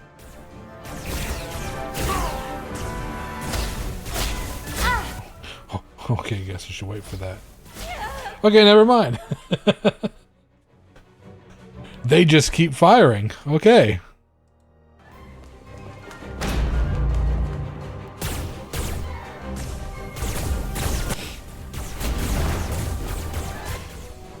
God, they need a way to skip cutscenes. We're trapped. They're blocking the... Especially when it's so easy to fail, like some of these puzzles and shit. Maybe not. Can you buy me some time? For what? This vehicle looks a lot tougher than that barrier.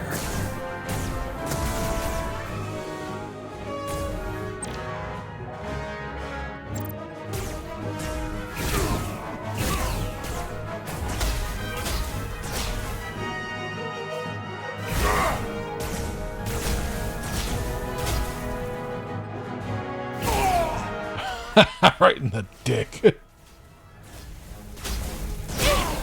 Oops.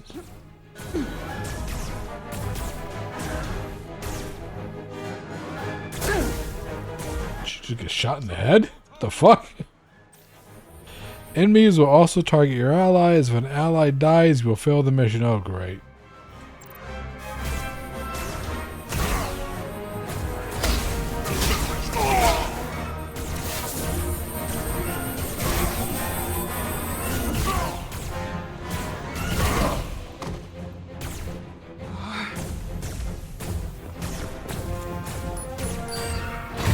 Not a good shooter section.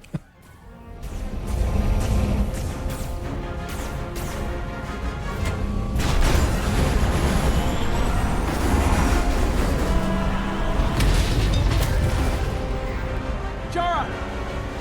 Get on!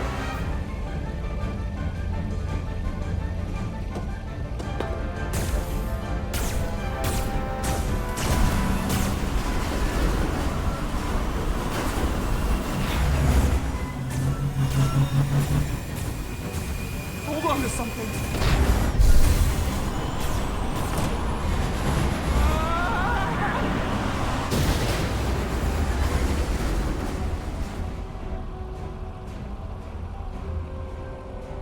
Oh no.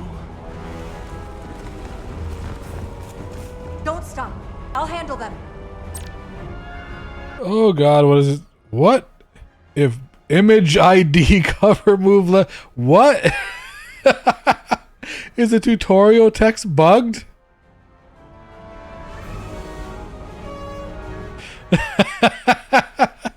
That is great gaming right there. I would take a screenshot of that.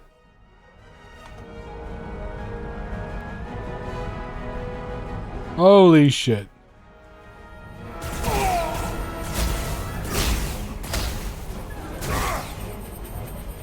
Shoot the one driving the machine!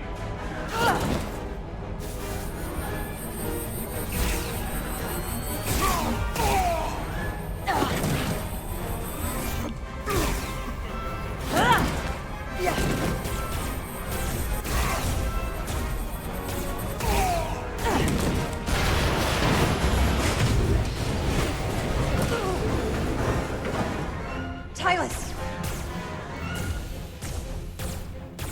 We're surrounded. I'll get it working. Just need some time.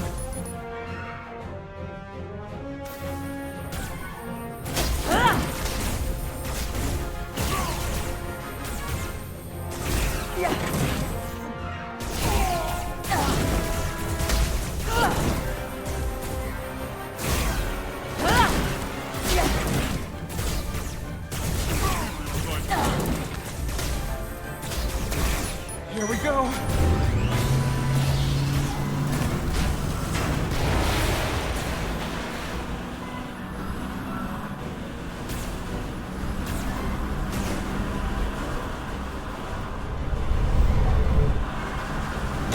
That face.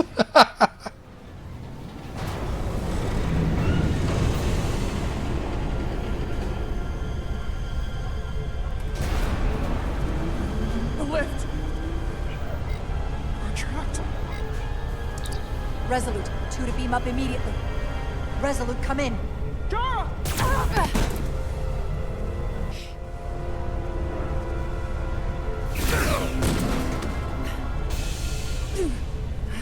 Are you all right? I think so. It hurts.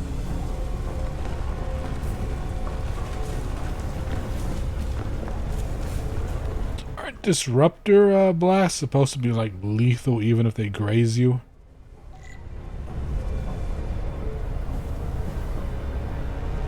Find an escape route. Oh. Tractor beam.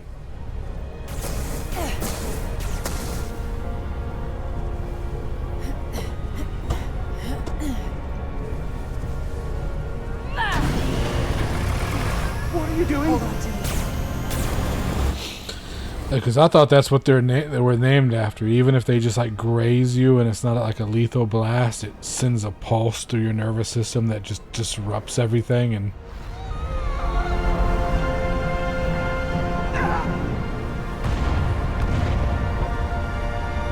Commander, we read you, but there's too much interference. Transporters still can't get a lock. it's like even if they like shoot you in the pinky toe or something, it would just short circuit your entire brain and nervous system. Tetrametric radiation is saturating our sensors. There is too much interference to pick up the residual transporters. That's why they're illegal. Tetrametric radiation. Of course. I can align the transporter with the tetrametric signature. The crystals emit tetrametric pulses every 3.8422 seconds, roughly 26 centihertz. All of this is connected. The storm, the warp-killing field, the crystals. God. Miranda's alien transporter tech. The mouse sensitivity, it's I have to move it across my entire desk to get it in that area, and it just pushes it out. I might have to, I mean, I'm going to end soon, but when I play this again, I'm going to plug in a controller. This was definitely made for controller. Okay, I've got the transporter in calibration. Holy crap. All stacked on top of each other. I need something. I have like one of those desk-sized mats too, and I had to move it from one end of the mat to the other. Commander Rydek, we have penetrated the storm's interference, but we are unable to pinpoint your signature. We need you to generate a high-energy event to help us... High energy event. Got it. Tylus, are you still with me? I am. Good. I'm going to shoot my phaser at some dilithium to cause a piezoelectric rupture. What? Why? Signal flare. Because it'd be cool. These crystals have to be pure enough. Bigger still.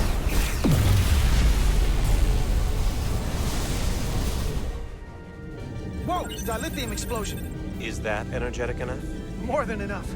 I can lock onto their biosigns now. Collect debris and select targets. Clear debris and select targets to transport. You must select all targets to advance.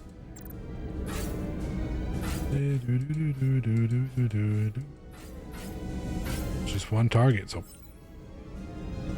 I've got their biosigns isolated. Commander, we have your signal. I'm gonna tunnel a path through the ionic interference. Select waypoints to create a path through the ionic interference. The line connecting the points will lose stability if it passes through the interference. The yellow bar indicates the stability of your path. When full, you will succeed. When full, you will succeed. Okay. Right.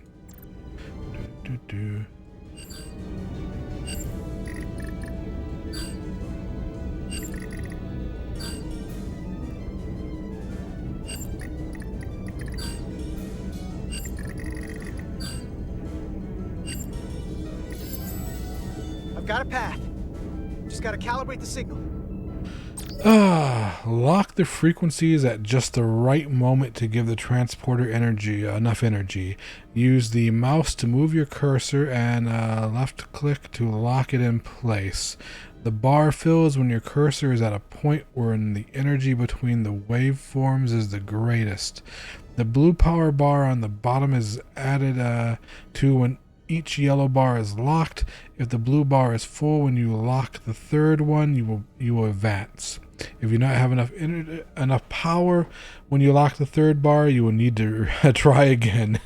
If you are having trouble finding a spot where the non-moving waveform is touching the edge, and wait for the moving waveform to do that. I don't know what the hell any of that means, but...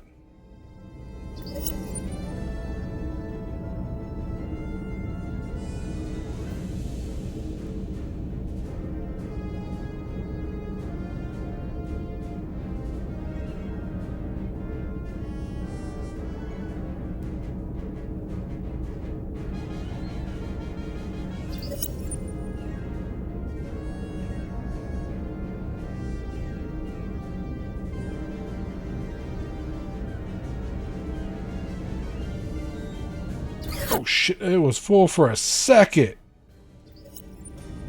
That's fucked up.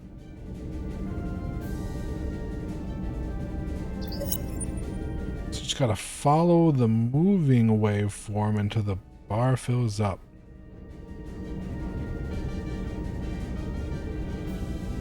There we go. I've got a lock. Energize.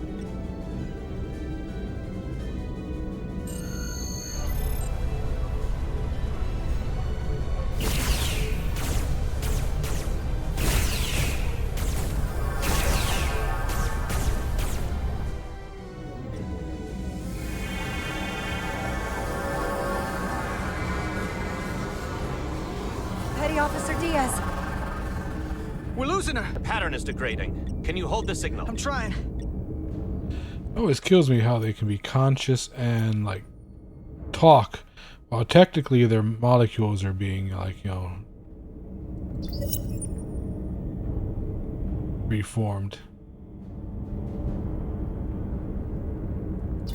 Ah, shit.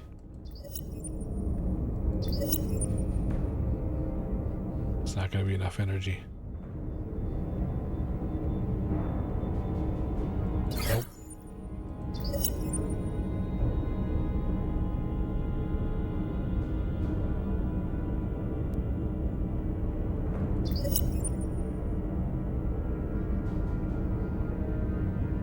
Nope. Ah, God. They're dead. They're dead.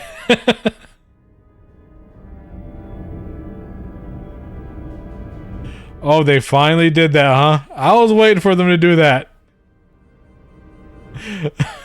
I mean, everyone knew it was going to happen.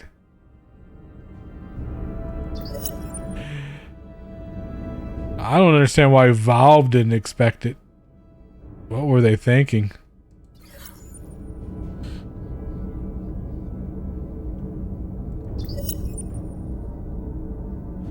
Okay, this is stupid.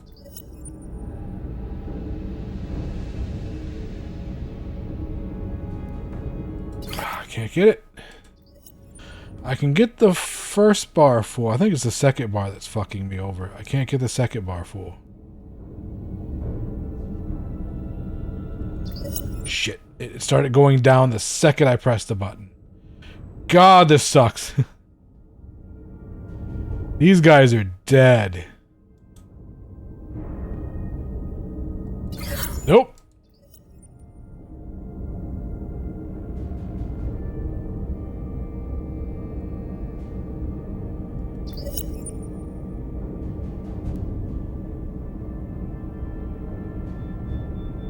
This one's just moving too fast.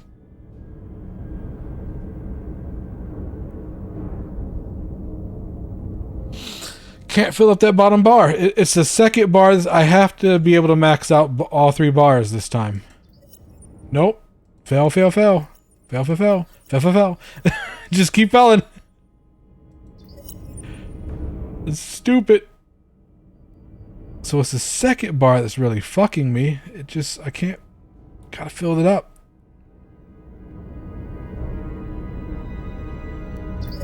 Nope.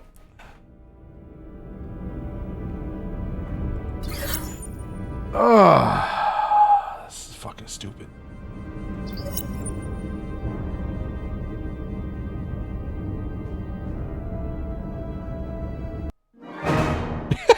I was wondering if there was a time limit. This is stupid.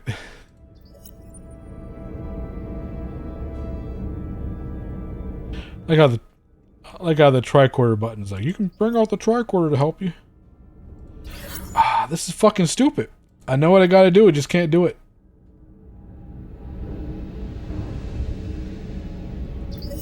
Alright. Maybe. Got it! Whew. That is stupid.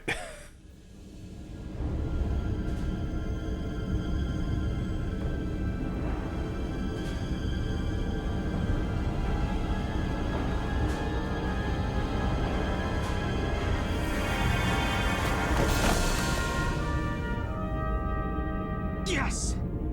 Get her to sickbay. Captain Solano and Ambassador Spock have just returned from Hotari. Take a look at that. Rydick, I need... Just, shut the fuck up and analyze this.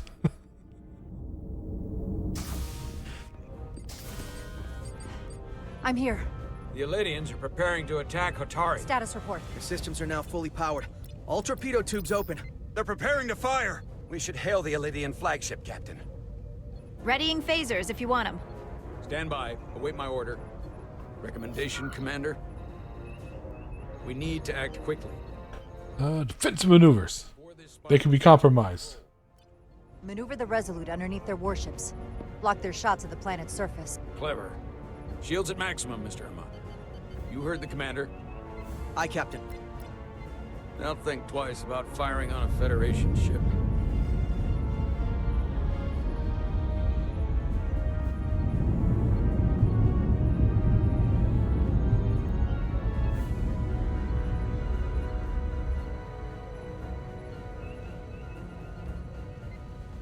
The Elydians. They've powered down their weapons. Odd. You sure about that, Mr. Hamad? They're venting some kind of gas from their ship. Hold on. Now all of their systems have shut down. That's unexpected. Scan them again. Commander Ermont, scan them again. We have to be sure. No mistaking it. They're dead in the water.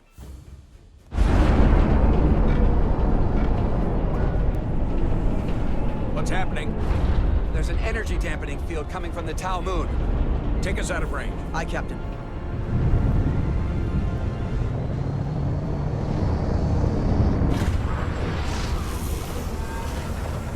Captain, flagship is hailing us. On screen. Zeldy to the Starship Resolute. Our main power cores are completely disabled. The more power we give, the more it takes. Running off batteries. Life support systems have failed. Unable to ventilate contaminated atmosphere. Admiral, you are about to launch an attack on a defenseless planet. Kobliat, you sided with the Hotari in the negotiation, but that does not matter now. My crew is going to die. Please, I beg of you. You must render assistance. System failures are compounding around my ship. She is Federation, so... We'll help you. Yes, we will. Thank you.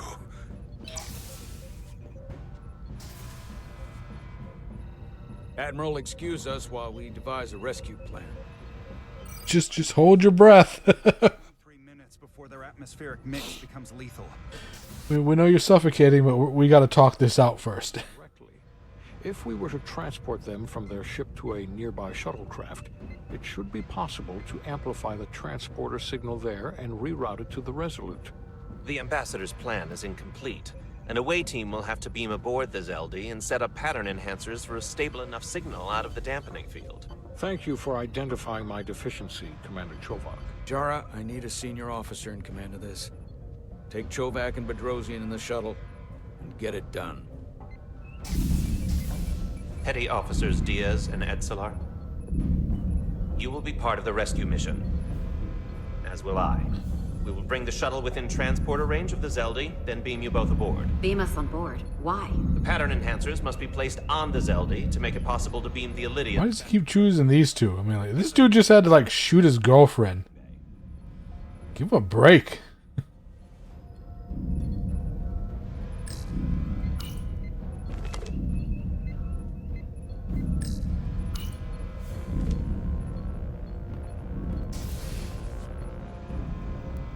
going on the wrong mission.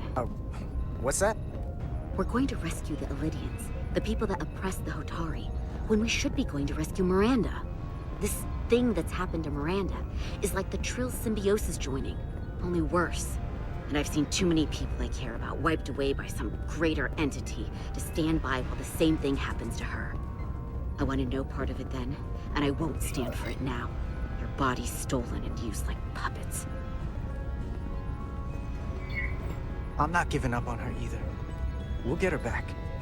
Whatever it takes. Right now, we've got other lives to save. Yeah.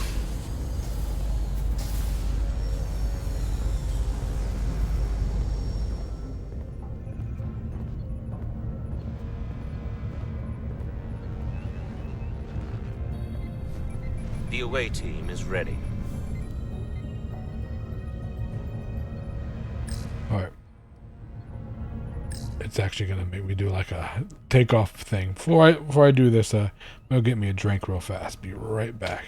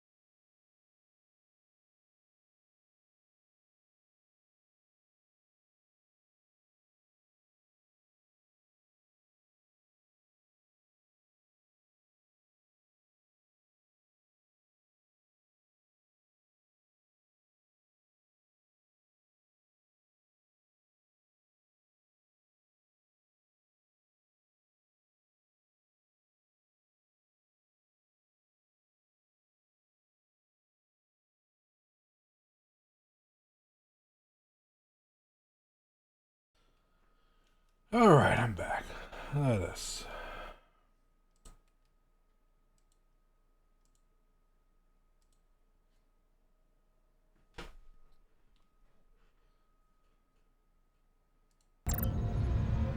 Start the engine.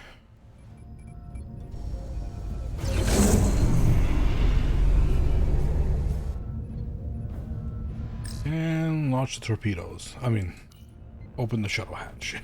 Oops.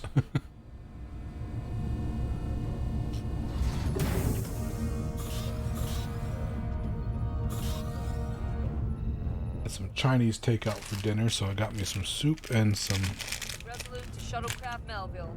You're cleared for takeoff. fortune cookies. So let's see what this says. Forward.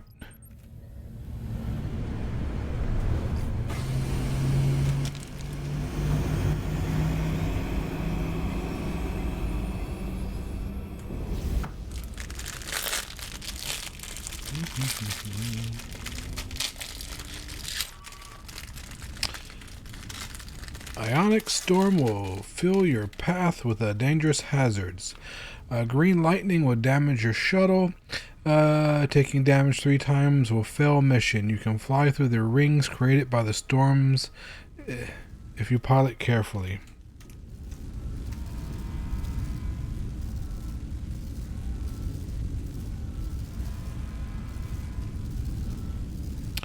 See what the fortune says. It doesn't take much to be a success. It takes everything. Well, that's disheartening. True, but disheartening.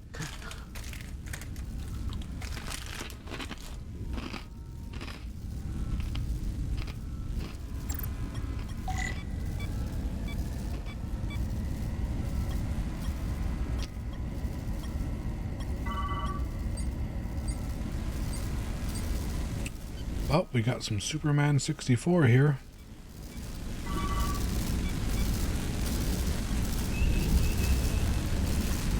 The fuck?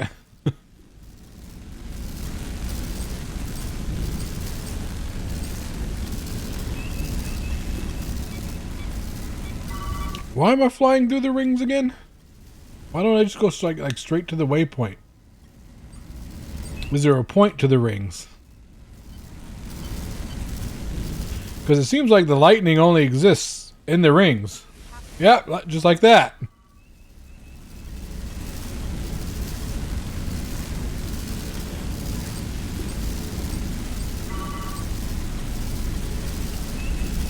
Ooh. We're almost there. Where'd the waypoint go? Where's? Oh, I guess I was there. Great flying, great flying.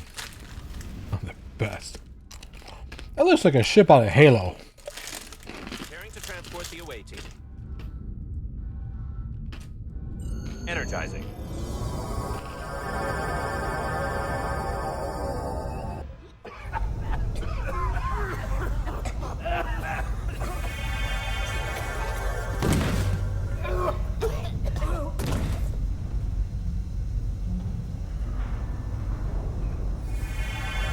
That flew a little too slow. It's almost completely drained.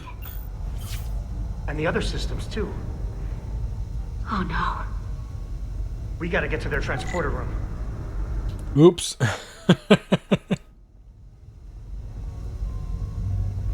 The atmosphere in here is turning to poison. All of these Elydians are going to die if we don't get them out of here. These must close in case of emergency. Use your phaser to Power left to function. power on the security doors. Give them a charge with your phaser. Does it work that way?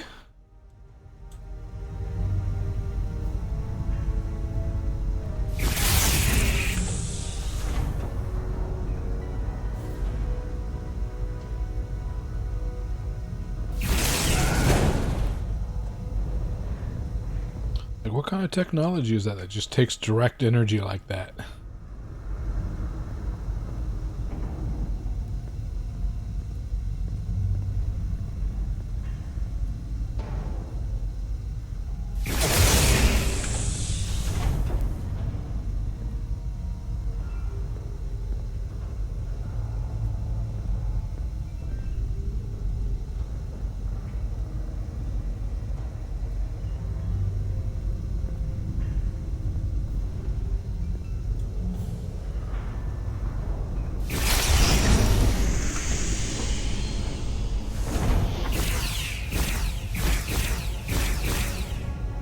Yeehaw!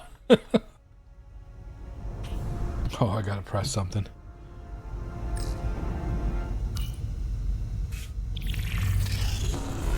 It's not working. No power's running through any of this. We gotta get him open manually. Stop! I am the ranking officer here. State your intentions. We are under siege. Explain yourselves. What does it look like? We're here to rescue you. And yet, you cannot even open a door. Whoa there. That doesn't even cover his big ass nose. How does that work? Able to stand. What are you trying to do? We gotta get into your transporter room. Then we can get your people off the ship.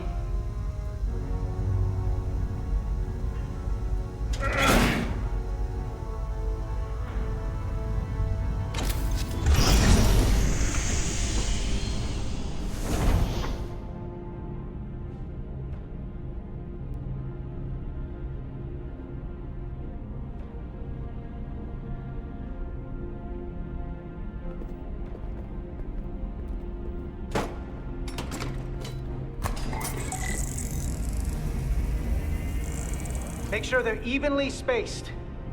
We need to manually adjust beam trajectory so they connect. I got this one. You get the others.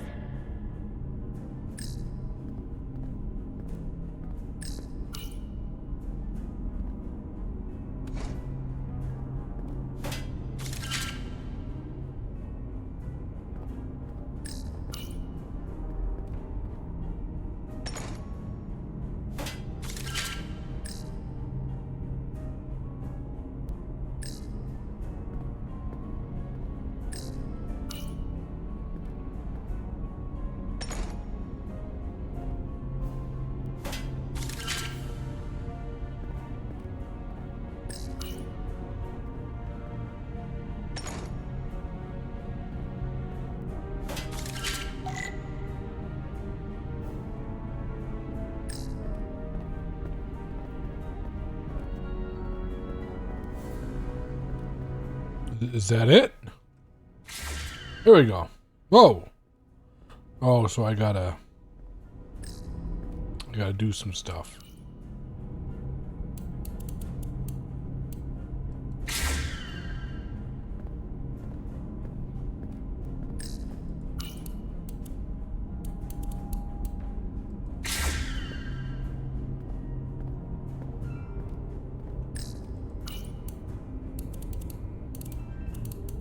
Oh, I can't hit her with it.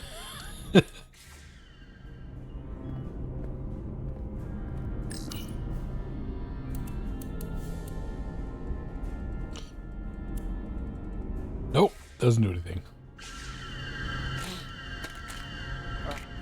The pattern enhancers are aligned and ready to go. Let's round them up. These will boost the signal so we can transport through the storm. We have a shuttle outside this ship that will route the signal to the Resolute. All crew to Transporter Room 2. We are evacuating.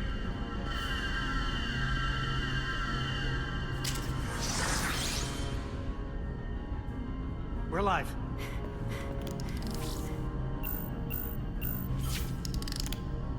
Here they come.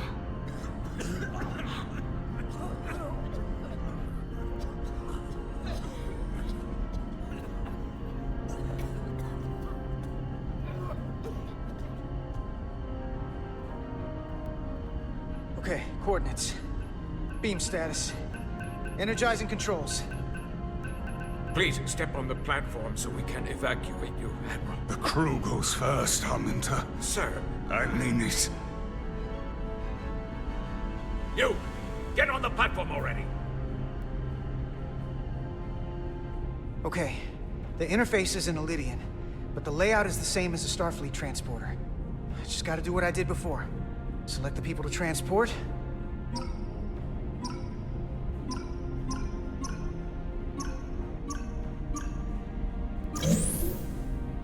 Plot a path through the ionic interference.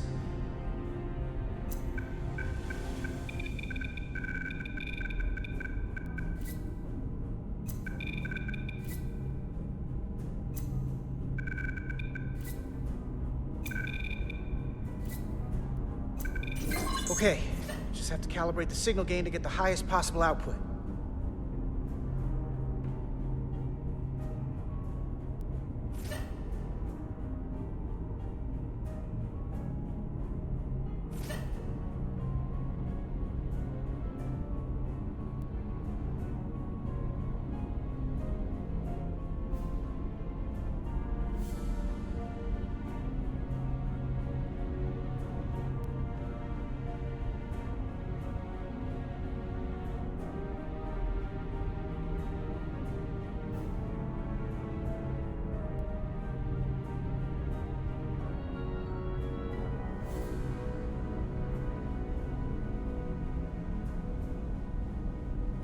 wasn't enough power. Need to look for the place where the waveforms are farthest apart.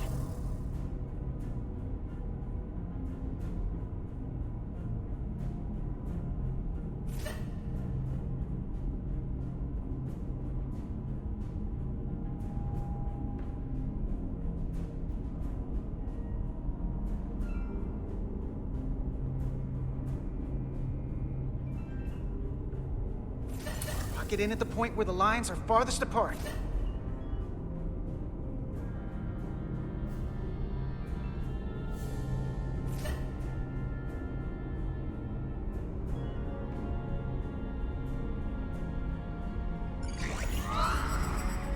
Even at this range, the interference is too much. The system is suggesting better transport coordinates. Diaz, the shuttle.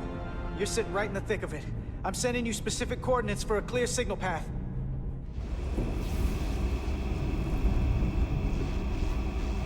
Waypoint's been added to the navigational computer. There, Commander. Give or take 50 meters.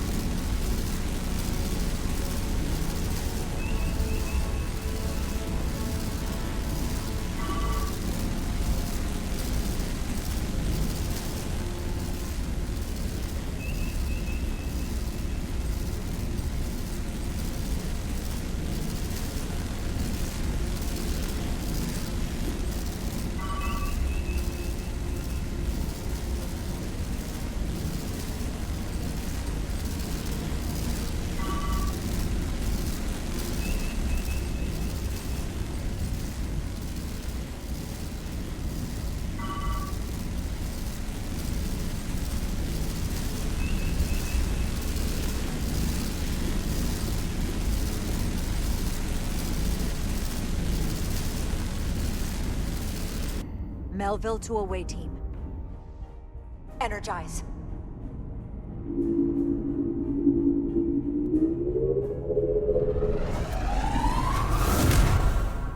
I have the first group of Illydians in the pattern buffer. Redirecting and transmitting to the Resolute now.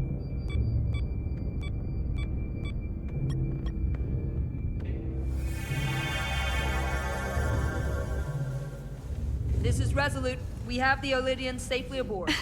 We did it! I was so worried this wouldn't work. We got this. Good work. Keep it up. Yes, Commander. This is Commander Rydick. We're holding steady. Signal is good. Keep them coming.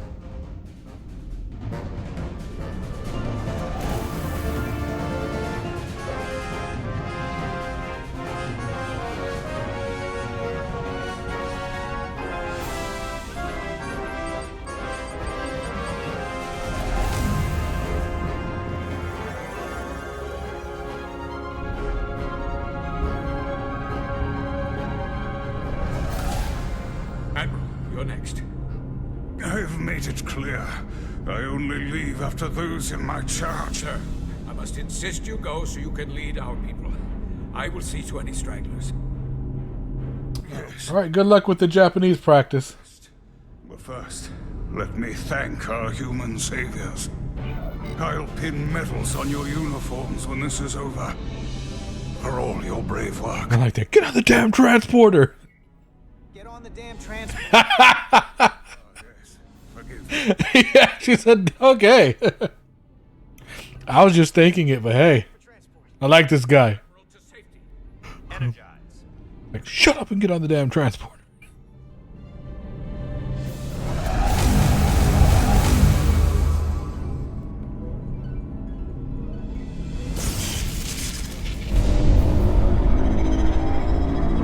Massive power surge! Sending available power to the annular confinement beam.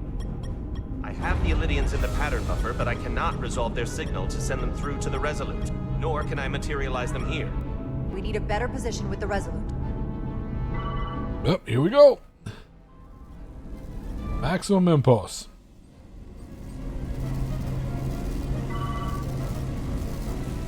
So you can just avoid going through the rings. Right?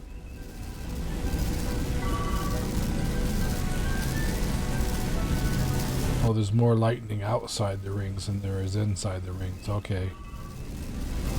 So we are going to have to play Superman 64. Oh.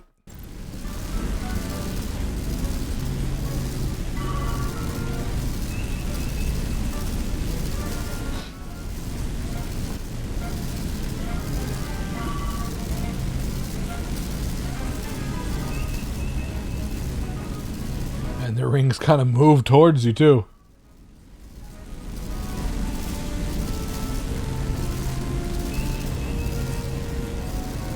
Okay, so you good.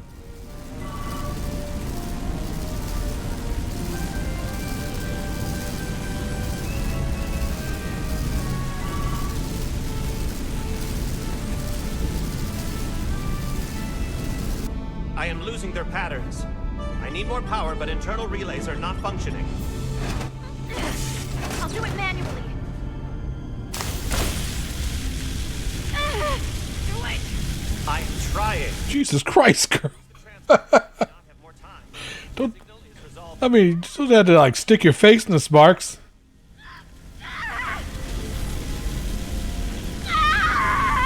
Complete it, fucker. She knows it's her job. Transport complete. Holy shit.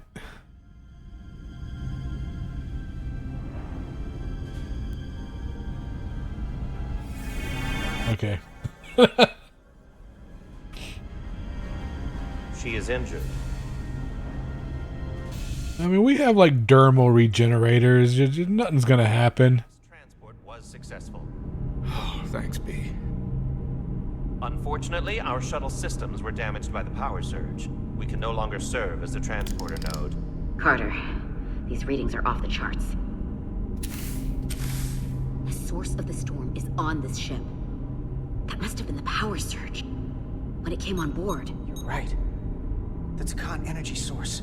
They call it the Cartabula. It's here. Is that? The intruders are preparing to bring the Zeldi to war. And we're about to be stuck on it.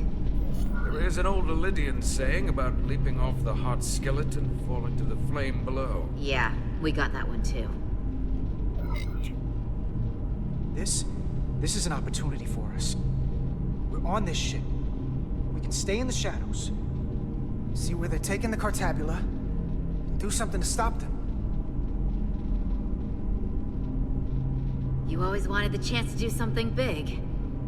That's all well and good, but if we're not getting off this ship, we're really backed into a corner here. We can't get off this ship. But maybe I could target somewhere on the ship. We are reading the warp engines powering up. Yeah, we picked up on that. We do not have a way to evacuate you from the Zeldi. The shuttlecraft is too heavily damaged. That's all right, Commander. We have a plan of our own. We're gonna stay on this ship. That is very bold of you, Mr. Diaz. Live long and prosper. Oh, I finally got the Vulcan to like me. That's a big success. I'll guard the door. You just get us out of here, Diaz. Hey, Stretch. Help us with this map. Find somewhere as remote as you can. They're almost here. Mess hall, cargo bay. Cargo bay is probably. Well, man, that might be where the Cartabula is. I am kind of hungry, so we should do this mess hall. Let's go right to the bridge. Can we do that? The first place intruders would fortify. Mess hall. Too exposed. Crew quarters? High traffic, easily accessible. Well, guess that means one thing. That is acceptable. Sounds good to me. Whatever you're doing, I mean, this guy's a no-name. He's pretty much a red shirt, so...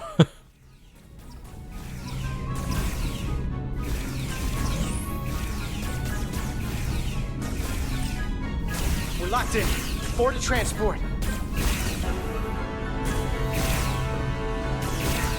Come on, Bow. He ain't making it. Yep, I figured it.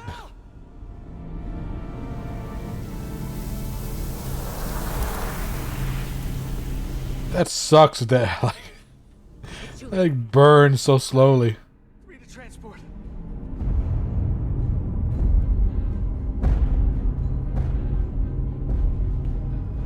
Oh, it's my ex-girlfriend.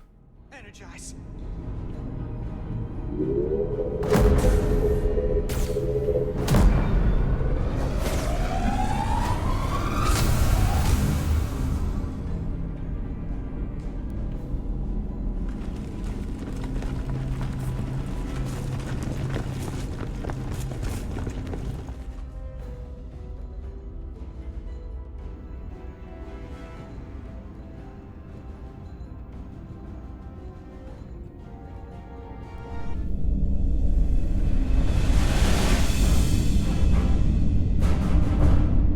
Should you be so close to it when it goes to warp?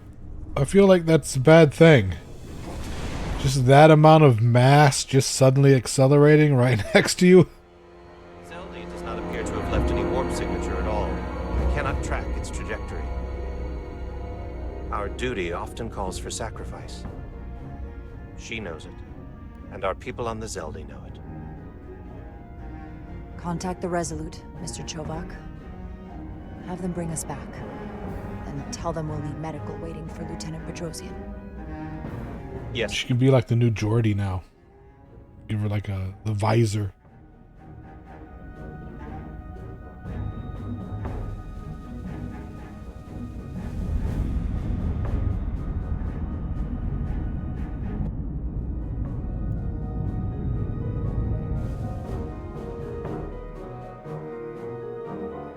But then even Geordi had access to like genetically engineered, like grown eyes. Because they said at one point he could have real eyes, but he said his visors gave him an advantage in doing his job. So he was so used to him, he just kept them. He eventually got eyes when he like retired, but...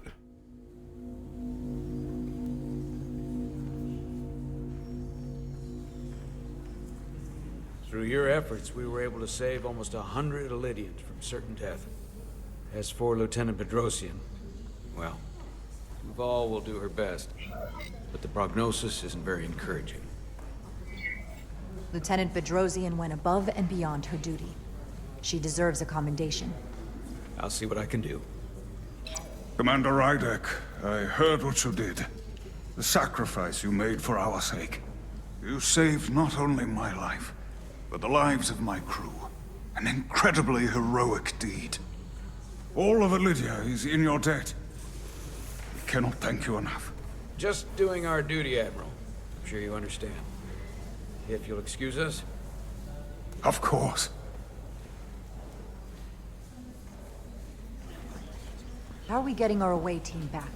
Ambassador Spock and the rest of the senior staff are waiting for us in the briefing room to discuss just that. I wanted a chance for you and I to speak first, given the circumstances. While protocol might suggest we alert Starfleet about our situation, missing crew, the data breach, possible threat from the Hatari, or Khan, I think we're better off keeping this to ourselves, under our control. You know what's at stake for me here, and what is at stake for you, too. I can't afford another mission gone wrong, and I'm really counting on your support. I don't want to raise a false alarm just yet. I have every confidence. It's not about you. Worse than it already is. I'm sorry, Captain, but this isn't about you. The lives of everyone who wears a uniform are at stake. I don't see it that way. We're ready in the briefing room, Captain. On our way. Is there any update on our efforts to trace the Zeldy's warp signature? Unfortunately, no. Somehow they were able to mask the signature and block our ability to track their trajectory. I'm also concerned about what went with them. A Taconian energy source. Sidron referred to it as the Cartabula. Yes, I've been analyzing your tricorder scans. This Cartabula is more powerful than any energy source on record. It disabled our ability to warp and likely created the ion storm. We have to find that ship. It could be anywhere by now. Literally anywhere. Starfleet can help. We should alert all stations to keep an eye out for that particular ship. You're saying we should warn the entire galaxy? Yeah. Calculate their maximum speed against a given time interval. That gives us an expanding radius of where they might be at different periods of time. We alert the stations at each radius at regular intervals. It's casting a wide net, but it's at least worth a shot. A sound approach. The Takan also compromised our systems when Petty Officer Maris stole data from our computer core. We're assessing what was lost as we speak. It's just too soon to say exactly what they had access to. Starfleet needs to know about this. We're not contacting Starfleet until we fully understand the situation. There are too many unknowns. They stole our data. That's reason enough to warn Starfleet. But the captain does have a point. It might be better to wait until we know more. We shouldn't take any chances. We should at least alert Starfleet that our system was compromised. I agree with Commander Rydek. We should let Starfleet decide how they want to handle it. And essentially tell them this mission was a failure before it's even over? No. That's not how we're gonna do it. Not on my I mean, the mission kind of is a failure. We're all in danger of like body snatching alien invaders from a superior technology. The Hotari think we violated our neutrality. Should let everyone know. Assuming the negotiations are off, we no longer have an official role here. We still have a responsibility to the Hotari and the Illidians. The Takan are a threat to both their civilizations. No. They're a threat to us all. The device Commander Rydek found in the Taconian Vault is an advanced delivery mechanism for a complex biogenetic transformation process. Meaning what, exactly? Not only are they bioforming innocent hosts, transforming them into Takan, they're taking the DNA and engrammatic data of a specific Taconian and displacing that of its host. It's a hostile takeover on a cellular level, bringing individual Takan back to life, one by one. Is there some way it could be reversed? That's exactly what I've been trying to find out. So far, it appears the answer is no. Once the Taconian takes control, the displacement of the host is irreversible. And the bioforming appears to be permanent. Petty Officer Maris called herself a scion of the Flame, but the computer had no information about it. She also shot the hell out of my ship as she escaped and nearly killed a few of our crew. So we know this about those scions. They're dangerous. The Takan have crossed a line. That much is certain. However, meeting with the Hotari could offer insight into their true intentions. Under the pretense of an apology for betraying their trust and trespassing on their territory. What if there are no Hotari left? If Galvin and Sidron were Takan, who else? The Queen? I think we would know if that were the case. We'll take every precaution. With the Cartabula gone, I can confirm we have regained warp capability and the use of our transporters. Excellent. Commander Ermot, see if we can arrange a meeting on Hotari as soon as possible. As Ambassador Spock suggested, under the pretense of an apology. Aye, Captain. Nice work, everyone.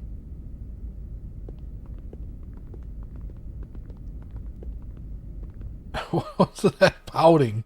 You're long overdue for a Diridium infusion. It looks like I am.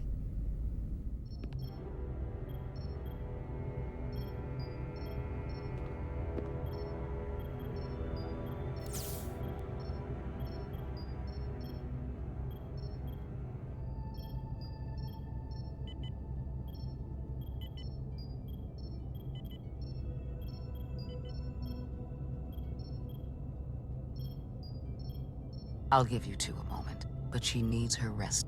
I understand. Commander Rydek? Is that you? I thought I heard your voice. I'm right here. Where? Before you say anything, I just want you to know I don't blame you for what happened. I heard that last transport made it through. That was our mission, to save lives. So, I'm glad it was a success. And Dr. Duval tells me she can get me my sight back. Eventually. I just hope this isn't the end of my career. I mean, next time you're working with a high-powered line, don't stick your face in it. You can't see what's coming. But this is all I've ever wanted to do. The latest advancements in vision enhancement are truly remarkable. I wouldn't be surprised if you came back better than you ever were. I just want to be able to see again. That's all I'm asking. All right, you two. Lieutenant Bedrosian needs her rest, and you have an infusion waiting for you. I will check in on you soon. I promise. I'm gonna hold you to it.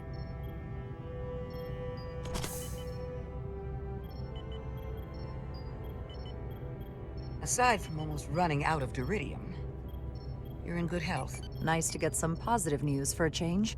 You, I don't worry about. The captain, however... Go on. You see it, don't you?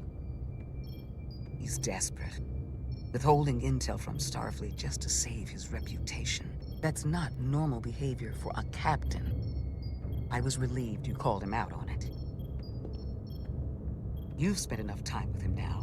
Seen enough of how he runs the ship. Oh, sorry. Something wrong. As the ship's doctor, I need to know. Don't sugarcoat it. You know I wouldn't.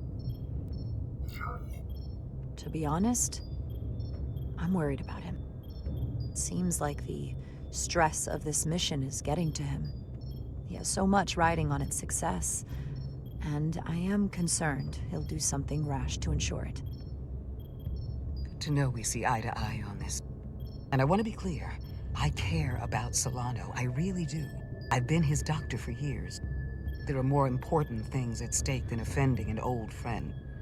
If it gets any worse, you know where to find me. Jara. Monitor your Duridium levels. I'll be right back. How's your wound? Like it was never there. I feel lucky you were there with me. Without you, I'd be, well... Thank you for saving my life. Even with the wonders of your technology, it wouldn't have mattered if you'd left me for dead. I should be thanking you. You took that disruptor shot for me. Without you, I might be the one in sickbay, or worse. Well, I couldn't just let you die. Not after all you did to help. I won't forget it. She kind of looks like a gremlin. We saw the truth down in those... Just saying. What Sidron and Galvin really are. Who they've become. The lengths they're willing to go to. What they did to that Lydian. It's hard to accept. That everything I thought I knew, so much was a lie. The horror of that underneath our feet the entire time. It's always better to know. No matter how awful, the truth is... Never know she's not wearing shoes either. She's just like toeless socks or foot wraps. Commander Rydek, you're needed on the bridge at once. What is it? The Hotari have agreed to meet.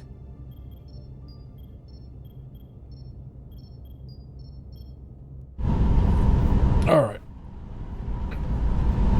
It's been almost 5.5 hours. I guess right now this is the start of a new episode. So if I stop right now, it'll start up right here. So that is what I'm going to do. Thank you guys for watching.